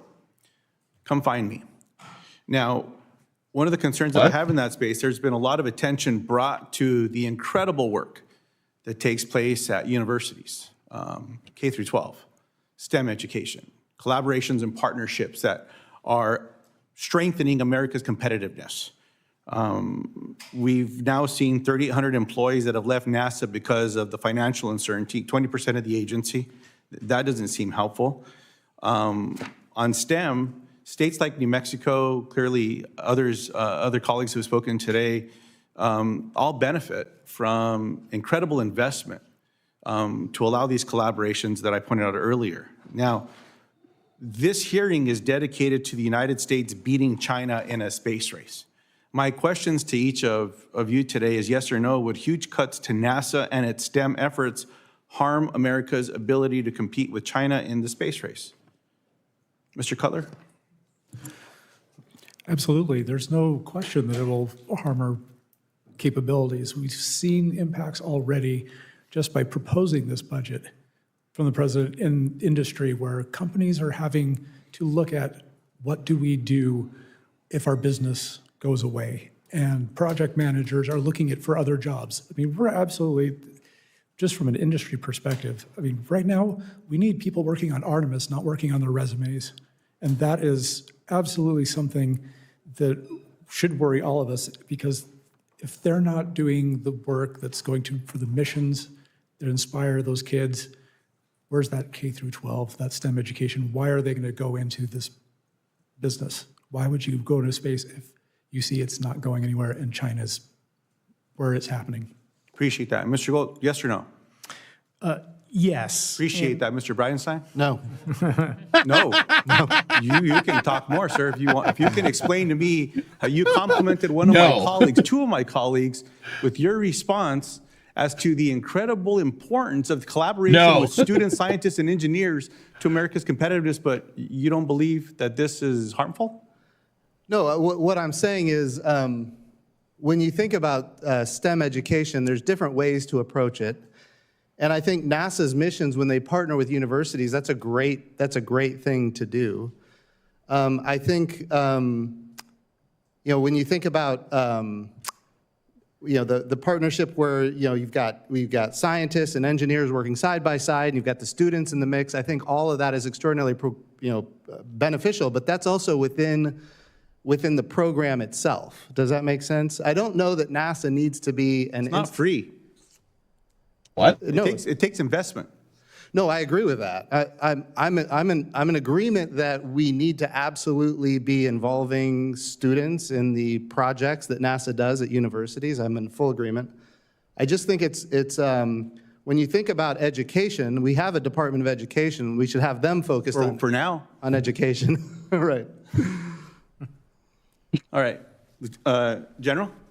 My answer is yes, and I would hope that the current cuts we're seeing are temporary, as I think one of the other members mentioned earlier this morning. Okay. And are helping us refocus. Okay. Jim can shit on SpaceX. That's fine. That took stones to say no to that, dude. I kind of appreciated it. No. What? I'm sorry, that's kind of funny. It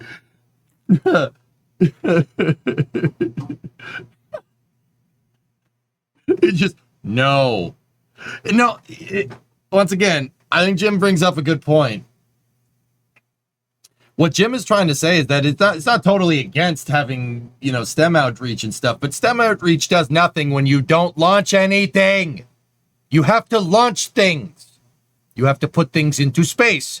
Doing STEM outreach for an organization that doesn't launch things into space is kind of dumb, don't you think? You have to do things. If you do things, the STEM people will want to work for you. Sending people to the moon made a lot of people want to become aerospace engineers. NASA didn't need any STEM outreach to do that. Does that mean we shouldn't do STEM outreach? No, not necessarily. But you got to launch stuff. If people want to be inspired by what NASA does, NASA has to do inspiring things. You can't just will people into STEM education because, oh, we have to do STEM outreach. You have to have something to be like, look, we're from NASA. We send people to the moon. You know, do you want to be an engineer? That's what Jim was saying. I agree with him. He's right. You shouldn't just do STEM outreach for the sake of doing STEM outreach. You have, like, in the context of NASA, okay? We should be always doing STEM outreach. I do STEM outreach 24/7, 365. Every time I'm on here, I try to teach somebody something about science and technology and engineering. The math stuff I kind of suck at, but, you know, hey, whatever. But in order to do that, you need a driving force behind it. The unifying force needs to be doing things. You have to send things into space. You have to launch people to the moon. We should be putting people on Mars. Without that, the STEM outreach doesn't carry any weight.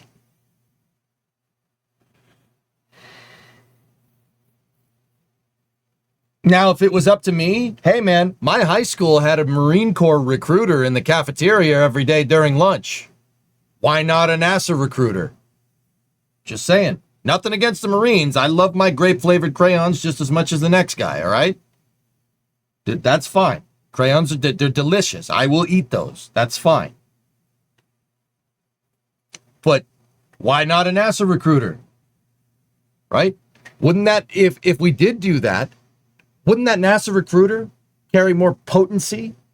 If he said, hey, join the astronaut corps, you can go live on the moon for 6 months doing scientific research. Don't you think that would carry more weight if we actually had a freaking moon base? Just saying, just putting it out there. You put the tism in the patriotism, yes. No, grape is where it's at, dude. Right? The purple. As Nader Hunter in chat put it, a Marine Corps aviator, he put it, purple grape is the best. Do you know why? Because it's blue for freedom and it's red because you drink the blood of your enemies. All right? That's why grape rules. Okay? Just saying. Personally, I like glue sticks more. They melt in your mouth. Oh, dude, I'm in. Let's go. Don't eat glue or crayons. Grape and purple aren't the same, though.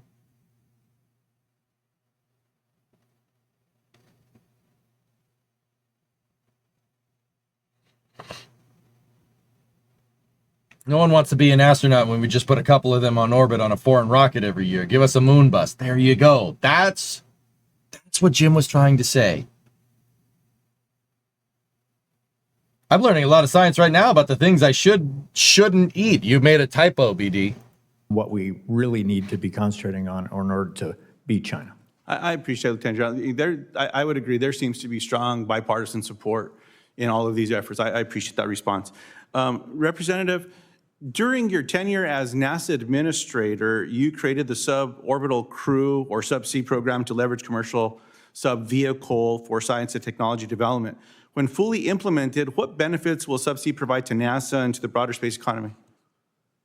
Oh, I think that's a great question. So there's a lot of, when you talk about suborbital.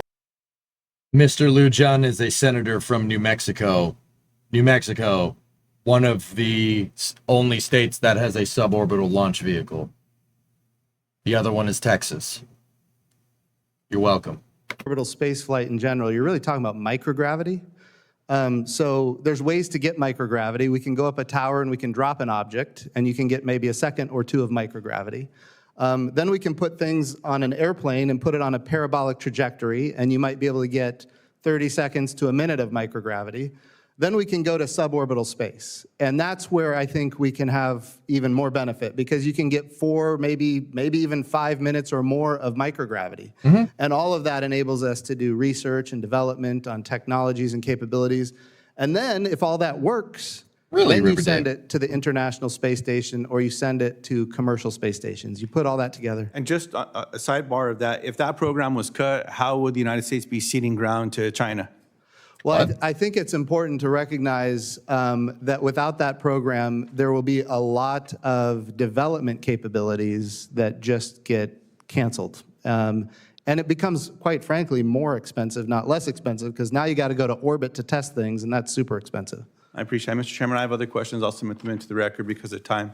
Thank you all for your responses today. Appreciate that. Yield back. Well, thank you. So just, you had made Senator Cruz Captain Kirk. I'll be Captain Obvious. The need to fund NASA in the One Big Beautiful Bill was something that was very important. Would any of you disagree that without that $10 billion of funding, that it would be absolutely devastating to what we just talked about all morning? All in agreement? In agreement. And again, just want to point out this there morning, wasn't a single Democrat that voted for that bill. I think that I just want to make sure. Okay, let me back Big up. Beautiful Bill. Senator Cruz, Captain Kirk, I'll be Captain Obvious. The need to fund NASA in the One Big Beautiful Bill was something that was very important. Would any of you disagree that without that $10 billion of funding, that it would be absolutely devastating to what we just talked about all morning? All in agreement? In agreement. And again, just want to point out there wasn't a single Democrat that voted for that bill. Nice. I think I just want to make sure that's Nice, crystal dude. clear on the record. So as Nice. Yeah, no, real classy. Appreciate that one. important as we all said that is, as important as we say this is bipartisan, yet when the bill got presented, it was 100% of the Democrats voted against that bill. Let me just, You know, that might be because that there were other things in the bill that they didn't like that outweigh NASA funding. You know, maybe if you just passed a bill for NASA funding, maybe they would vote for it. Just putting it out there. Just put it out of the void. I don't know. Like, to frame that as they didn't vote for it, they don't like space, is just as annoying as what that guy from New Mexico just did. Oh, you don't want to educate the kids because you don't think NASA should have a STEM program? Dude, shut up. We all know what you're doing. Shut up. Both of you. Like, all right, I get what you're doing. Piss off. And to New Mexico, I get what you're doing. Piss off as well. let's also say that when we talk about sequencing, how do we get to the moon? How do we get there before China does? I'm still the optimist. I think we can get there before China gets there. And there's sequencing that has to happen. Something has to happen before something else. And if we're going to have moon exploration, Mr. Cutler, you're going to be in Ohio next week. I'm sorry, I will miss you there. I'm sure you're going there because you're going to celebrate the massive victory of Ohio State versus Texas. But while you're celebrating that victory, talk about the importance of nuclear fission and the importance of really developing that program. Well, first of all, I'm sure they're still celebrating. They've got a week, so that's great. I think, you're talking about nuclear fission. This committee, this Congress has been Colt, I know. supportive I know how of it is. all forms of nuclear, like if you're looking at propulsion, NTP, nuclear electric, it's something that we absolutely, if we want to open up our exploration of going beyond the moon, going to Mars, going even farther in the universe, we need to have better propulsion. This is something that we need to be working on. So the benefits, absolutely. There's only so much you can do with chemical propulsion. And if we want to really sit there and send ourselves out into the universe, we need to do something different. Now that's, nuclear fission, you've got that surface power. You need that too for the moon. Astronauts are going to plug all that, you go home, plug all your stuff into the wall to recharge. It's going to be the same on the moon. You're going to need power. This is technologies that we should be working on and through this committee have been supporting for years, and we need to kind of up our game on that. It needs to be worked on, and it's absolutely critical. And I saw you earlier talk about that's right. Everything he said is right. Administrator Duffy, depending on what hat he's wearing, put some serious resources behind that. Absolutely. And where would you say is the center of excellence of nuclear fission for space? Yeah, Anvil, that was more the point I was trying to convey. It's so damn tiring, dude. Like,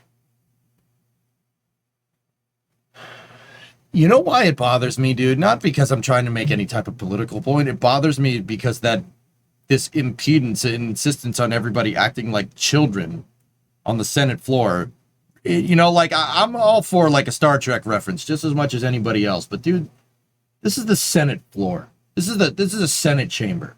All right. You wouldn't see me making Blues Brothers reference on a Senate chamber floor. Absolutely not. That is disgusting. Carry yourself with some goddamn decorum. It's ridiculous. That's what drives me up the wall. Because this behavior, this nonsense behavior is impeding us towards going to the moon. It's been impeding us for 50 years. It's gross. Don't be okay with this, dudes. It's disgusting. Ugh. You're on the freaking Senate floor. Have some friggin' respect. Like, I don't know, man. Maybe I'm missing something. I don't know. Maybe I like banged my head against my stupid rusty car too many times. Like, I don't know. Power. Well, the only answer is Cleveland. I know that when you're doing nuclear electric, Cleveland is where you go. There you go. Make sure that that's highlighted in the record. So in terms of, Lieutenant General, back to you, the coordination between the military and NASA, how important is it to us to really take that to the next level? Deadbringer, well, I'm respect and decorum went out the window a while ago. Well, you know what? You know what doesn't fix that problem? Acting like a moron on the Senate floor. Or, well, Senate chamber floor. But people do it on the Senate floor in our country, too. It just...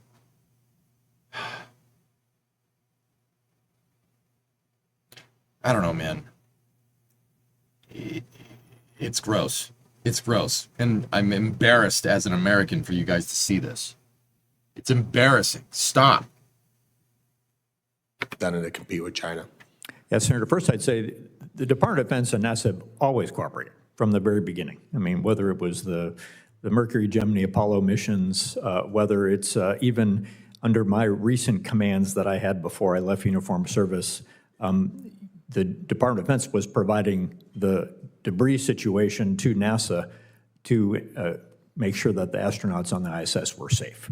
And we actually had NASA representatives in the Operations Center at Vandenberg Space Force Base, where I was the commanding general, that watched that continuously, communicating with Houston and letting them know if a maneuver would be necessary for the ISS.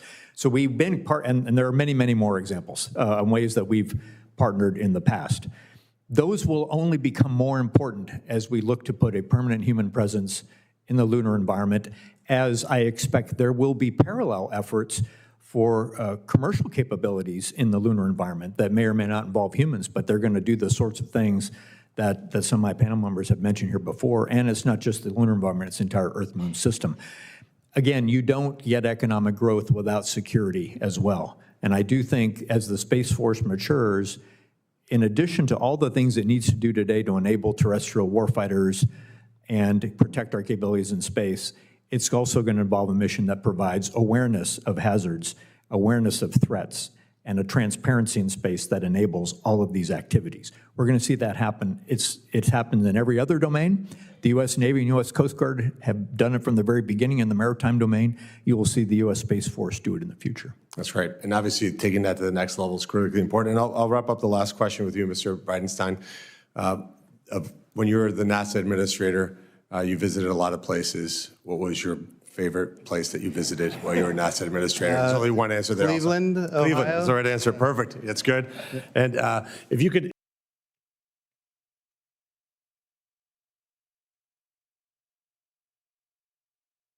Yes, I want to go to Cleveland.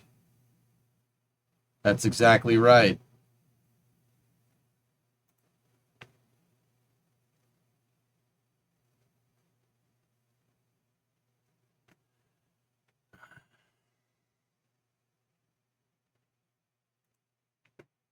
If you could end with us, how important is it for us to unleash the private sector? Because we talked about a lot about competing with China. Yeah. And certainly China is a model. It's not the model I choose. It's not the model we would ever want to replicate. And I think the advantage we have is that we have this strong, thriving private sector. How do we really integrate that to accomplish the mission that we all want? Now, that's a good question. That's a great point and a great question. I think we've got to, as an agency, NASA needs to build infrastructure that the private sector can see how they plug in and benefit from it. And then you get these naturally forming public-private partnerships. For example, the Gateway, if they can see themselves plugging into the Gateway, they can utilize it. They'll make investments to do that. When I was at NASA, we created commercial low Earth orbit destinations. Of course, that's a capability to replace the International Space Station. We created commercial lunar payload services. That's a way to get landers to the surface of the moon. We have a commercial landing system for the moon. I will tell you that the architecture for that is extraordinarily strained, but I think it's an important capability, and we need to have as much commercial as possible. I will tell you that when it comes to commercial, we've got to make sure, and I said this a lot when I was at NASA, the only thing worse than a government monopoly is a private monopoly that the government is dependent on. So when we think about commercial, we have to have multiple providers that are competing against each other on cost and innovation and safety, and each of those providers has to go get customers that are not NASA. And if they're willing to do that and capable of doing that, then we can have this very robust, capability, this marketplace that I think will be thriving. But I think we got to be really careful about how we frame that.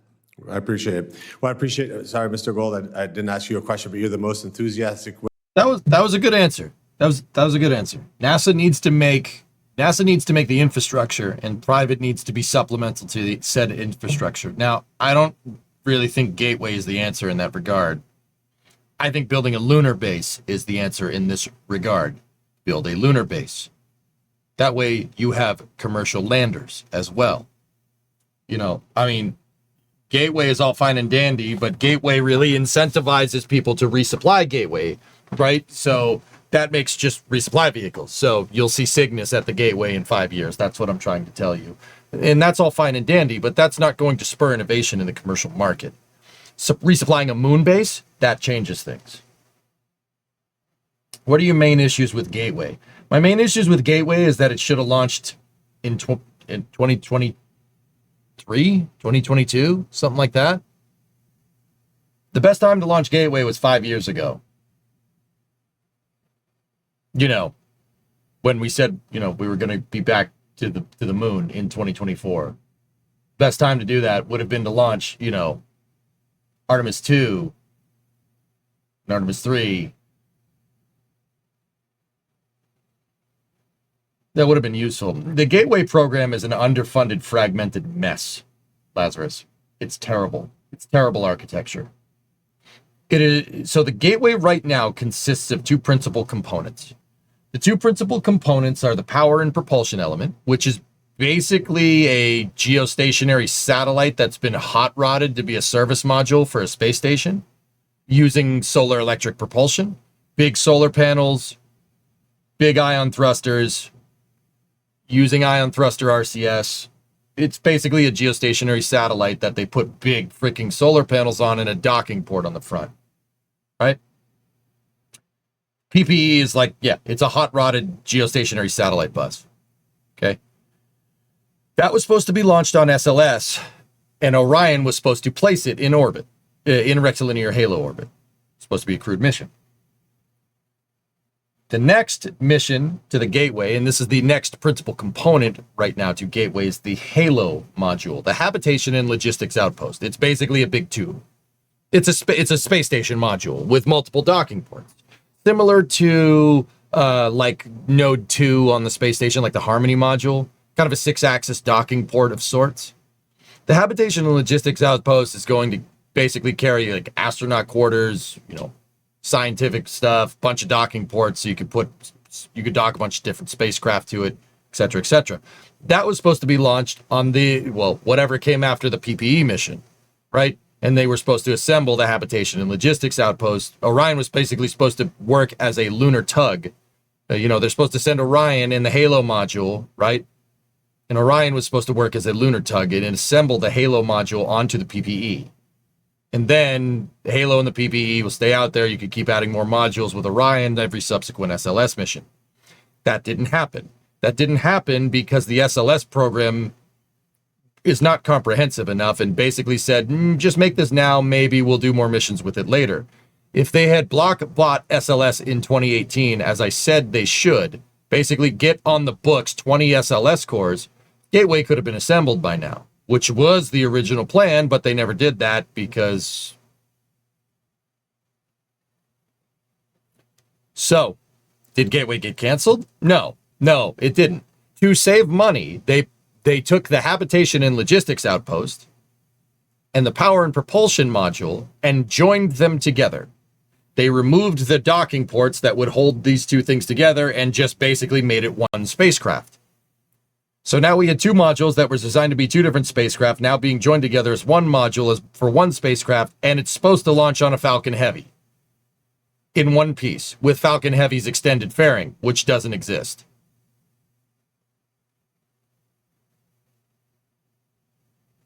Not to mention that Falcon Heavy doesn't have the Delta V to put the power and propulsion element into a rectilinear halo orbit. So when Falcon Heavy does eventually launch it, the power and propulsion element is not going to get out there in any expedient period of time. The reason why is because it has to use Oberth effect to basically capture the moon and then eventually over time place it into a rectilinear halo orbit. Do you see why I don't like this? Do you see why I think this is a stupid idea? Oh, also, there was a government accountability report about the power and propulsion element. The PPE does not have thrusters that are strong enough to be able to handle having a Starship HLS docked to it. This station will fall out of rectilinear halo orbit when HLS is attached to it because it can't station keep. Second part of this. The habitation and logistics outpost did not meet mass requirements. It exceeded mass requirements for what it needed to be launching on a Falcon Heavy by 1.5 tons. The reason why is because the person planning that program forgot to include the wire harness into their total mass calculation. That's not rumor. That was in a government accountability report. The Gateway is a fragmented mess. It's disgusting. Get rid of it.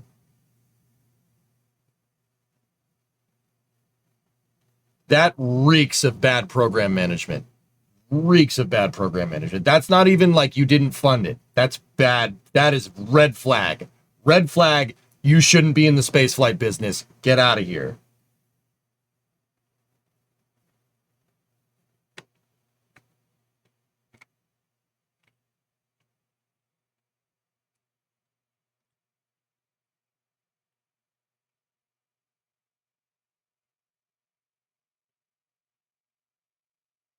No, the habitation logistics outpost bill doesn't have thrusters on it. It's just to power the systems on board. Was Jim running NASA then? When that GAO report came out? No. That GAO report came out, I think, last year. 2023 or 2024. So that would have been well after Jim left. Once again, I know, Aqualex, if you're out there, you're getting ready to type. I'm just saying my opinion. Relax. I think Gateway is dumb. I don't think the idea of Gateway is dumb. I think Jim's right in saying that we want more infrastructure out there. That's not a bad idea. The Gateway is supposed to be a prototype Mars transfer vehicle. You are not getting anywhere near Mars with solar electric propulsion. I'm sorry, that's not a thing. You can sit here, we can sit here and we can pretend like it is, but it's not. It's absolutely not. You'd be much better using some type of chemical propulsion system to get to Mars in the interim time. How do I know? Well, these guys right here from this picture and that picture seem to think that's the right move. Seems like they know what they're talking about here. My proposal for a revised Gateway would be to just, well, take the habitation and logistics outpost and just place it on top of a Block 1B SLS with Orion. Have Orion separate, Block 1B puts it into space. Orion turns around, attaches to the habitation and logistics outpost, but instead of plucking it off like the original plan, you have an SLS Block 1B upper stage, which is called an exploration upper stage, and you have that as your power and propulsion element. You have that as your PPE. And use that as your prototype transfer vehicle. Something, that actually has the Delta V to be able to get to Mars on a relatively expedient basis. Because, getting to Mars quick is kind of important. There's that whole oxygen thing that humans need, and you can run out of that if it takes 5 years to get there.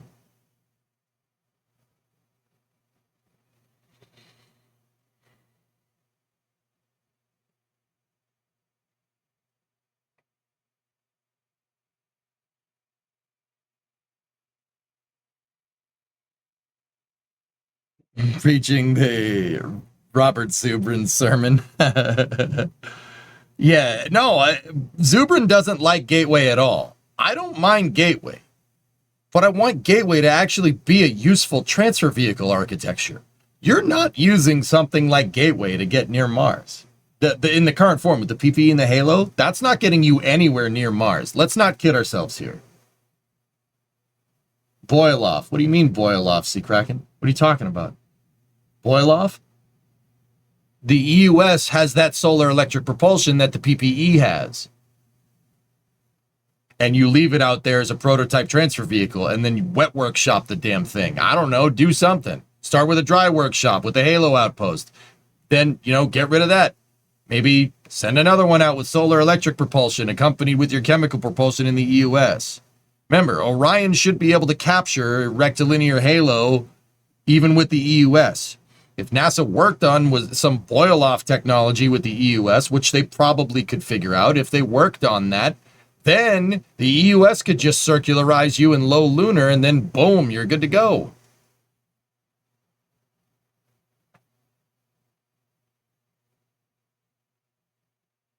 PP's Mars Water Park.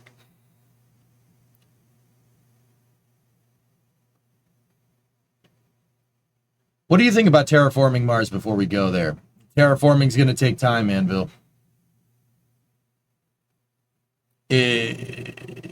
Bro, we can't even control the climate on this planet. What makes you think we're going to do it over there? You know what I mean?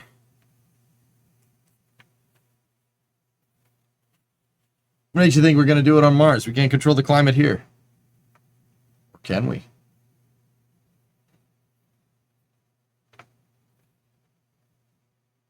I don't think we need to terraform Mars to do it. What I do think would be a good idea, Anvil, is sending robots to rovers or something to help assemble architecture. It's very clear that we can remotely operate remote manipulator systems like the robotic arm on the space station, right? Or the robotic arm on the space shuttle.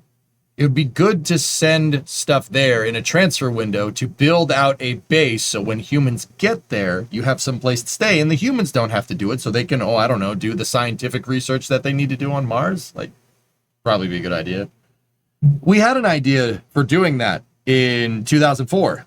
Jim talked about it in this testimony. It's called the Vision for Space Exploration. They called to do just that, and then the Obama administration canceled it for an asteroid redirect that they never really took seriously. And that's part of the reason why we got SLS.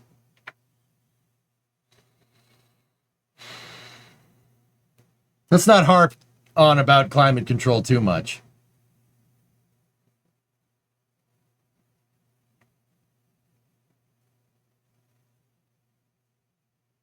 I like that too, but oxygen, the hassles. So drill the ice cap on Mars. Why bring the oxygen with you? There's plenty of oxygen there. In fact, there's oxygen in Martian regolith. It's iron oxide. And I know people can say, "Oh, but EJ, you need a lot of power to do something like that." You were never. Yeah, shut up. Of course we could. Put a nuclear reactor down on the surface. This is space. Make I'm in oxygen space. out of anything. Heck, you don't even need oxygen. Just straight brute force it with power and make whatever element you want.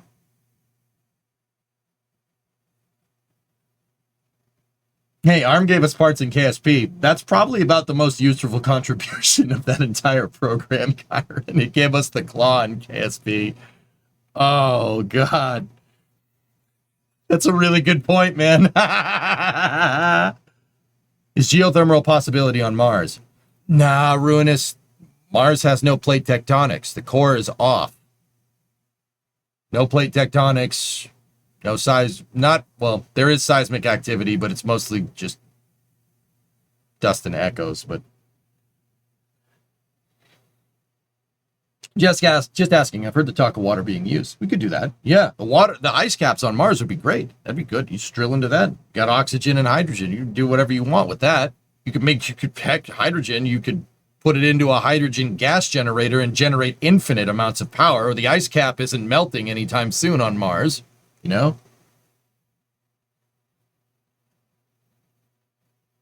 Just build an NTR, I beg of you, right? All right. I'm pretty sure we're at the end of this. This in the history of the Commerce Committee and my time in the Senate, by the way. So let me be briefly enthusiastic for Cleveland, not only great in nuclear, but the leader in solar electric propulsion on the PPE on Gateway. So thank you for the support, Cleveland and Glenn. there you go. And as we're working through the commerce appropriations, Yeah, the thruster that makes you feel good, but is actually useless for, interplanetary travel and spaceflight. Yeah, no, but we all feel good about it, though. That's what matters, right? budget, let's make sure we keep that all at top of mind. But I want to thank all the witnesses for their testimony today. Senators will have until the close of business on September 10th to submit even more questions for the record, if that's possible. Because in the Senate, not everybody's made a point. Points have been made, but not by everybody is the mantra around here. So we'll see if you get more of the same questions. But the witnesses will have until the close of business, September 24th, to respond to those questions. And this concludes. All right, that's enough of that. Yep. Okay, cool. Sweet. We're done. Yep. All right, cool. I can only take so much hot air being blown in my face.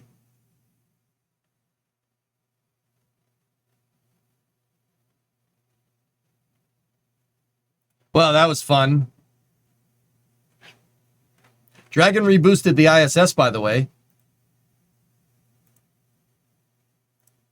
Yeah. That's pretty cool.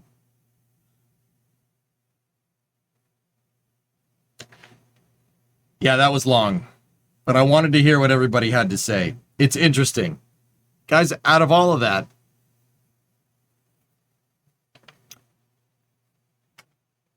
I don't want to call that whole thing a nothing burger, but out of all of that, we basically got that, yes, we need, we want to beat China to the moon, we need to build the infrastructure out at the moon. We need to build infrastructure in the form of Gateway. If you build something like Gateway, you'll beat China back to the moon. I find, building something that's floating around the moon as your solution to beating China to the surface of the moon is a very interesting argument to make, I think. Interesting because, yeah, going to lunar orbit is the way to beat China to the surface of the moon.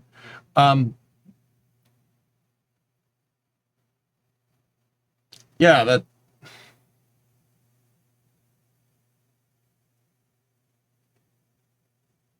that whole thing was a nothing burger.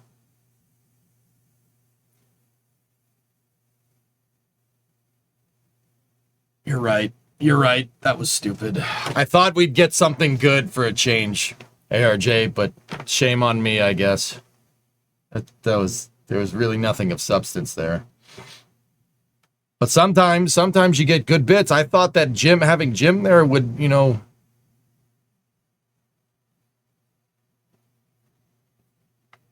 Berger's tweet about it is right. What did Eric say? You guys wanted me to see this. Let me see. China is laughing at the Senate hearing on NASA's lunar plans. It's the usual mishmash of parochial politics, lobbying for traditional space, backslapping, Star Trek references, and whistling past the graveyard.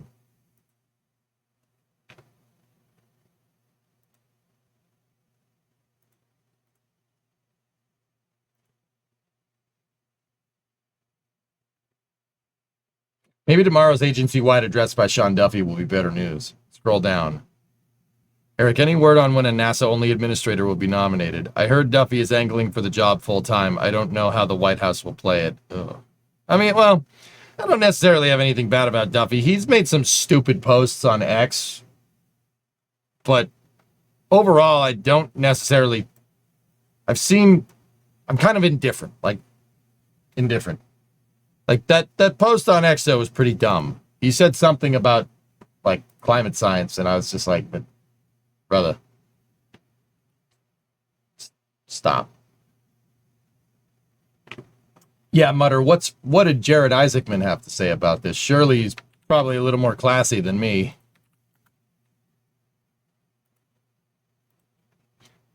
It's good to see NASA getting some well-deserved attention today. Between Senator Cruz's hearing and the big associate administration promotion. But with respect to the hearing, I do agree we should be asking why taxpayers have spent $100 billion trying to return to the moon over the last few decades and still face such a complicated journey ahead. SLS is extraordinarily expensive. Orion has issues. The suits are not ready. The landers are not ready. And for sure, there's a real chance China could get there before our grand return. I think that warrants congressional discussion. And I imagine if it could all be done over today, a different decision would be made. What I think is incorrect, in my humble view, is poking holes at the complexity of orbital refueling. Thank you.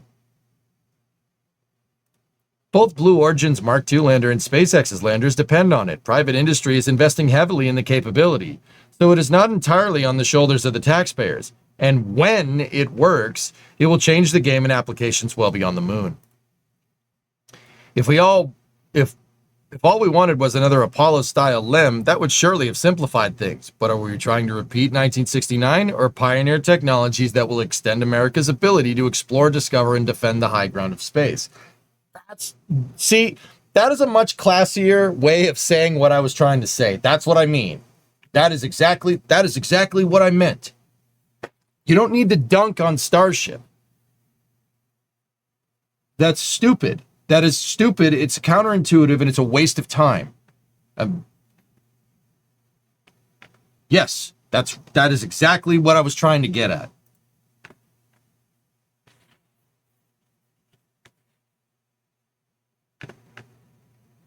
Since we're on the topic of space policy and not just architecture, you know the reason why Orion was from the start not intended to go to low moon orbit? Because if it could, they'd have already axed Gateway, and one big thing we're hoping for with it is that it has the same stabilizing effect on the program that the ISS had on LEO Ops.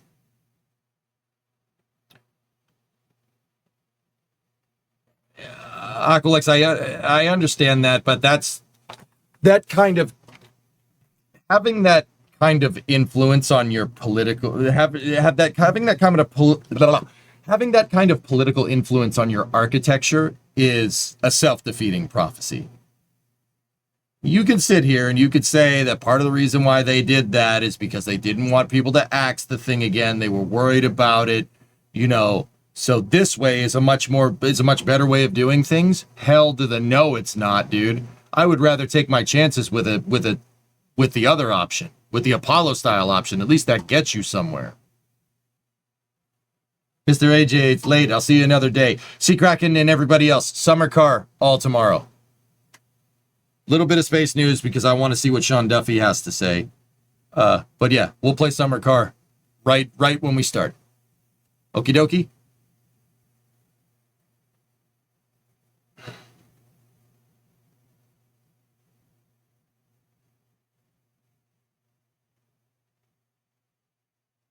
Now, once again, I really don't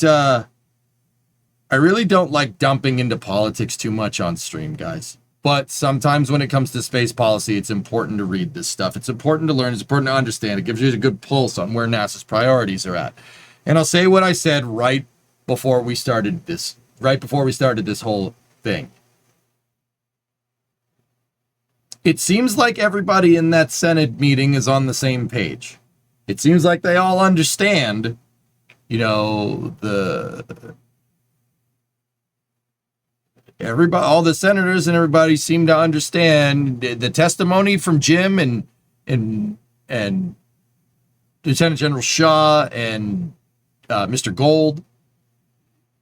Their testimony was right. Most of the stuff they said was on point, with the exception of Jim picking a bone with SpaceX pretty much every time he talked. Right? And the vast majority of the things he said was right. Vast majority. But this testimony is fantastic. They basically laid out what you should be doing. Now, are they going to do it? Are they going to do it? Guys, I'll be honest with you. I've watched these meetings before. They always, and a long time ago, when I was much more politically ignorant, I was like, oh, this is great. This is great. The politicians know everything's going to change. They know about it. We're going to get back to the moon. They understand that this is a problem, that we need to fix it. And then nothing happens. And then we cover another one of these meetings and nothing happens. And we cover another one and nothing happens. They say, oh yeah, we're going to fix everything. And then they just keep running. They just keep running the course. Now, to be 100% real, I don't mind running the course with SLS. That's fine. Super heavy launch is still I know it's going to seem stupid, and I know that the SLS is using shuttle technology, right? So it's old tech, but also nobody else has super heavy launch capability. The U.S. is the only one to have it. Nobody else has anything even close to that. You could say it's old tech all you want, but it's still pretty damn cutting edge. I don't necessarily have a problem with SLS. The architecture, the rocket itself is just fine. It needs a better upper stage. Or the design of the rocket is fine. The architecture sucks. It needs a better upper stage. And it needs a more comprehensive program.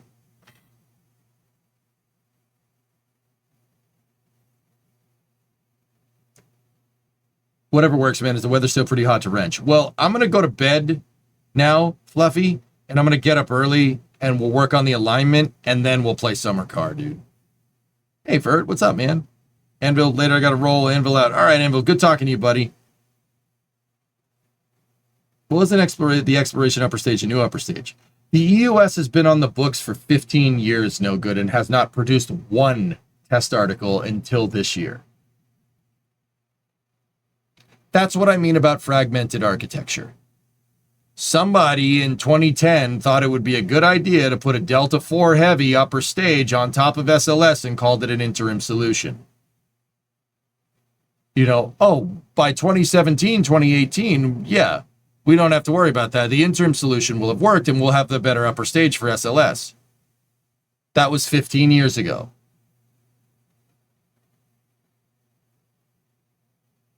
But have we produced a render of a box? That's what I mean.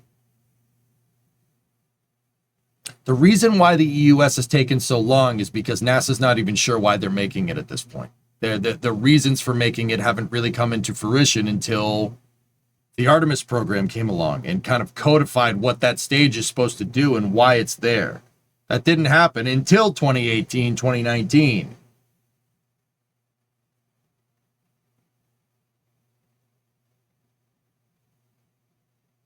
It's nothing more permanent than a temporary solution, especially in spaceflight. Yeah, yeah, I understand, guys. Everybody's saying that. It's funny, reference acknowledged, etc., etc. Yeah, that I think history will show that is an extremely dumb thing to do with spaceflight.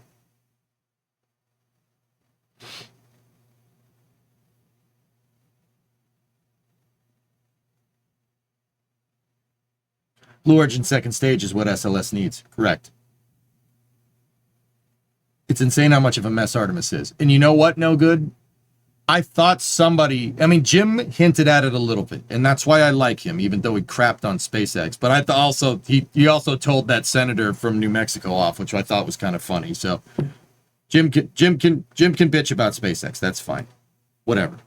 I don't like it, but he can. I'll allow it. Because I have a say in this, right? I was really hoping that they would realize that the architecture is dookie. If expediency is our goal. And I'll be honest, guys.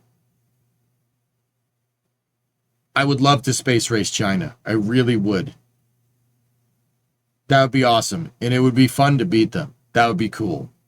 It would be a return to form, right? To have us put people on the moon before they did. That would be great. But also at the same time, in the same argument, I don't think space racing another near adversarial nation is a wise decision. You could argue that the last time we did that, it was not really sustainable, politically at least. I still think the Saturn V is a very sustainable piece of architecture, but whatever, it doesn't matter. The whole thing about a race is that it ends. So where does it end? Does it end at us building a moon base? What are your plans after we beat China to the moon? What are your plans after we build out a lunar economy? What are your plans after we build out a huge lunar outpost? What are your plans after we do in situ resource utilization? These are things that NASA needs to be thinking about now. Is the next target Mars? Is the next target Venus? Where are we going? And even then, that's still a little bit unsure. You're still a little bit unsure, which is why I say build Gateway as a Mars transfer prototype vehicle, because then that gives you the next destination, right? Instead of building Gateway, which is a tech demo for a potential transfer vehicle that could be engineered after we go to the moon. That's why I don't like that idea. I think it's stupid. You know, the Artemis program says on to the moon, and, you know, we're going to go to the moon and then we're going to go to Mars. Okay, that's fine and dandy. You know, we land first on the moon. That's great. So we're talking about going to Mars in the 2030s. Does that mean we just abandon the moon? So we are going to plant flags and footprints on the moon and then just go to Mars? No. That's not good architecture. That's not good spaceflight architecture. That's terrible architecture. You need to make an architecture that could simultaneously support the moon and Mars at the same time. Does SLS have any inkling of even remotely doing that in any way, shape, or form? No. That's the problem. I really, really had hoped that Jim would get in there and talk about this more, but his testimony is here, and it's just, I have the transcript from it right here, and it's just, yeah.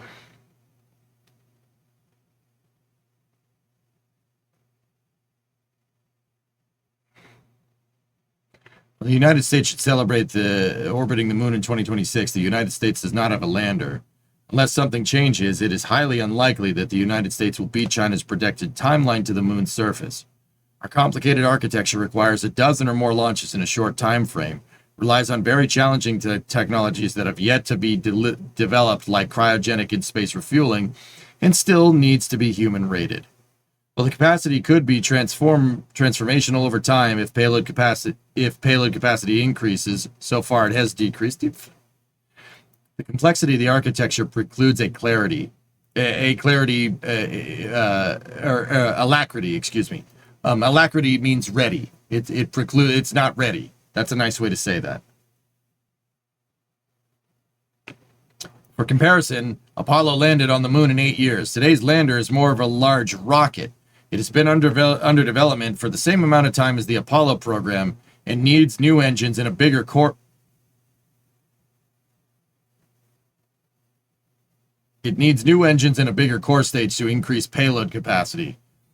It could be an important capability for the country, but is unlikely to beat China's projected timeline to the lunar surface.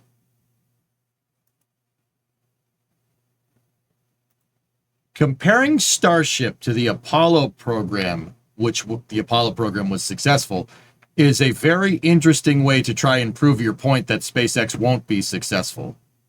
That's a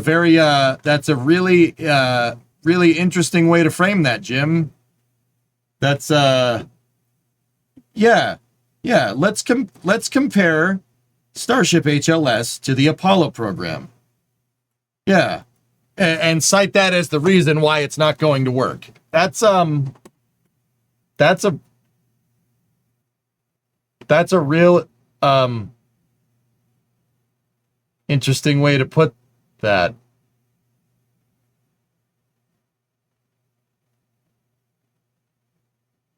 See, that's what I mean, dude. Why would you say that? Okay, what's your solution? Jim, and that's what I mean. I like Jim. I like how he looks at the space program, but where's your solution? You're offering nothing of substance here. Your solution is to build more infrastructure. Your solution is to build the friggin' gateway. That's your solution, to beat China back to the moon. Yeah, no, that is probably the most lukewarm take I've ever heard about, like, getting to the moon expediently. See, look. For comparison, it could be an important capability for the country, but is unlikely to be China's projected timeline on the lunar surface. The gateway.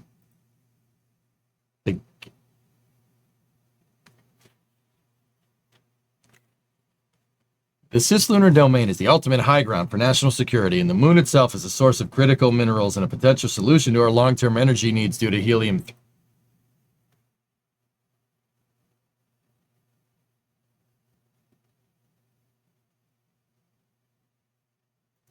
In the long term, we need permanent surface activity using in situ resources.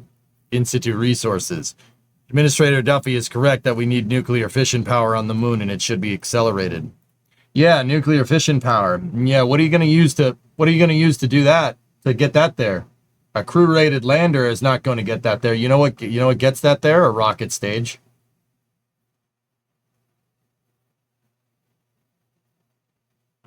You know.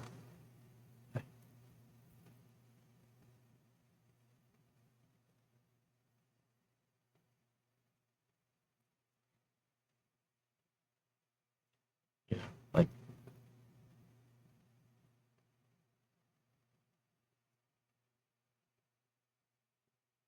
yeah, no good. That's what I'm talking about, man.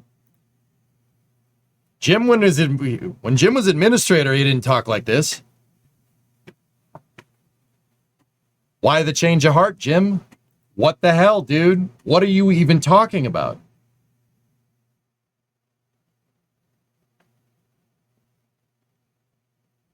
RJ, like, it sucks to say it, dude. Lost a lot of faith. There was a lot of faith in NASA, and this type of testimony, what the hell is this? This is a hot, steaming pile of dog crap. What is this? What is it? Really? Really? You're going to say that Starship is the bottleneck to beating China back to the moon and cite the freaking Apollo program as the reason why it's going to fail? That's a hell of a point of view. What are you talking about? What are you talking about? Where's your solution, pal? Like, Jim, what the hell happened to you? Like, I don't get it, bro. Like, what the fuck are you talking about? Watch the money. How much does ULA stand to make on Gateway? I don't know. Like, Bill, that's the other thing that I really can't figure out. What does ULA have any vested stake in the Gateway? It's launching on Falcon Heavy. Why Gateway? What? That's the hill you're gonna die on? Freaking Gateway?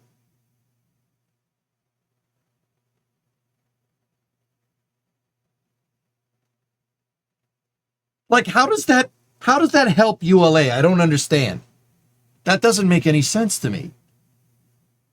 Why did he scoff at the helium-3 comment? As a layman's Altor, I scoffed at the helium-3 thing because, dude, saying helium-3 is a good reason to go to the moon for power generation purposes is about as stupid as saying, like, okay, helium-3 is a promise. You know what I mean? We don't know. There's helium-3 on the moon. It might be good for fusion. It might be good. We still got to figure out how to do that whole fusion thing. Nobody mentions that part, right? Right now, using helium-3 as your goal for going back to the moon is, to me, that's about as silly as saying I want to go back to the moon to terraform it. Like, what? What? Why? What? Bro, we're talking about expediency here. You're not figuring out helium-3 before the Chinese get to the moon. That's not happening. Like, that's not... Chevelle, I saw your question, dude. Yeah, give me 1 second. What do you think will happen if we don't beat China back to the moon? Oh, SpaceX will do it. I don't think the current program will die, Chevelle. If anything, it'll work like Sputnik, and the politicians will figure out how dumb the funding has actually been. Guys, this happened. This already happened. History repeats it. It doesn't repeat itself, but it rhymes. So Eisenhower made NASA, right, as a response to the 1957 geophysical year survey, all right? He made NASA. That and Sputnik. Von Braun, and that was in 1958. Werner von Braun, pretty much the most notorious systems engineer and project manager in space program history. Yes, I know his history, okay? Shh. Von Braun had said pretty much as far back as 1951 or 52, when he was working for the Army Ballistic Missile Agency, that we're not taking our space program seriously. We have the technology to send people into space, and we ain't doing dick with it. It took Sputnik to basically catalyze that force to really kick the space program into overdrive. And even then, you know, Sputnik was 1957. Yuri Gagarin was 1960, 61? April 12th, 1961, right? It took a couple of years to get us kicked into high gear. We really didn't start getting ahead of the Soviet Union in the space race until 64, 65. Well, 63, if you really want to be,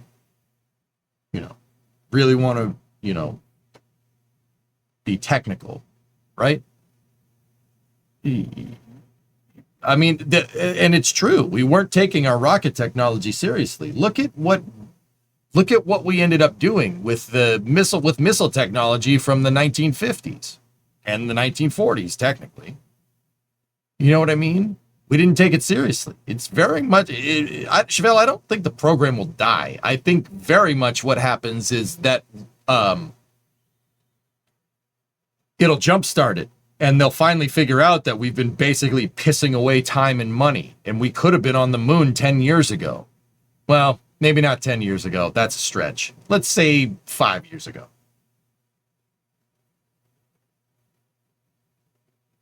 If we had taken the Constellation program seriously and the Obama administration didn't cancel the stupid thing, citing underperformance from underfunding the damn thing, and we had followed through with Constellation, even though it was underperforming, we'd have a moon base by now. The vision for space exploration, the Constellation program, would have basically called for people back to the moon by 2020. And they would have, even if that was late, even if it was 4 or 5 years late, still be on the moon right now. Just saying. Jim was right in that regard, talking about, the political winds screwing NASA completely. He talks about that partisanship nonsense is not really good for NASA. And then that moron from New Mexico brings up partisan nonsense. And then the guy from Cleveland brings up partisan nonsense. It's funny because he proved their point. He proved his point. Both of them did.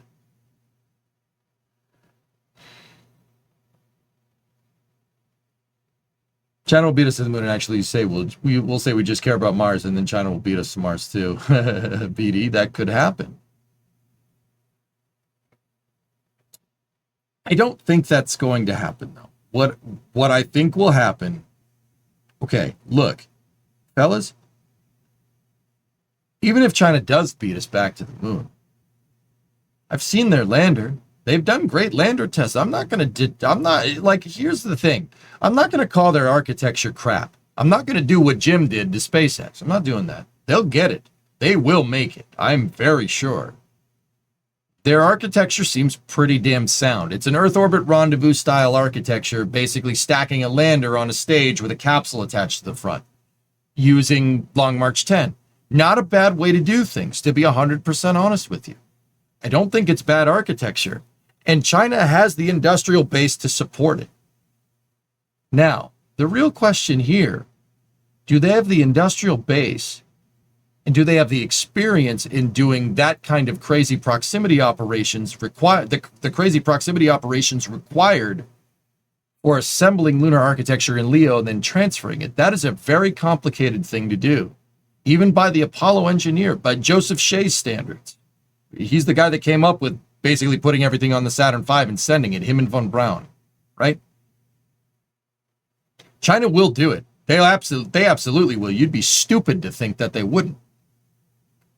But even if they do get there 2029, let's say they get there 2029, 2030, right?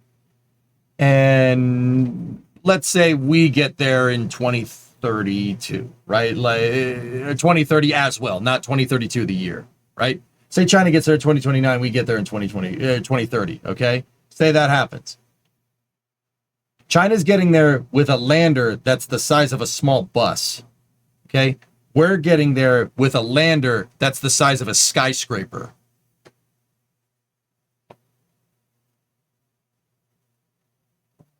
I'm just putting it out there. I ain't worried about losing this race, to be honest with you. It would be cool to beat them back, but who cares if we don't? Honestly, who cares? Jim admitted that these programs could be way better. You know, what did he say in his testimony or whatever? He said, well, the capacity could be transformational over time if payload capacity increases. The complexity of the architecture precludes a clarity. He's basically saying that it could be way better than anything we're making right now in the future, but it's not ready right now. If SpaceX nails the capability, if they can even launch Starship on the frequency of Falcon 9, China will have 2 or 3 flags on the moon and 2 or 3 manned missions by the early 2030s, and we'll have a goddamn city on the moon. I'm not worried about this. I'm really not.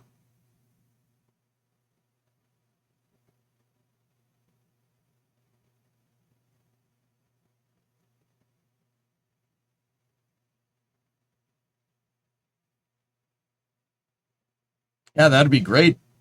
That'd be great, Oculus. Yeah, I mean, I think you just want the X-33 back, dude. But I mean, I don't blame you. I kind of do too. I just want us to all be friends. Why is everything a competition? MK, can I? It's late. It's been a long day for me. Can I be candid, a little more candid than I usually am? Is that cool? Are you guys all right with that? Some people might not like what I have to say, and that's fine. If not, just go to bed. I'll see you tomorrow. Like, I don't mind friendly competition, dudes. I really don't. But to speak more, do you guys remember when I was talking about, you know, you don't need to trash SpaceX to use that as an excuse to lobby for better spaceflight architecture. You don't need to do that. You don't need to do that. You could just lobby for better spaceflight architecture if your argument is good enough, if you have a solution. Tearing another company down or another entity down because they're your competition is shitty fucking behavior. That's terrible behavior. That is the mark of a fucking loser. All right? And you know what, dude? You know what sucks? We're doing that with China. You know, well, China's this boogeyman. China's going to figure it out. China's this boogeyman. China's going to figure it out. That's what losers do. If we want to go to the freaking moon, go to the freaking moon. This is the U.S. We don't need a fucking reason. The reason should be self-evident. I hate, you know, like, don't get me wrong, healthy competition between adversarial countries. You want to do something like that, but this is very, very quickly turning into a catfight, and I don't like it. I don't like it. It's, you know, there's the guy, you know, Lieutenant General Shaw was there. He was talking about the Space Force. He was talking about space situational awareness. He's talking about weapons in space. And that's all fine and dandy, I suppose. And it's something we definitely need to understand. Space situational awareness is super important. But this is very quickly getting dirty very fast. We shouldn't need a reason to build a fucking moon base, all right? We shouldn't need a reason to do it that has to do with a boogeyman. Now, don't get me wrong. I'm no fan of communism or one-party states or anything like that. I'm not a fan of nothing like that. I don't like that. I like how we do things here, all right? But also at the same time, you know, we should do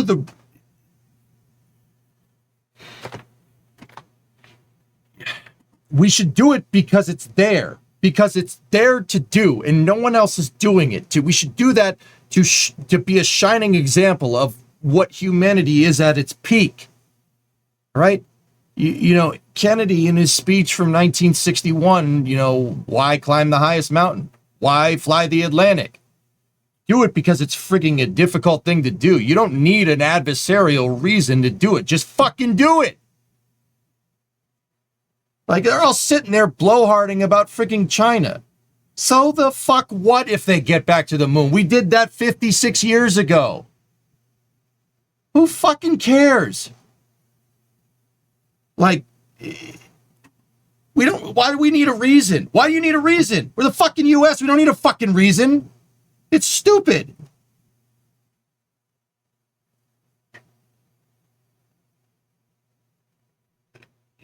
Yeah, we should do it to better ourselves, not to fucking tear somebody else down. That's fucking dumb. And once again, I ain't no fan of China. I don't like that. I don't like one-party dictatorships. I don't like that. That's not cool. That's not what we're about. But also, it should be self-evident that that's a bad idea. We shouldn't need to reiterate it. We know that it is. It's self-evident that, sacrificing individual freedom is not how we do things. Am I wrong? Like, we don't need to keep saying they're bad. We know they're bad. We know that that's not the way we do things. We get it. Just go and fucking do it.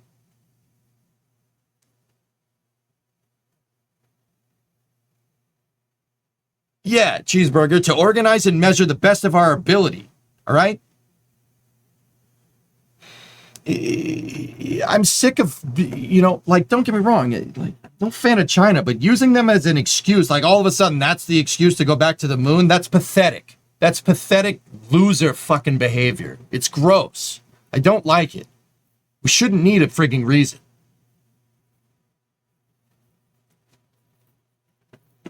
Every American that's watching this stream right now, you were in school, you know what they fucking taught us. They taught us that we're the fucking best. That's what we were taught in fucking school. We're the fucking best. We lead by example. That's what we were taught. What the fuck are we doing right now? We're not doing that. We ain't doing that. Every single person here that went to high school in the U.S. was taught about American exceptionalism, and to fucking say that you weren't was bullshit. You want to be like that? We want to roll like that? Let's roll like that. You don't want to roll like that? Well, why the fuck are you teaching this then?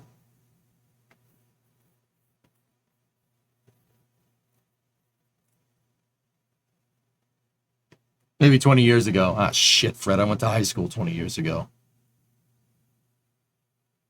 Do they not teach that anymore? If so, why not? This is a freaking country where you could do things that you could do stuff like SpaceX. You know what I mean?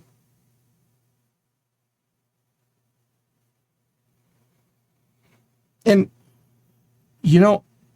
people that are in Europe and stuff, I know that's going to come off fucking stupid. Or if you're anywhere overseas, it's going to come off stupid. Like, oh, you guys are taught to be that you're better than everybody else. But yeah, no, it's exceptionalism. It's not about being better than everybody else. It's about bettering yourself. Manifest your own destiny. All right? That's the whole point of this country. That's the whole fucking point. Did we lose the plot?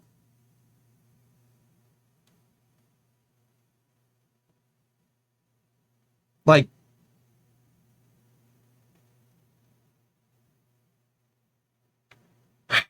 sorry, I needed to get that off my chest. Like every time they sit there and say, well, China's going to get back to the moon. Dude, who the fuck cares? We went there 56 years ago. We should have nothing to prove. In fact, the fact that we are trying to prove something what the fuck, man? We don't need to prove shit. Let's go build a city on the fucking moon. Build a fucking city there. That'll show them.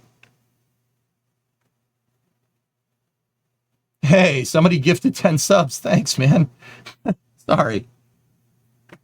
We built stuff like the Transcontinental freaking Railroad. We built that 150 frigging years ago. We built stuff like the Hoover Dam, the Golden Gate Bridge, Tennessee Valley Authority.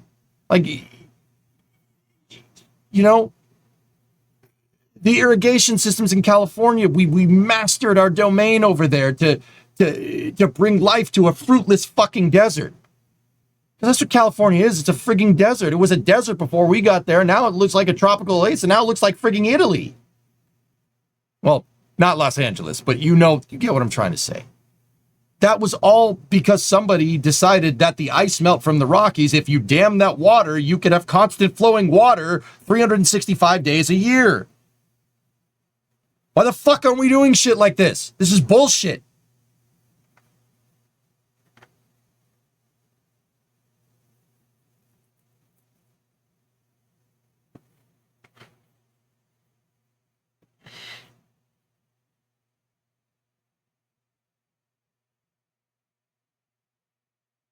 It took 410 days to build the Empire State Building.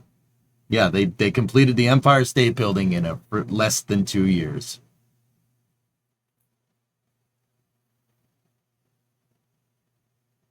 If it's that big of a deal, open the checkbooks and stay out of NASA's way. Yeah, Rares, but are we going to do that? Like, are we going to do that? Are we going to sit here?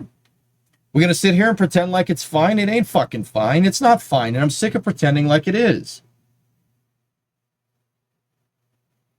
Yes, and the people that built that stuff are long gone and don't exist anymore. They don't care anymore. What about you and me? We care, geek. Fuck those people. They're dead. Whatever. It doesn't matter.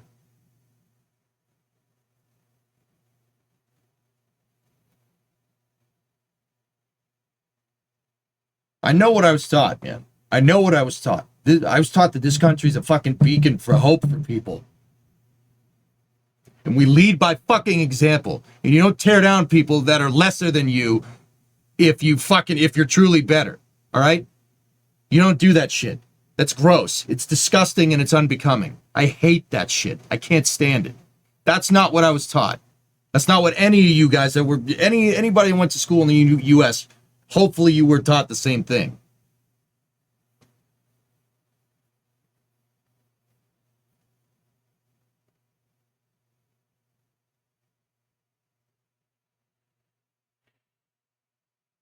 I'd love that if we actually lived up to that, honestly. Aqualex, the best thing that I can do is live up to that freaking mantra every day.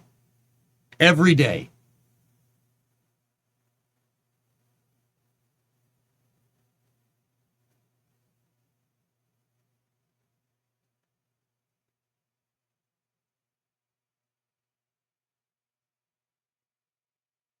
We're taught to figure out the impossible and make it a reality. What happened to that? Let's get back to doing that.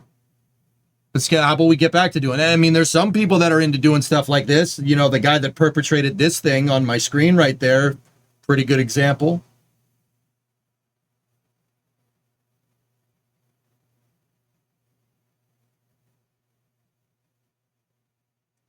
SpaceX is definitely doing that. You know what's crazy, man? I read about old companies.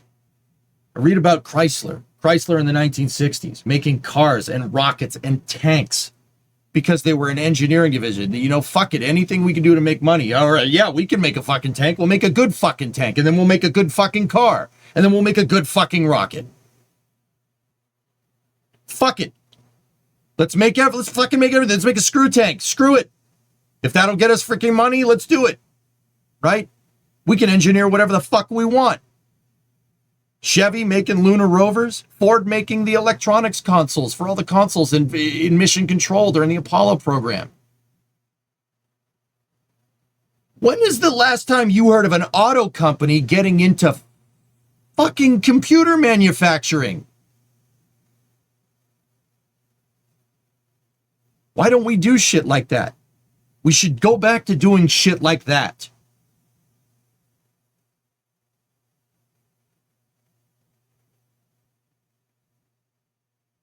You know Henry J. Kaiser? Yes. Mm-hmm.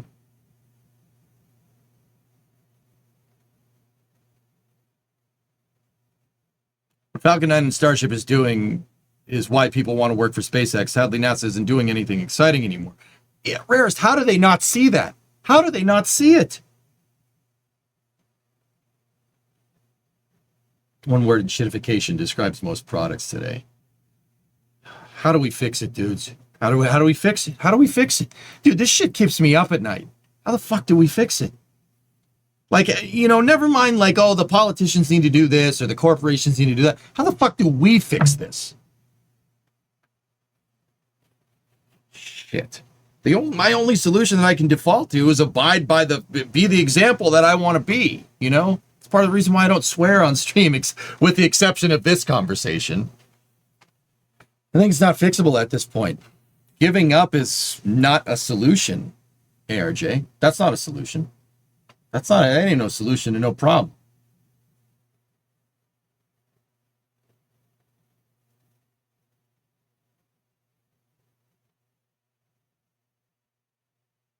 I mean, I'm trying to curb this by trying to put this behavior out as an example to people that watch, so hopefully people get it. I mean, I abide by this every day. You know, I mean, have you ever seen me, like, if someone shows me their Kerbal craft file, you ever see me tear somebody down? I've never done it, only as a joke.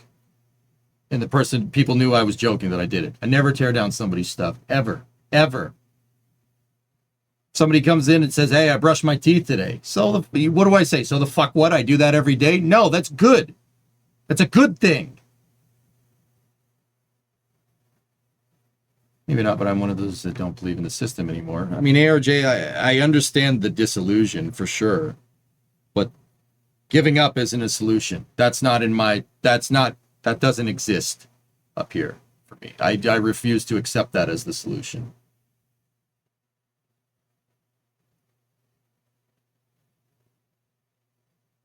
Yeah, Bert, there you go.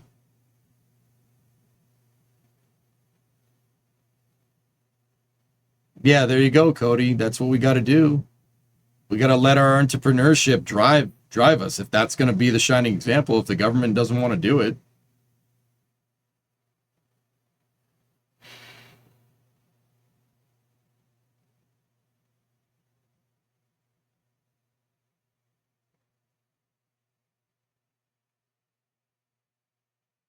I actually made my bed today, a rare occurrence, but I thought of your words. That's cool, Dan. Good. Well, then you can work on fixing it for the both of us. Well, ARJ, you're inadvertently funding me doing just that.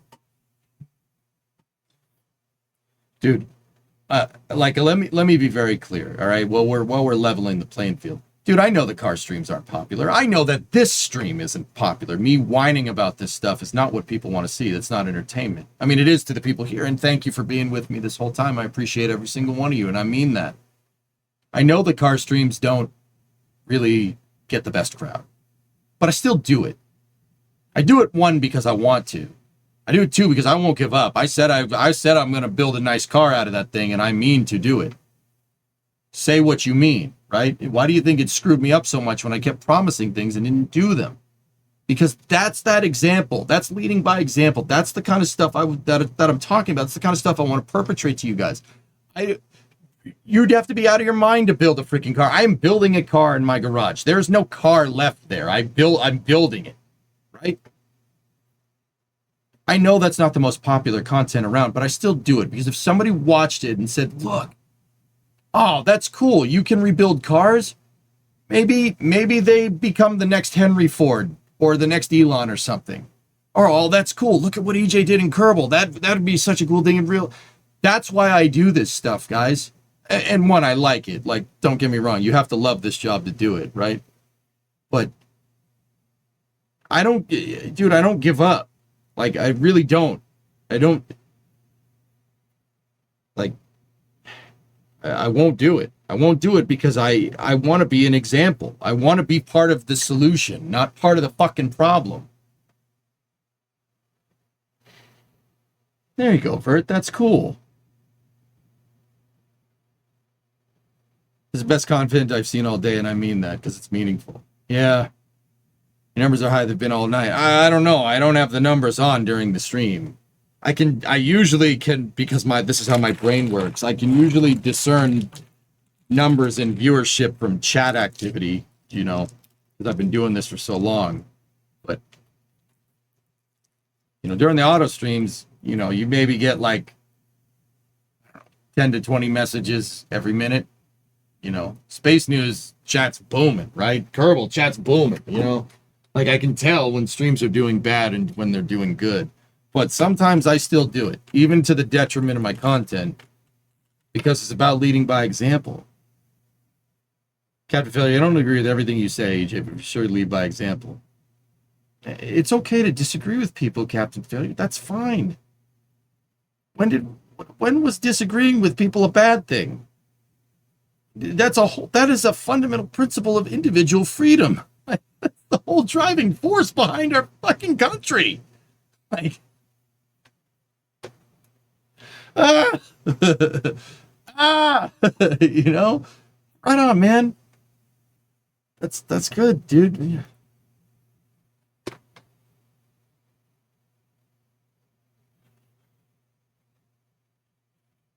I don't know. Sorry, I think that's what bothered me the most about that whole Senate meeting, guys. And sorry, I usually don't get this. I usually don't get this this soapboxy on stream, and I usually don't be. I'm not this candid, you know.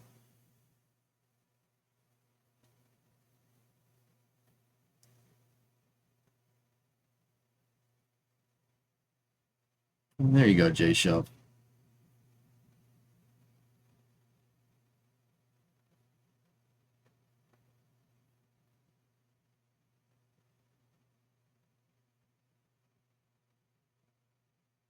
Maddie, I think Sean Duffy, despite not having the best background, is doing good. You know what? I'll be candid. With the exception of that shit post on X that he did, I think Sean Duffy's doing just fine. It's not Jared Isaacman, but it ain't Bill Nelson either. So take that for what it's worth. It's midnight? Oh, shit.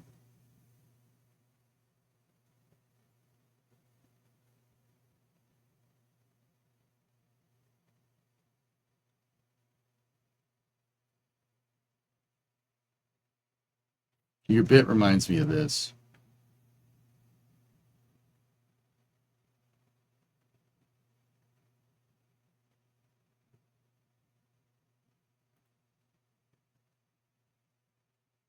Oh, the Jeff Daniels thing. I've seen that before where the guy, I don't like what Jeff Daniels said in that. I really don't. Some of the stuff he said is just pure bullshit. But whatever. I respect his freedom to say it, dude. But also, I think it's okay to think that this country is not the greatest in the world. That's fine.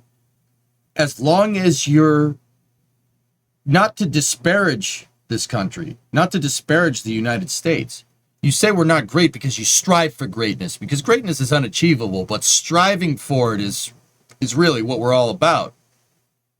The pursuit of happiness, not achieving happiness, right? I think Jeff Daniels in that video that you link, I think he went a little too far. No, absolutely not.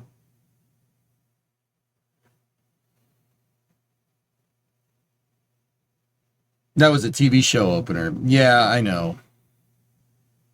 It's about striving to make yourself better. It isn't about competing with other people. It's about this. It's self-evident pursuit of happiness and manifesting your own destiny. That is the whole point of this 249-year-old experiment.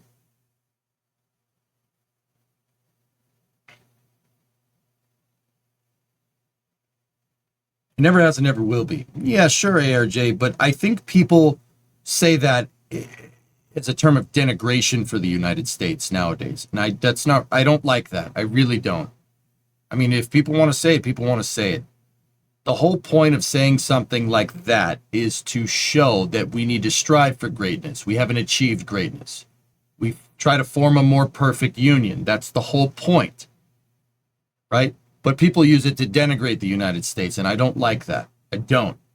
I really don't. That's not right. I respect people saying it, people's ability to speak their mind and stuff, but I generally think that's fundamentally misunderstanding, like the preamble to the United States Constitution. That's a fundamental misunderstanding. Or the only thing, either it's a fundamental misunderstanding, in which case that's fine. You can educate people about it, like what we're doing right now. But I don't like people that use that people that have an axe to grind that use that to tear it down. That pisses me off. I really don't like that.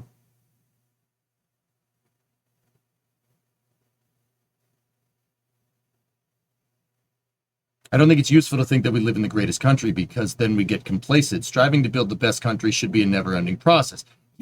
Yes, Entropy, yes. Read the preamble to the Constitution. That is exactly what it says. That's it. That's it. You got it. Thanks, Fred. We appreciate that, man.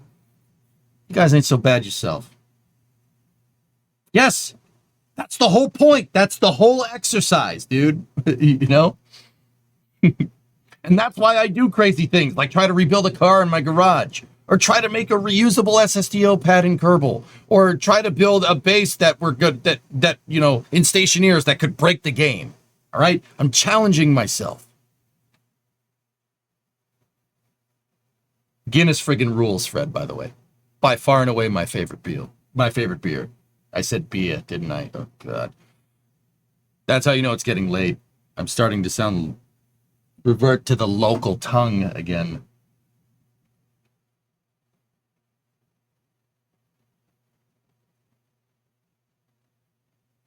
Yeah, MK Note, that would be nice, dude. It would be nice, but you know, you saying that all the tribalism we have around the country is holding us back. See, that's what I mean about acknowledging a more perfect union. Tribalism is a trait of humans. Well, it's an animalistic trait, but we are tribal in nature. A government isn't going to change that. And if it did, it would do it by force, which is not what we're about. I understand what you're saying. Sure, that would be great. I want Starfleet Academy, dude, and the United Federation of Planets. That would be fantastic.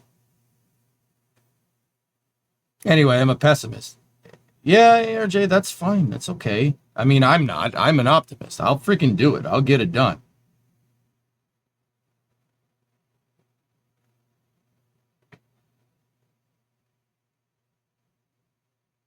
Just remember that, guys. That's an important thing to understand. Tribalism is a trait of humanity. And if we get rid of tribalism, you're erasing part of humanity. Oh, I don't know, like a one-party dictatorship state that's hell-bent on going to the moon.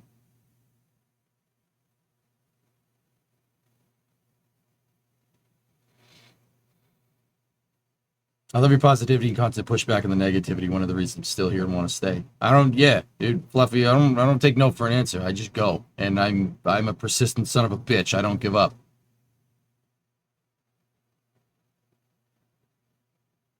If I did, I would have stopped streaming a long time ago. Exactly, that's what we should be striving for, eliminating the worst parts of us.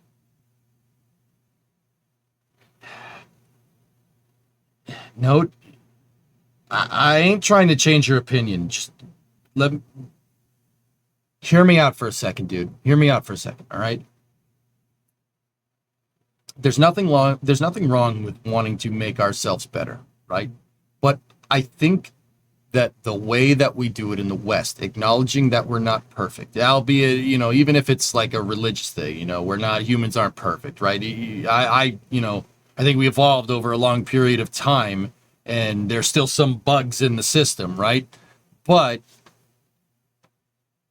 you know, we evolved over millions of freaking years, right? Patching the system takes time. We're not going to change it in a couple of years. We're not going to change it in a decade. We're not going to change it in 3 decades. We're not going to change it in a century, right?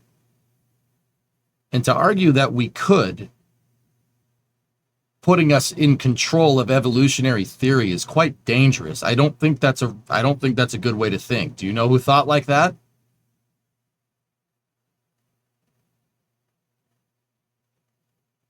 Be careful.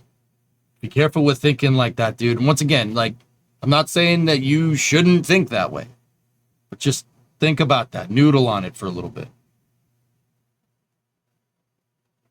That one Austrian, yes, that was a fundamental theory of Nazi ideology. Fundamental theory was that you should take control of human evolutionary characteristics. That's why they believed in eugenics, curtailing the gene pool and stuff. Yeah, that ended real good, didn't it? No, bad idea. Don't do stuff like that. Acknowledge that we're tribalistic and work around it. Don't try to, an engineer isn't going to try and tackle a problem head on. You're going to find ways around it, right? You're not changing who we are. You're not changing who you are, not changing who we are today or tomorrow. It doesn't work that way. See the vid that Rocket Lab released 5 hours ago? Yeah, Skeleton. Yeah, it was a good one. With Neutron, it showed the chomper fairing and stuff. I think acknowledging the human condition and working with it is the right move. No, and I think that's what you're trying to get at, but just be careful with your words when you go around saying stuff like that, because be careful with your words there, because dude, that's opening up the door. That's opening up a can of worms that I don't think you're intending to open, right? Like, I'm just eager to see things like super immune system so we never get sick again. That'd be great, Hoffman. Yeah, it'd be nice. I was sick last week. It sucked. That would be great, man.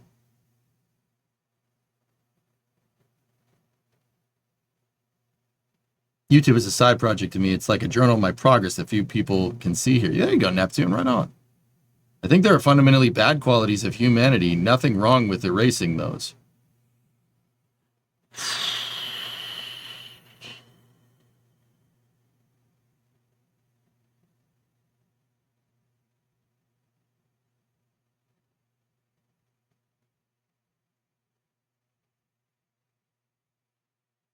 Dude, I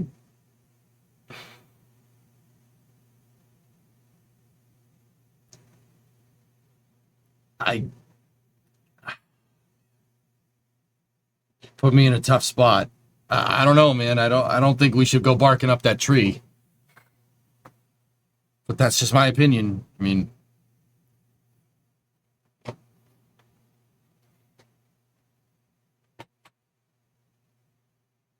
I'm personally fond of calling the neutron fairing a Pac-Man fairing.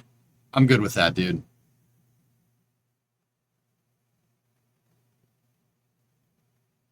Yeah, Aquilix. No, I get it, and I understand that. That's fine. Yeah. I mean,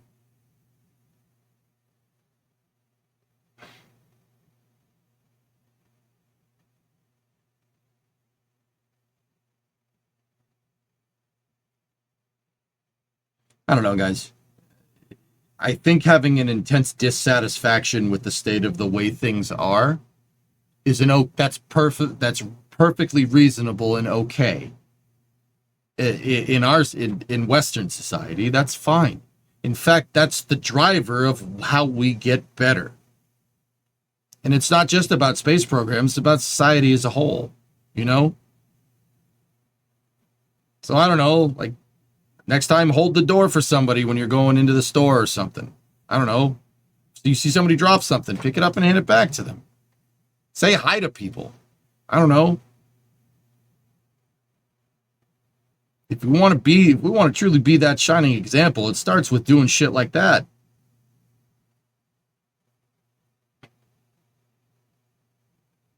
Yeah, Jared, that's kind of the point that I'm getting at.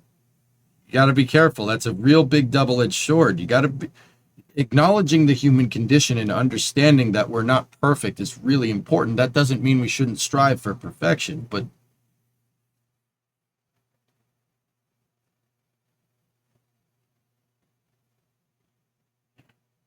wave at people. Yeah, there you go.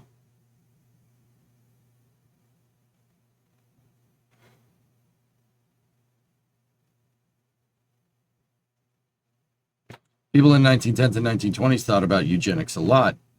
They thought it was neat. Yeah, and then somebody put it into practice. Yeah. Ended real good.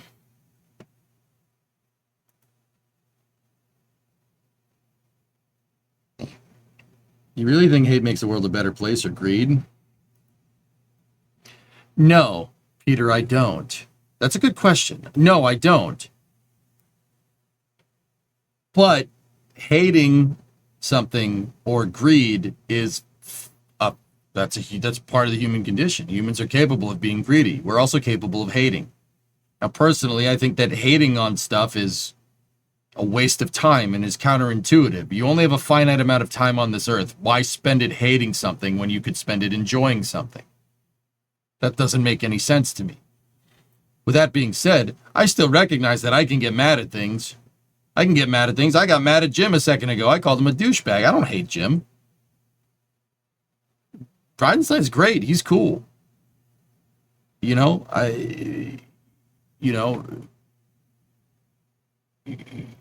recognizing that you're capable of hating somebody and recognizing that you're capable of being greedy is the first steps to potentially mitigating that. It's like what we were talking about the other day. We were playing Stationeers earlier this week, okay? Playing Stationeers earlier this week. And we were talking about hitting the Powerball. The Powerball pot, the drawing has already happened, but the Powerball pot was up, I don't know.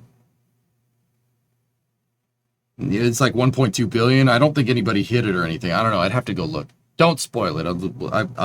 I have a lottery ticket down in the house.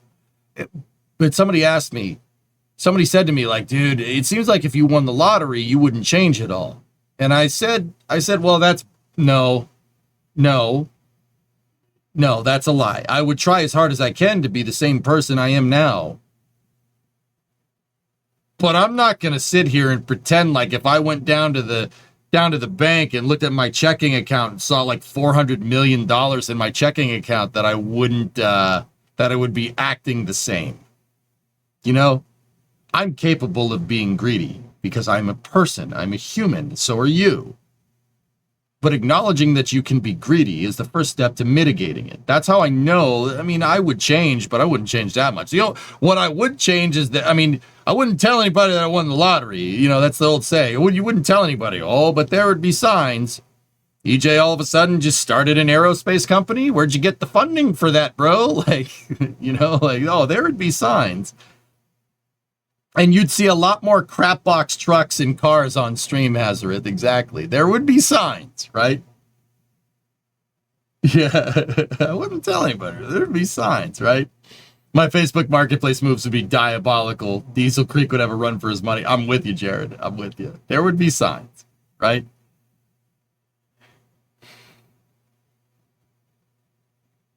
You know? But I don't think that that necessarily constitutes erasing hatred or erasing greed, because that's a human condition. That's part of the human condition. Humans are capable of hate. Trying to eradicate that is trying to take away part of self, which is not, I look at that with the same kind of bizarre like thing to if somebody was like, I don't need my left hand. You know, like, you want to cut your arm off? Why would you do that? That's not healthy, right? Trying to erase hatred from yourself is not healthy. It's not a healthy exercise, and it's probably going to end up making you hate things more. Does that make sense? Is Vulcan capable of carrying a gateway module into lunar orbit? No good. No. I mean, theoretically, yeah, but you'd need a service module on whatever payload you're deploying. Equilibrium discussion? Yeah, something like that.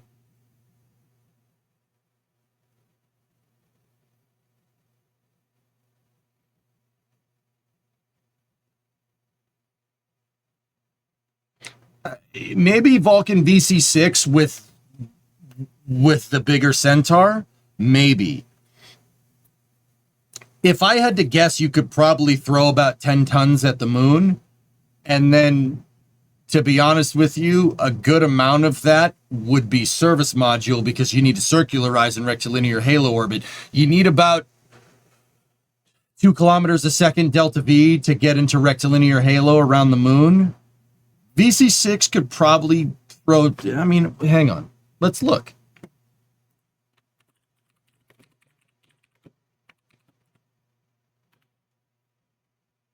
What's Vulcan Centaur's payload capacity? Let's take a look here.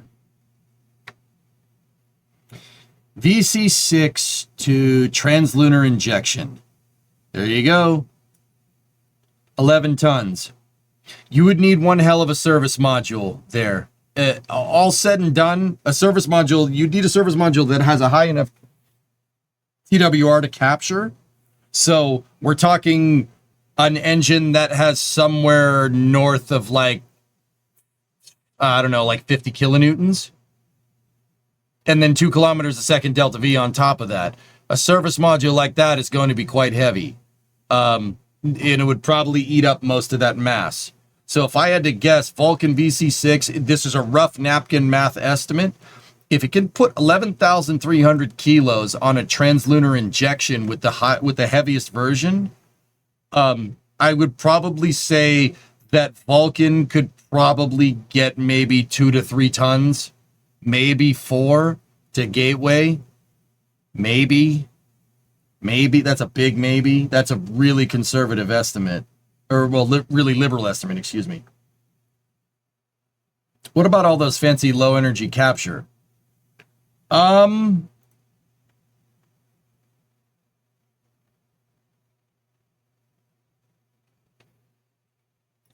I mean, okay, so no good ask, can it get to Gateway? I would assume that means that you're moving something that needs to get out there relatively expedient, like food or supplies or something food, like something that could potentially have a shelf life, Aqualux. So in the premise of the question, I was framing it as something that needs to get out there relatively expedient, a high energy transfer. With a low energy transfer, Vulcan could move whatever. Yeah, with a low energy transfer, that payload could probably go up to like 5, maybe 6 tons. But you're swapping delta V for time here, utilizing the O-berth effect, right? Could a surface module be sent up first and then have the rest of the rendezvous? And the rest rendezvous with the surface module? So, Maddie, what you're talking about is Earth Orbit Rendezvous for lunar applications. It's called EOR for short, Earth Orbit Rendezvous. You could do that, but it's a trade-off. Building a vehicle to go out to the moon in low Earth orbit seems easier, but it requires more launches. It requires rendezvous proximity operations and docking. It requires potentially propellant transfer, probably not. It depends on how you do it. And that seems like it's going to be easier. And it kind of is if time is on your side, right? If we're talking about a high energy transfer or being expedient or something that needs to get out there fast, doing something like the Saturn V with the LEM and the CSM is a much more fitting application. Keep in mind, guys, there's no right or wrong way to get to the moon. All right. Maybe the wrong way is the way where you crash into the surface, right? Like Surveyor 2? Yeah, that is a wrong way to get to the moon. I mean, it still got there, but it didn't get there in one piece. There's no right or wrong way to get there, though, in terms of transfers, right? There's only mission trajectory profiles that are relevant to whatever your mission is doing. So Apollo found it more expedient to launch everything in one shot. The reason why is because, one, it's quicker. Now, what's the trade-off? The trade-off is that you have to engineer a ridiculously big launch vehicle, like the Saturn V. That's tricky. Right? But that was seen as a quicker way than launching a bunch of Saturn 1s and putting it all together, right?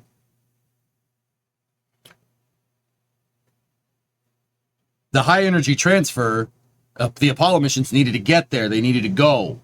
They needed to get out there and do a 3-day transfer, a high energy translunar injection. The reason why is because the Apollo CSM has fuel cells. The batteries have a service life. Your environmental control systems, life support systems, they have a shelf life of about 3.5 weeks, give or take.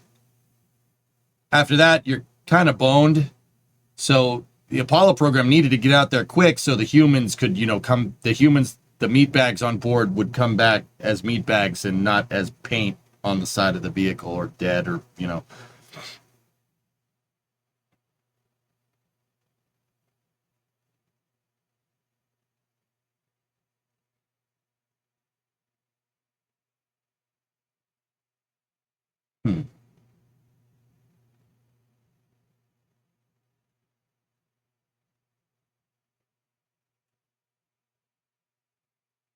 Why not use the American, European, and Japanese portions of the ISS as gateway? Is it a Delta V issue? Portions of the ISS as gateway. Maddie, we could go about doing that, dude, but the ISS is 30-year-old technology at this point, dude. There's just let it go. Just let it go. Just build a new one. We're having trouble doing that though, so I mean, I don't blame you.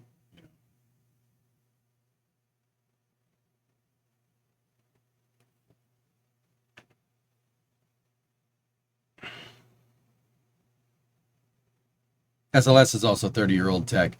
Yeah, no good. I see people make that argument, but SLS is a rocket that serves a purpose that no other rocket has. And don't get me wrong, I'm saying that as a Starship fanboy. I love Starship. I love that thing. I think that SpaceX will move us further into the stars. And if NASA doesn't pull their head out of their ass, they'll leave them in the dust. And you know what? Rightly so. Maybe that could be an opportunity for NASA to take a look in the mirror and be like, holy shit, we're a space agency that sucks at sending things into space. Maybe we should change something, right? But SLS is still serving a market. With that all being said, SLS is still serving a market that no other vehicle can do. By definition, SLS can do things that Starship cannot. The reason why is because it's an expendable launch vehicle. SLS, if we decided to build it into a nice vehicle and give it a better upper stage, right? And, you know, BOLE carbon composite SRBs like what they plan on doing, it could hit that 45 metric tons TLI number. And if SLS can hit 45 metric tons translunar injection, that's good enough for a good, decent capsule with a service module to get you into low lunar and doing Apollo style stuff, which is what I've basically been calling on it to do this entire time, but that's another story.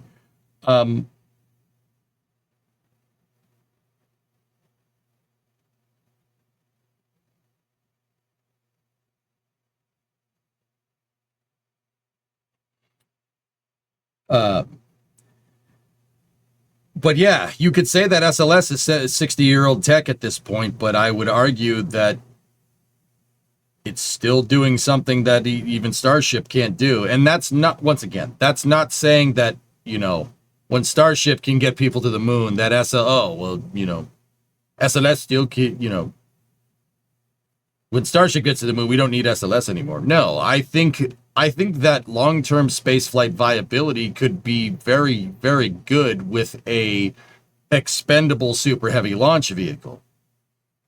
I'll give you an example. NASA could use SLS to basically build gigantic space segments up on orbit, right? Gigantic space stations, right? You could use SLS with its 10-meter fairing variant that is still technically vaporware at this point, but SLS with a 10-meter fairing. Heck, a 10-meter fairing just on top of the core stage. You're looking at 100-ton throw weight in an expendable capacity. Now, Starship is projected to move 100 tons, but SLS has a 10-meter fairing. Starship has a 9-meter fairing that's constricted by a payload bay. SLS's 10-meter fairing variant that NASA wants to work on is almost as big as a Starship. You're trying to tell me that that's not useful, even if SLS is using 1970s technology? Oh, that's very useful. Oh, we could do stuff with that. How about NASA uses it to build a gigantic nuclear thermal transfer vehicle, Constellation style, and have Starship resupply it. You get the best of the Saturn V and the space shuttle right there. Boom, done.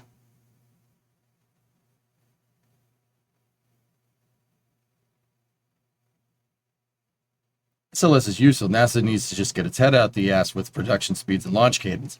Bingo. That's the real problem, no good. That's what I was trying to say. That's what I try to get at, and that's what I try to do when I teach people about this stuff. SLS isn't the problem. The cadence is the problem. The cadence in the architecture. SLS is fine. You know why it's fine? Yes, it is a little bit on the older side of technology, but it's still servicing a market that no other rocket can do. Dude, when we get, so say Starship does everything SpaceX wants it to do, and say NASA starts buying Starships, I still think that SLS would be amazing. Not for human exploration anymore. You know what SLS would really be good at? Science missions, dude. How many James Webbs could you put on top of an SLS booster? How many LIVOIR telescopes could you put up there, which is the better version of James Webb that they're going to take like another 20 years to make? Think about what SLS could throw to Ceres or Jupiter and exploring the icy moon, Jupiter icy moons. I mean, there's the JUICE program, right? Imagine the outer solar system research you could do with a super heavy launch vehicle launching probes. You know, you have something like Voyager 1 and Voyager 2. SLS could launch a fleet of those things, right? You could launch 50 of them, 60 of them. You could use SLS to deploy rovers like Dragonfly on Titan. You know, with the right architecture, you could send a freaking fleet of submarines or fleet of helicopters to other planets and drone swarms around, conducting scientific research 24/7, 365. SLS has its uses. That's stuff that you just can't do with Starship. Well, you could, to be honest. You could, but SLS is prime for large payload capacity single shot missions for scientific research to the outer rim planets in our solar system. It is perfect for it. Perfect. You know, even if Starship replaces NASA's entire human spaceflight capability, you know, NASA pulls its head out of its tail, it's, you know, and says, you know what, that Starship's a good idea. I don't want SpaceX to operate it. I want us to buy our own, and I want SpaceX to build us a launch pad and will operate a Starship. Just like how NASA would procure a 747 from Boeing if they needed it. Same idea. I don't have a problem with that. I still think you shouldn't get rid of SLS, even at that point. Because Starship can't do a single shot mission like that to Pluto or whatever. You'd need to do that whole refueling thing. SLS can do it in a single shot. It's like, take airplanes, for instance, right? You know, go back to 1961. The 707 comes out, right? Jet engine, it's the jet age. Jet engines are the new thing with aerospace. Propellers are obsolete. We don't need those anymore. This is the wonder device. High bypass turbofans and low bypass turbofans. No plane will have propellers ever again. No plane will ever have a piston engine on it ever again. Do we still have propeller planes with pistons? Yes. In fact, you probably see more Cessnas flying around in the sky than you do freaking 730. Nah, that's probably not true, but you get the idea.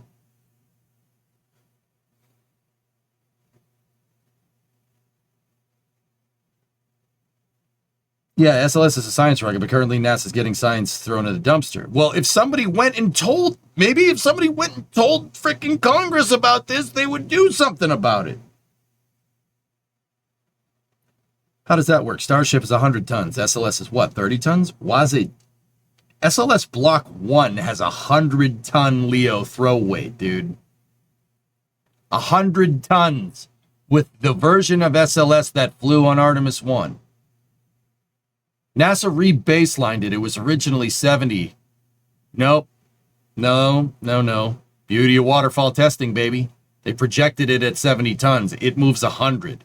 SLS can move 100 tons into LEO right now. The problem is it doesn't have a payload fairing, which we should be able to cook one of those up. We have turboprops, blending new and old. Bingo!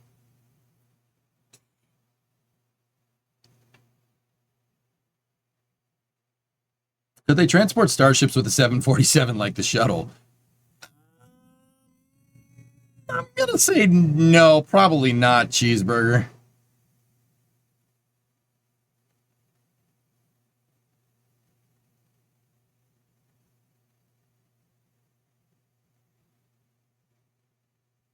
But yeah, I don't think SLS is, it is based off of old technology, but I think SLS has a very long and robust future. And I'm saying that as somebody that likes Starship. Just saying. SLS for scientific missions? Woo, baby. Dude, think about SLS. You know what SLS would be really good for? Building communication systems, long-term deep space communication systems. SLS, just put a stack of Starlink satellites on top of that bad boy. Or whatever, GPS or something. You want Mars GPS? SLS could put the entire fleet into a Martian orbit in one shot. Well, not the entire fleet, but you get the idea.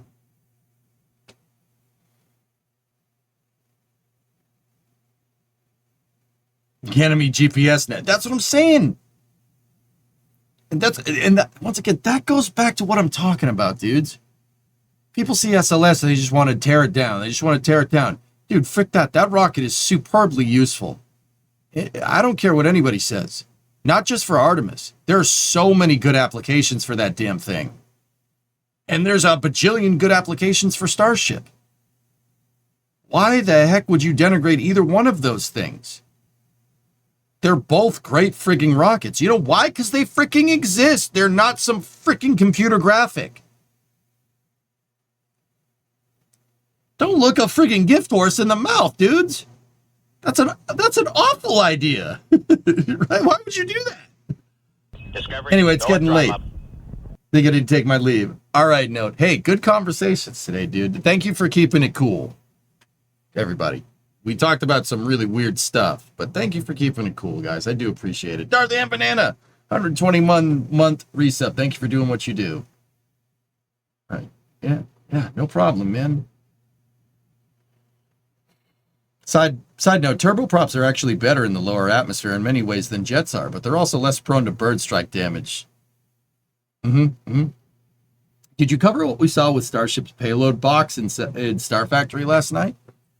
No, Neptune. I didn't. Kind of had our own flame trench, didn't we? Yeah, sure. I didn't do the best job at earlier in the stream, and I apologize for that. It's just that what happened really hit your buttons. Hey, man. Dude, I get it. It's all good, bro. Don't worry about it. Man, I called Jim a douchebag during normal hours. I was like, you douche. Fuck off. Come up with your own architecture. It's all good, man. Everybody's capable of losing their cool, dude, but you acknowledge it and you move on, right? That's what we were talking about. It's all good, brother. Water under the bridge. Good night. I'll see you tomorrow. Who the heck would be the right person to testify to Congress that SLS is a science rocket and not a crew rocket? I don't know. YouTube chat's like, we're so civilized. Yes.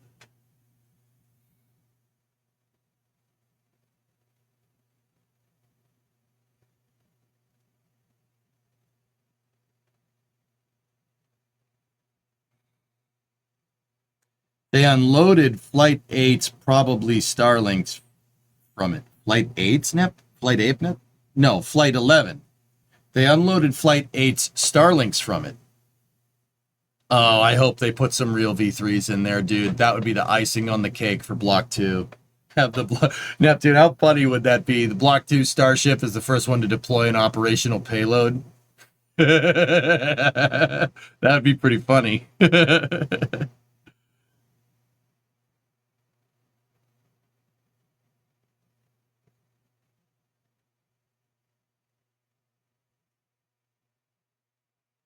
Have to go to orbit for that.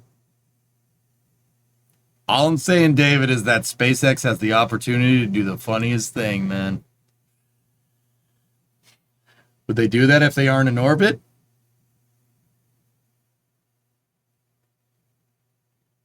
I'll admit, Mutter, an orbital shot on Flight 11 is a little bit of a ballsy move. I would want more flight data on Raptor relights, just because you really don't want to put yourself in that position.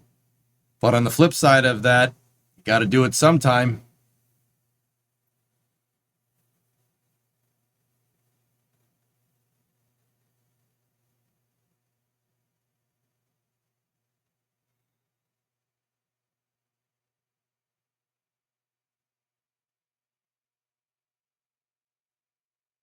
That might beat Blue Origin to operational payload. That'd be a good laugh. Starlink internet for 40 minutes before it burns up. Cyborg, I'll tell you what I want, dude. I want them to deploy a V3 sat with a camera on it, because we know SpaceX has visible light spectrum cameras on Starlink satellites. They absolutely do. We saw it in the Starlink promo footage from Flight 10, right? I want them to deploy it, and I want to see a shot from a Starlink getting deployed out of the payload bay and Starship sitting in front of the Earth. Starship with the Earth behind it. That's what I want to see. That would be... I think I would lose... Okay, it's after. I would lose my shit on stream. Like, badly. I'd be like... You know, like... You know, I'd lose my freaking mind. It's like the, they did that during the shuttle program, if anybody cares. Hang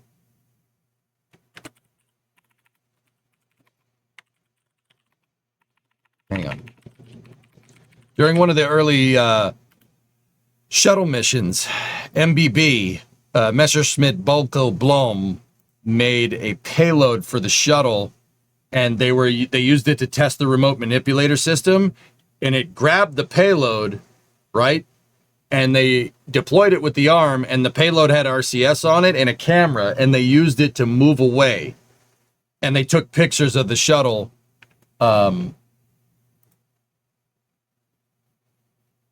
They took pictures of the shuttle on orbit. It was a righteous freaking mission. I think it's STS-41B.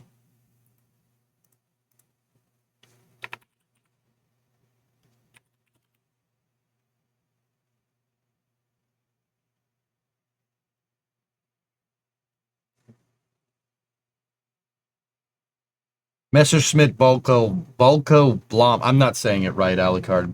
It's MBB. Won't they have to redo the relight test for Raptor 3? Yeah, probably. No, it's not 41B. Hold on.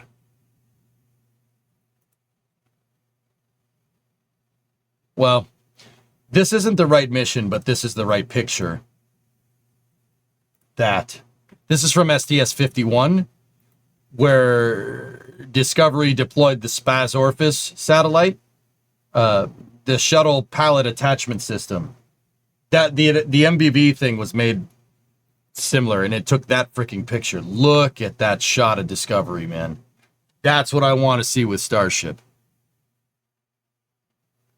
Yeah, that's what it's called. SPAS-Orpheus, excuse me. I didn't say it right. It's getting late.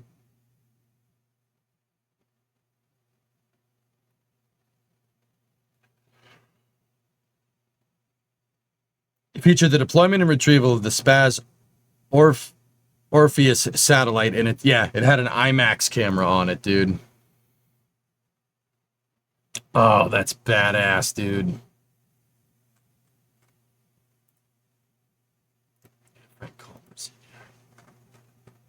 Look at that frigging picture, dude. That's so cool. Hey, Chief, what's going on?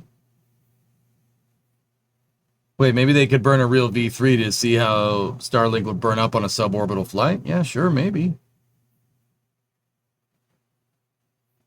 Will they do another Raptor relight on 11 if they decide not to go orbital? Yes, Smile. In fact, I think that's what they're going to do. I think they'll do suborbital to test Raptor relights. I do not think they have enough data on relighting Raptors on orbit to constitute going full orbital, but it would be cool if they did. How are you? Still on? Yeah. Yeah, that was a really long space news. Anyway, Chief, I'm probably going to go sleepy. I have to get up. We have to work on the car tomorrow. I have to get all that crap aligned. But they have to launch in the morning for us to be able to see the Starlink deployment to work. Yes. Yes, Cyborg. Yeah, to get a daytime deployment, or else they'd be deploying those Starlinks at night, like what happened. Anyone we can raid. I'm good for tonight with it, guy. I said my piece. Hopefully people don't hate me after what I said. I assure you, we don't do politics on this stream sometimes, but sometimes we got to, just to be sure.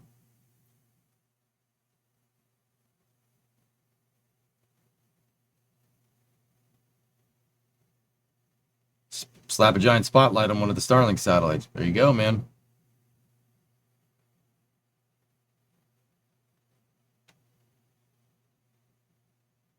We need these Rule 8 therapy sessions at least a few times a year. Yeah. Love, you got to drive back to the eye doctor 2 hours west, so may listen on Bluetooth. Good luck tomorrow. Yep. Mr. Streamer, how dare you have an opinion? Good morning, Tej. I enjoyed the stream and I'll be here for tomorrow. Cool. Yep.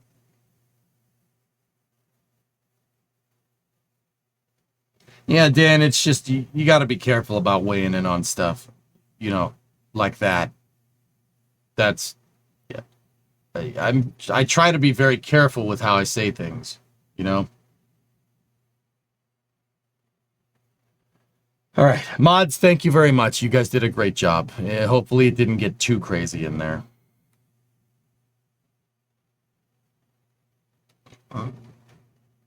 That's going to do it for me, guys. I will see you guys all in about 11 hours. The situation is frustrating for many people. It's good to know that we aren't alone and that we can engage constructively. Yep. I'll give you 8.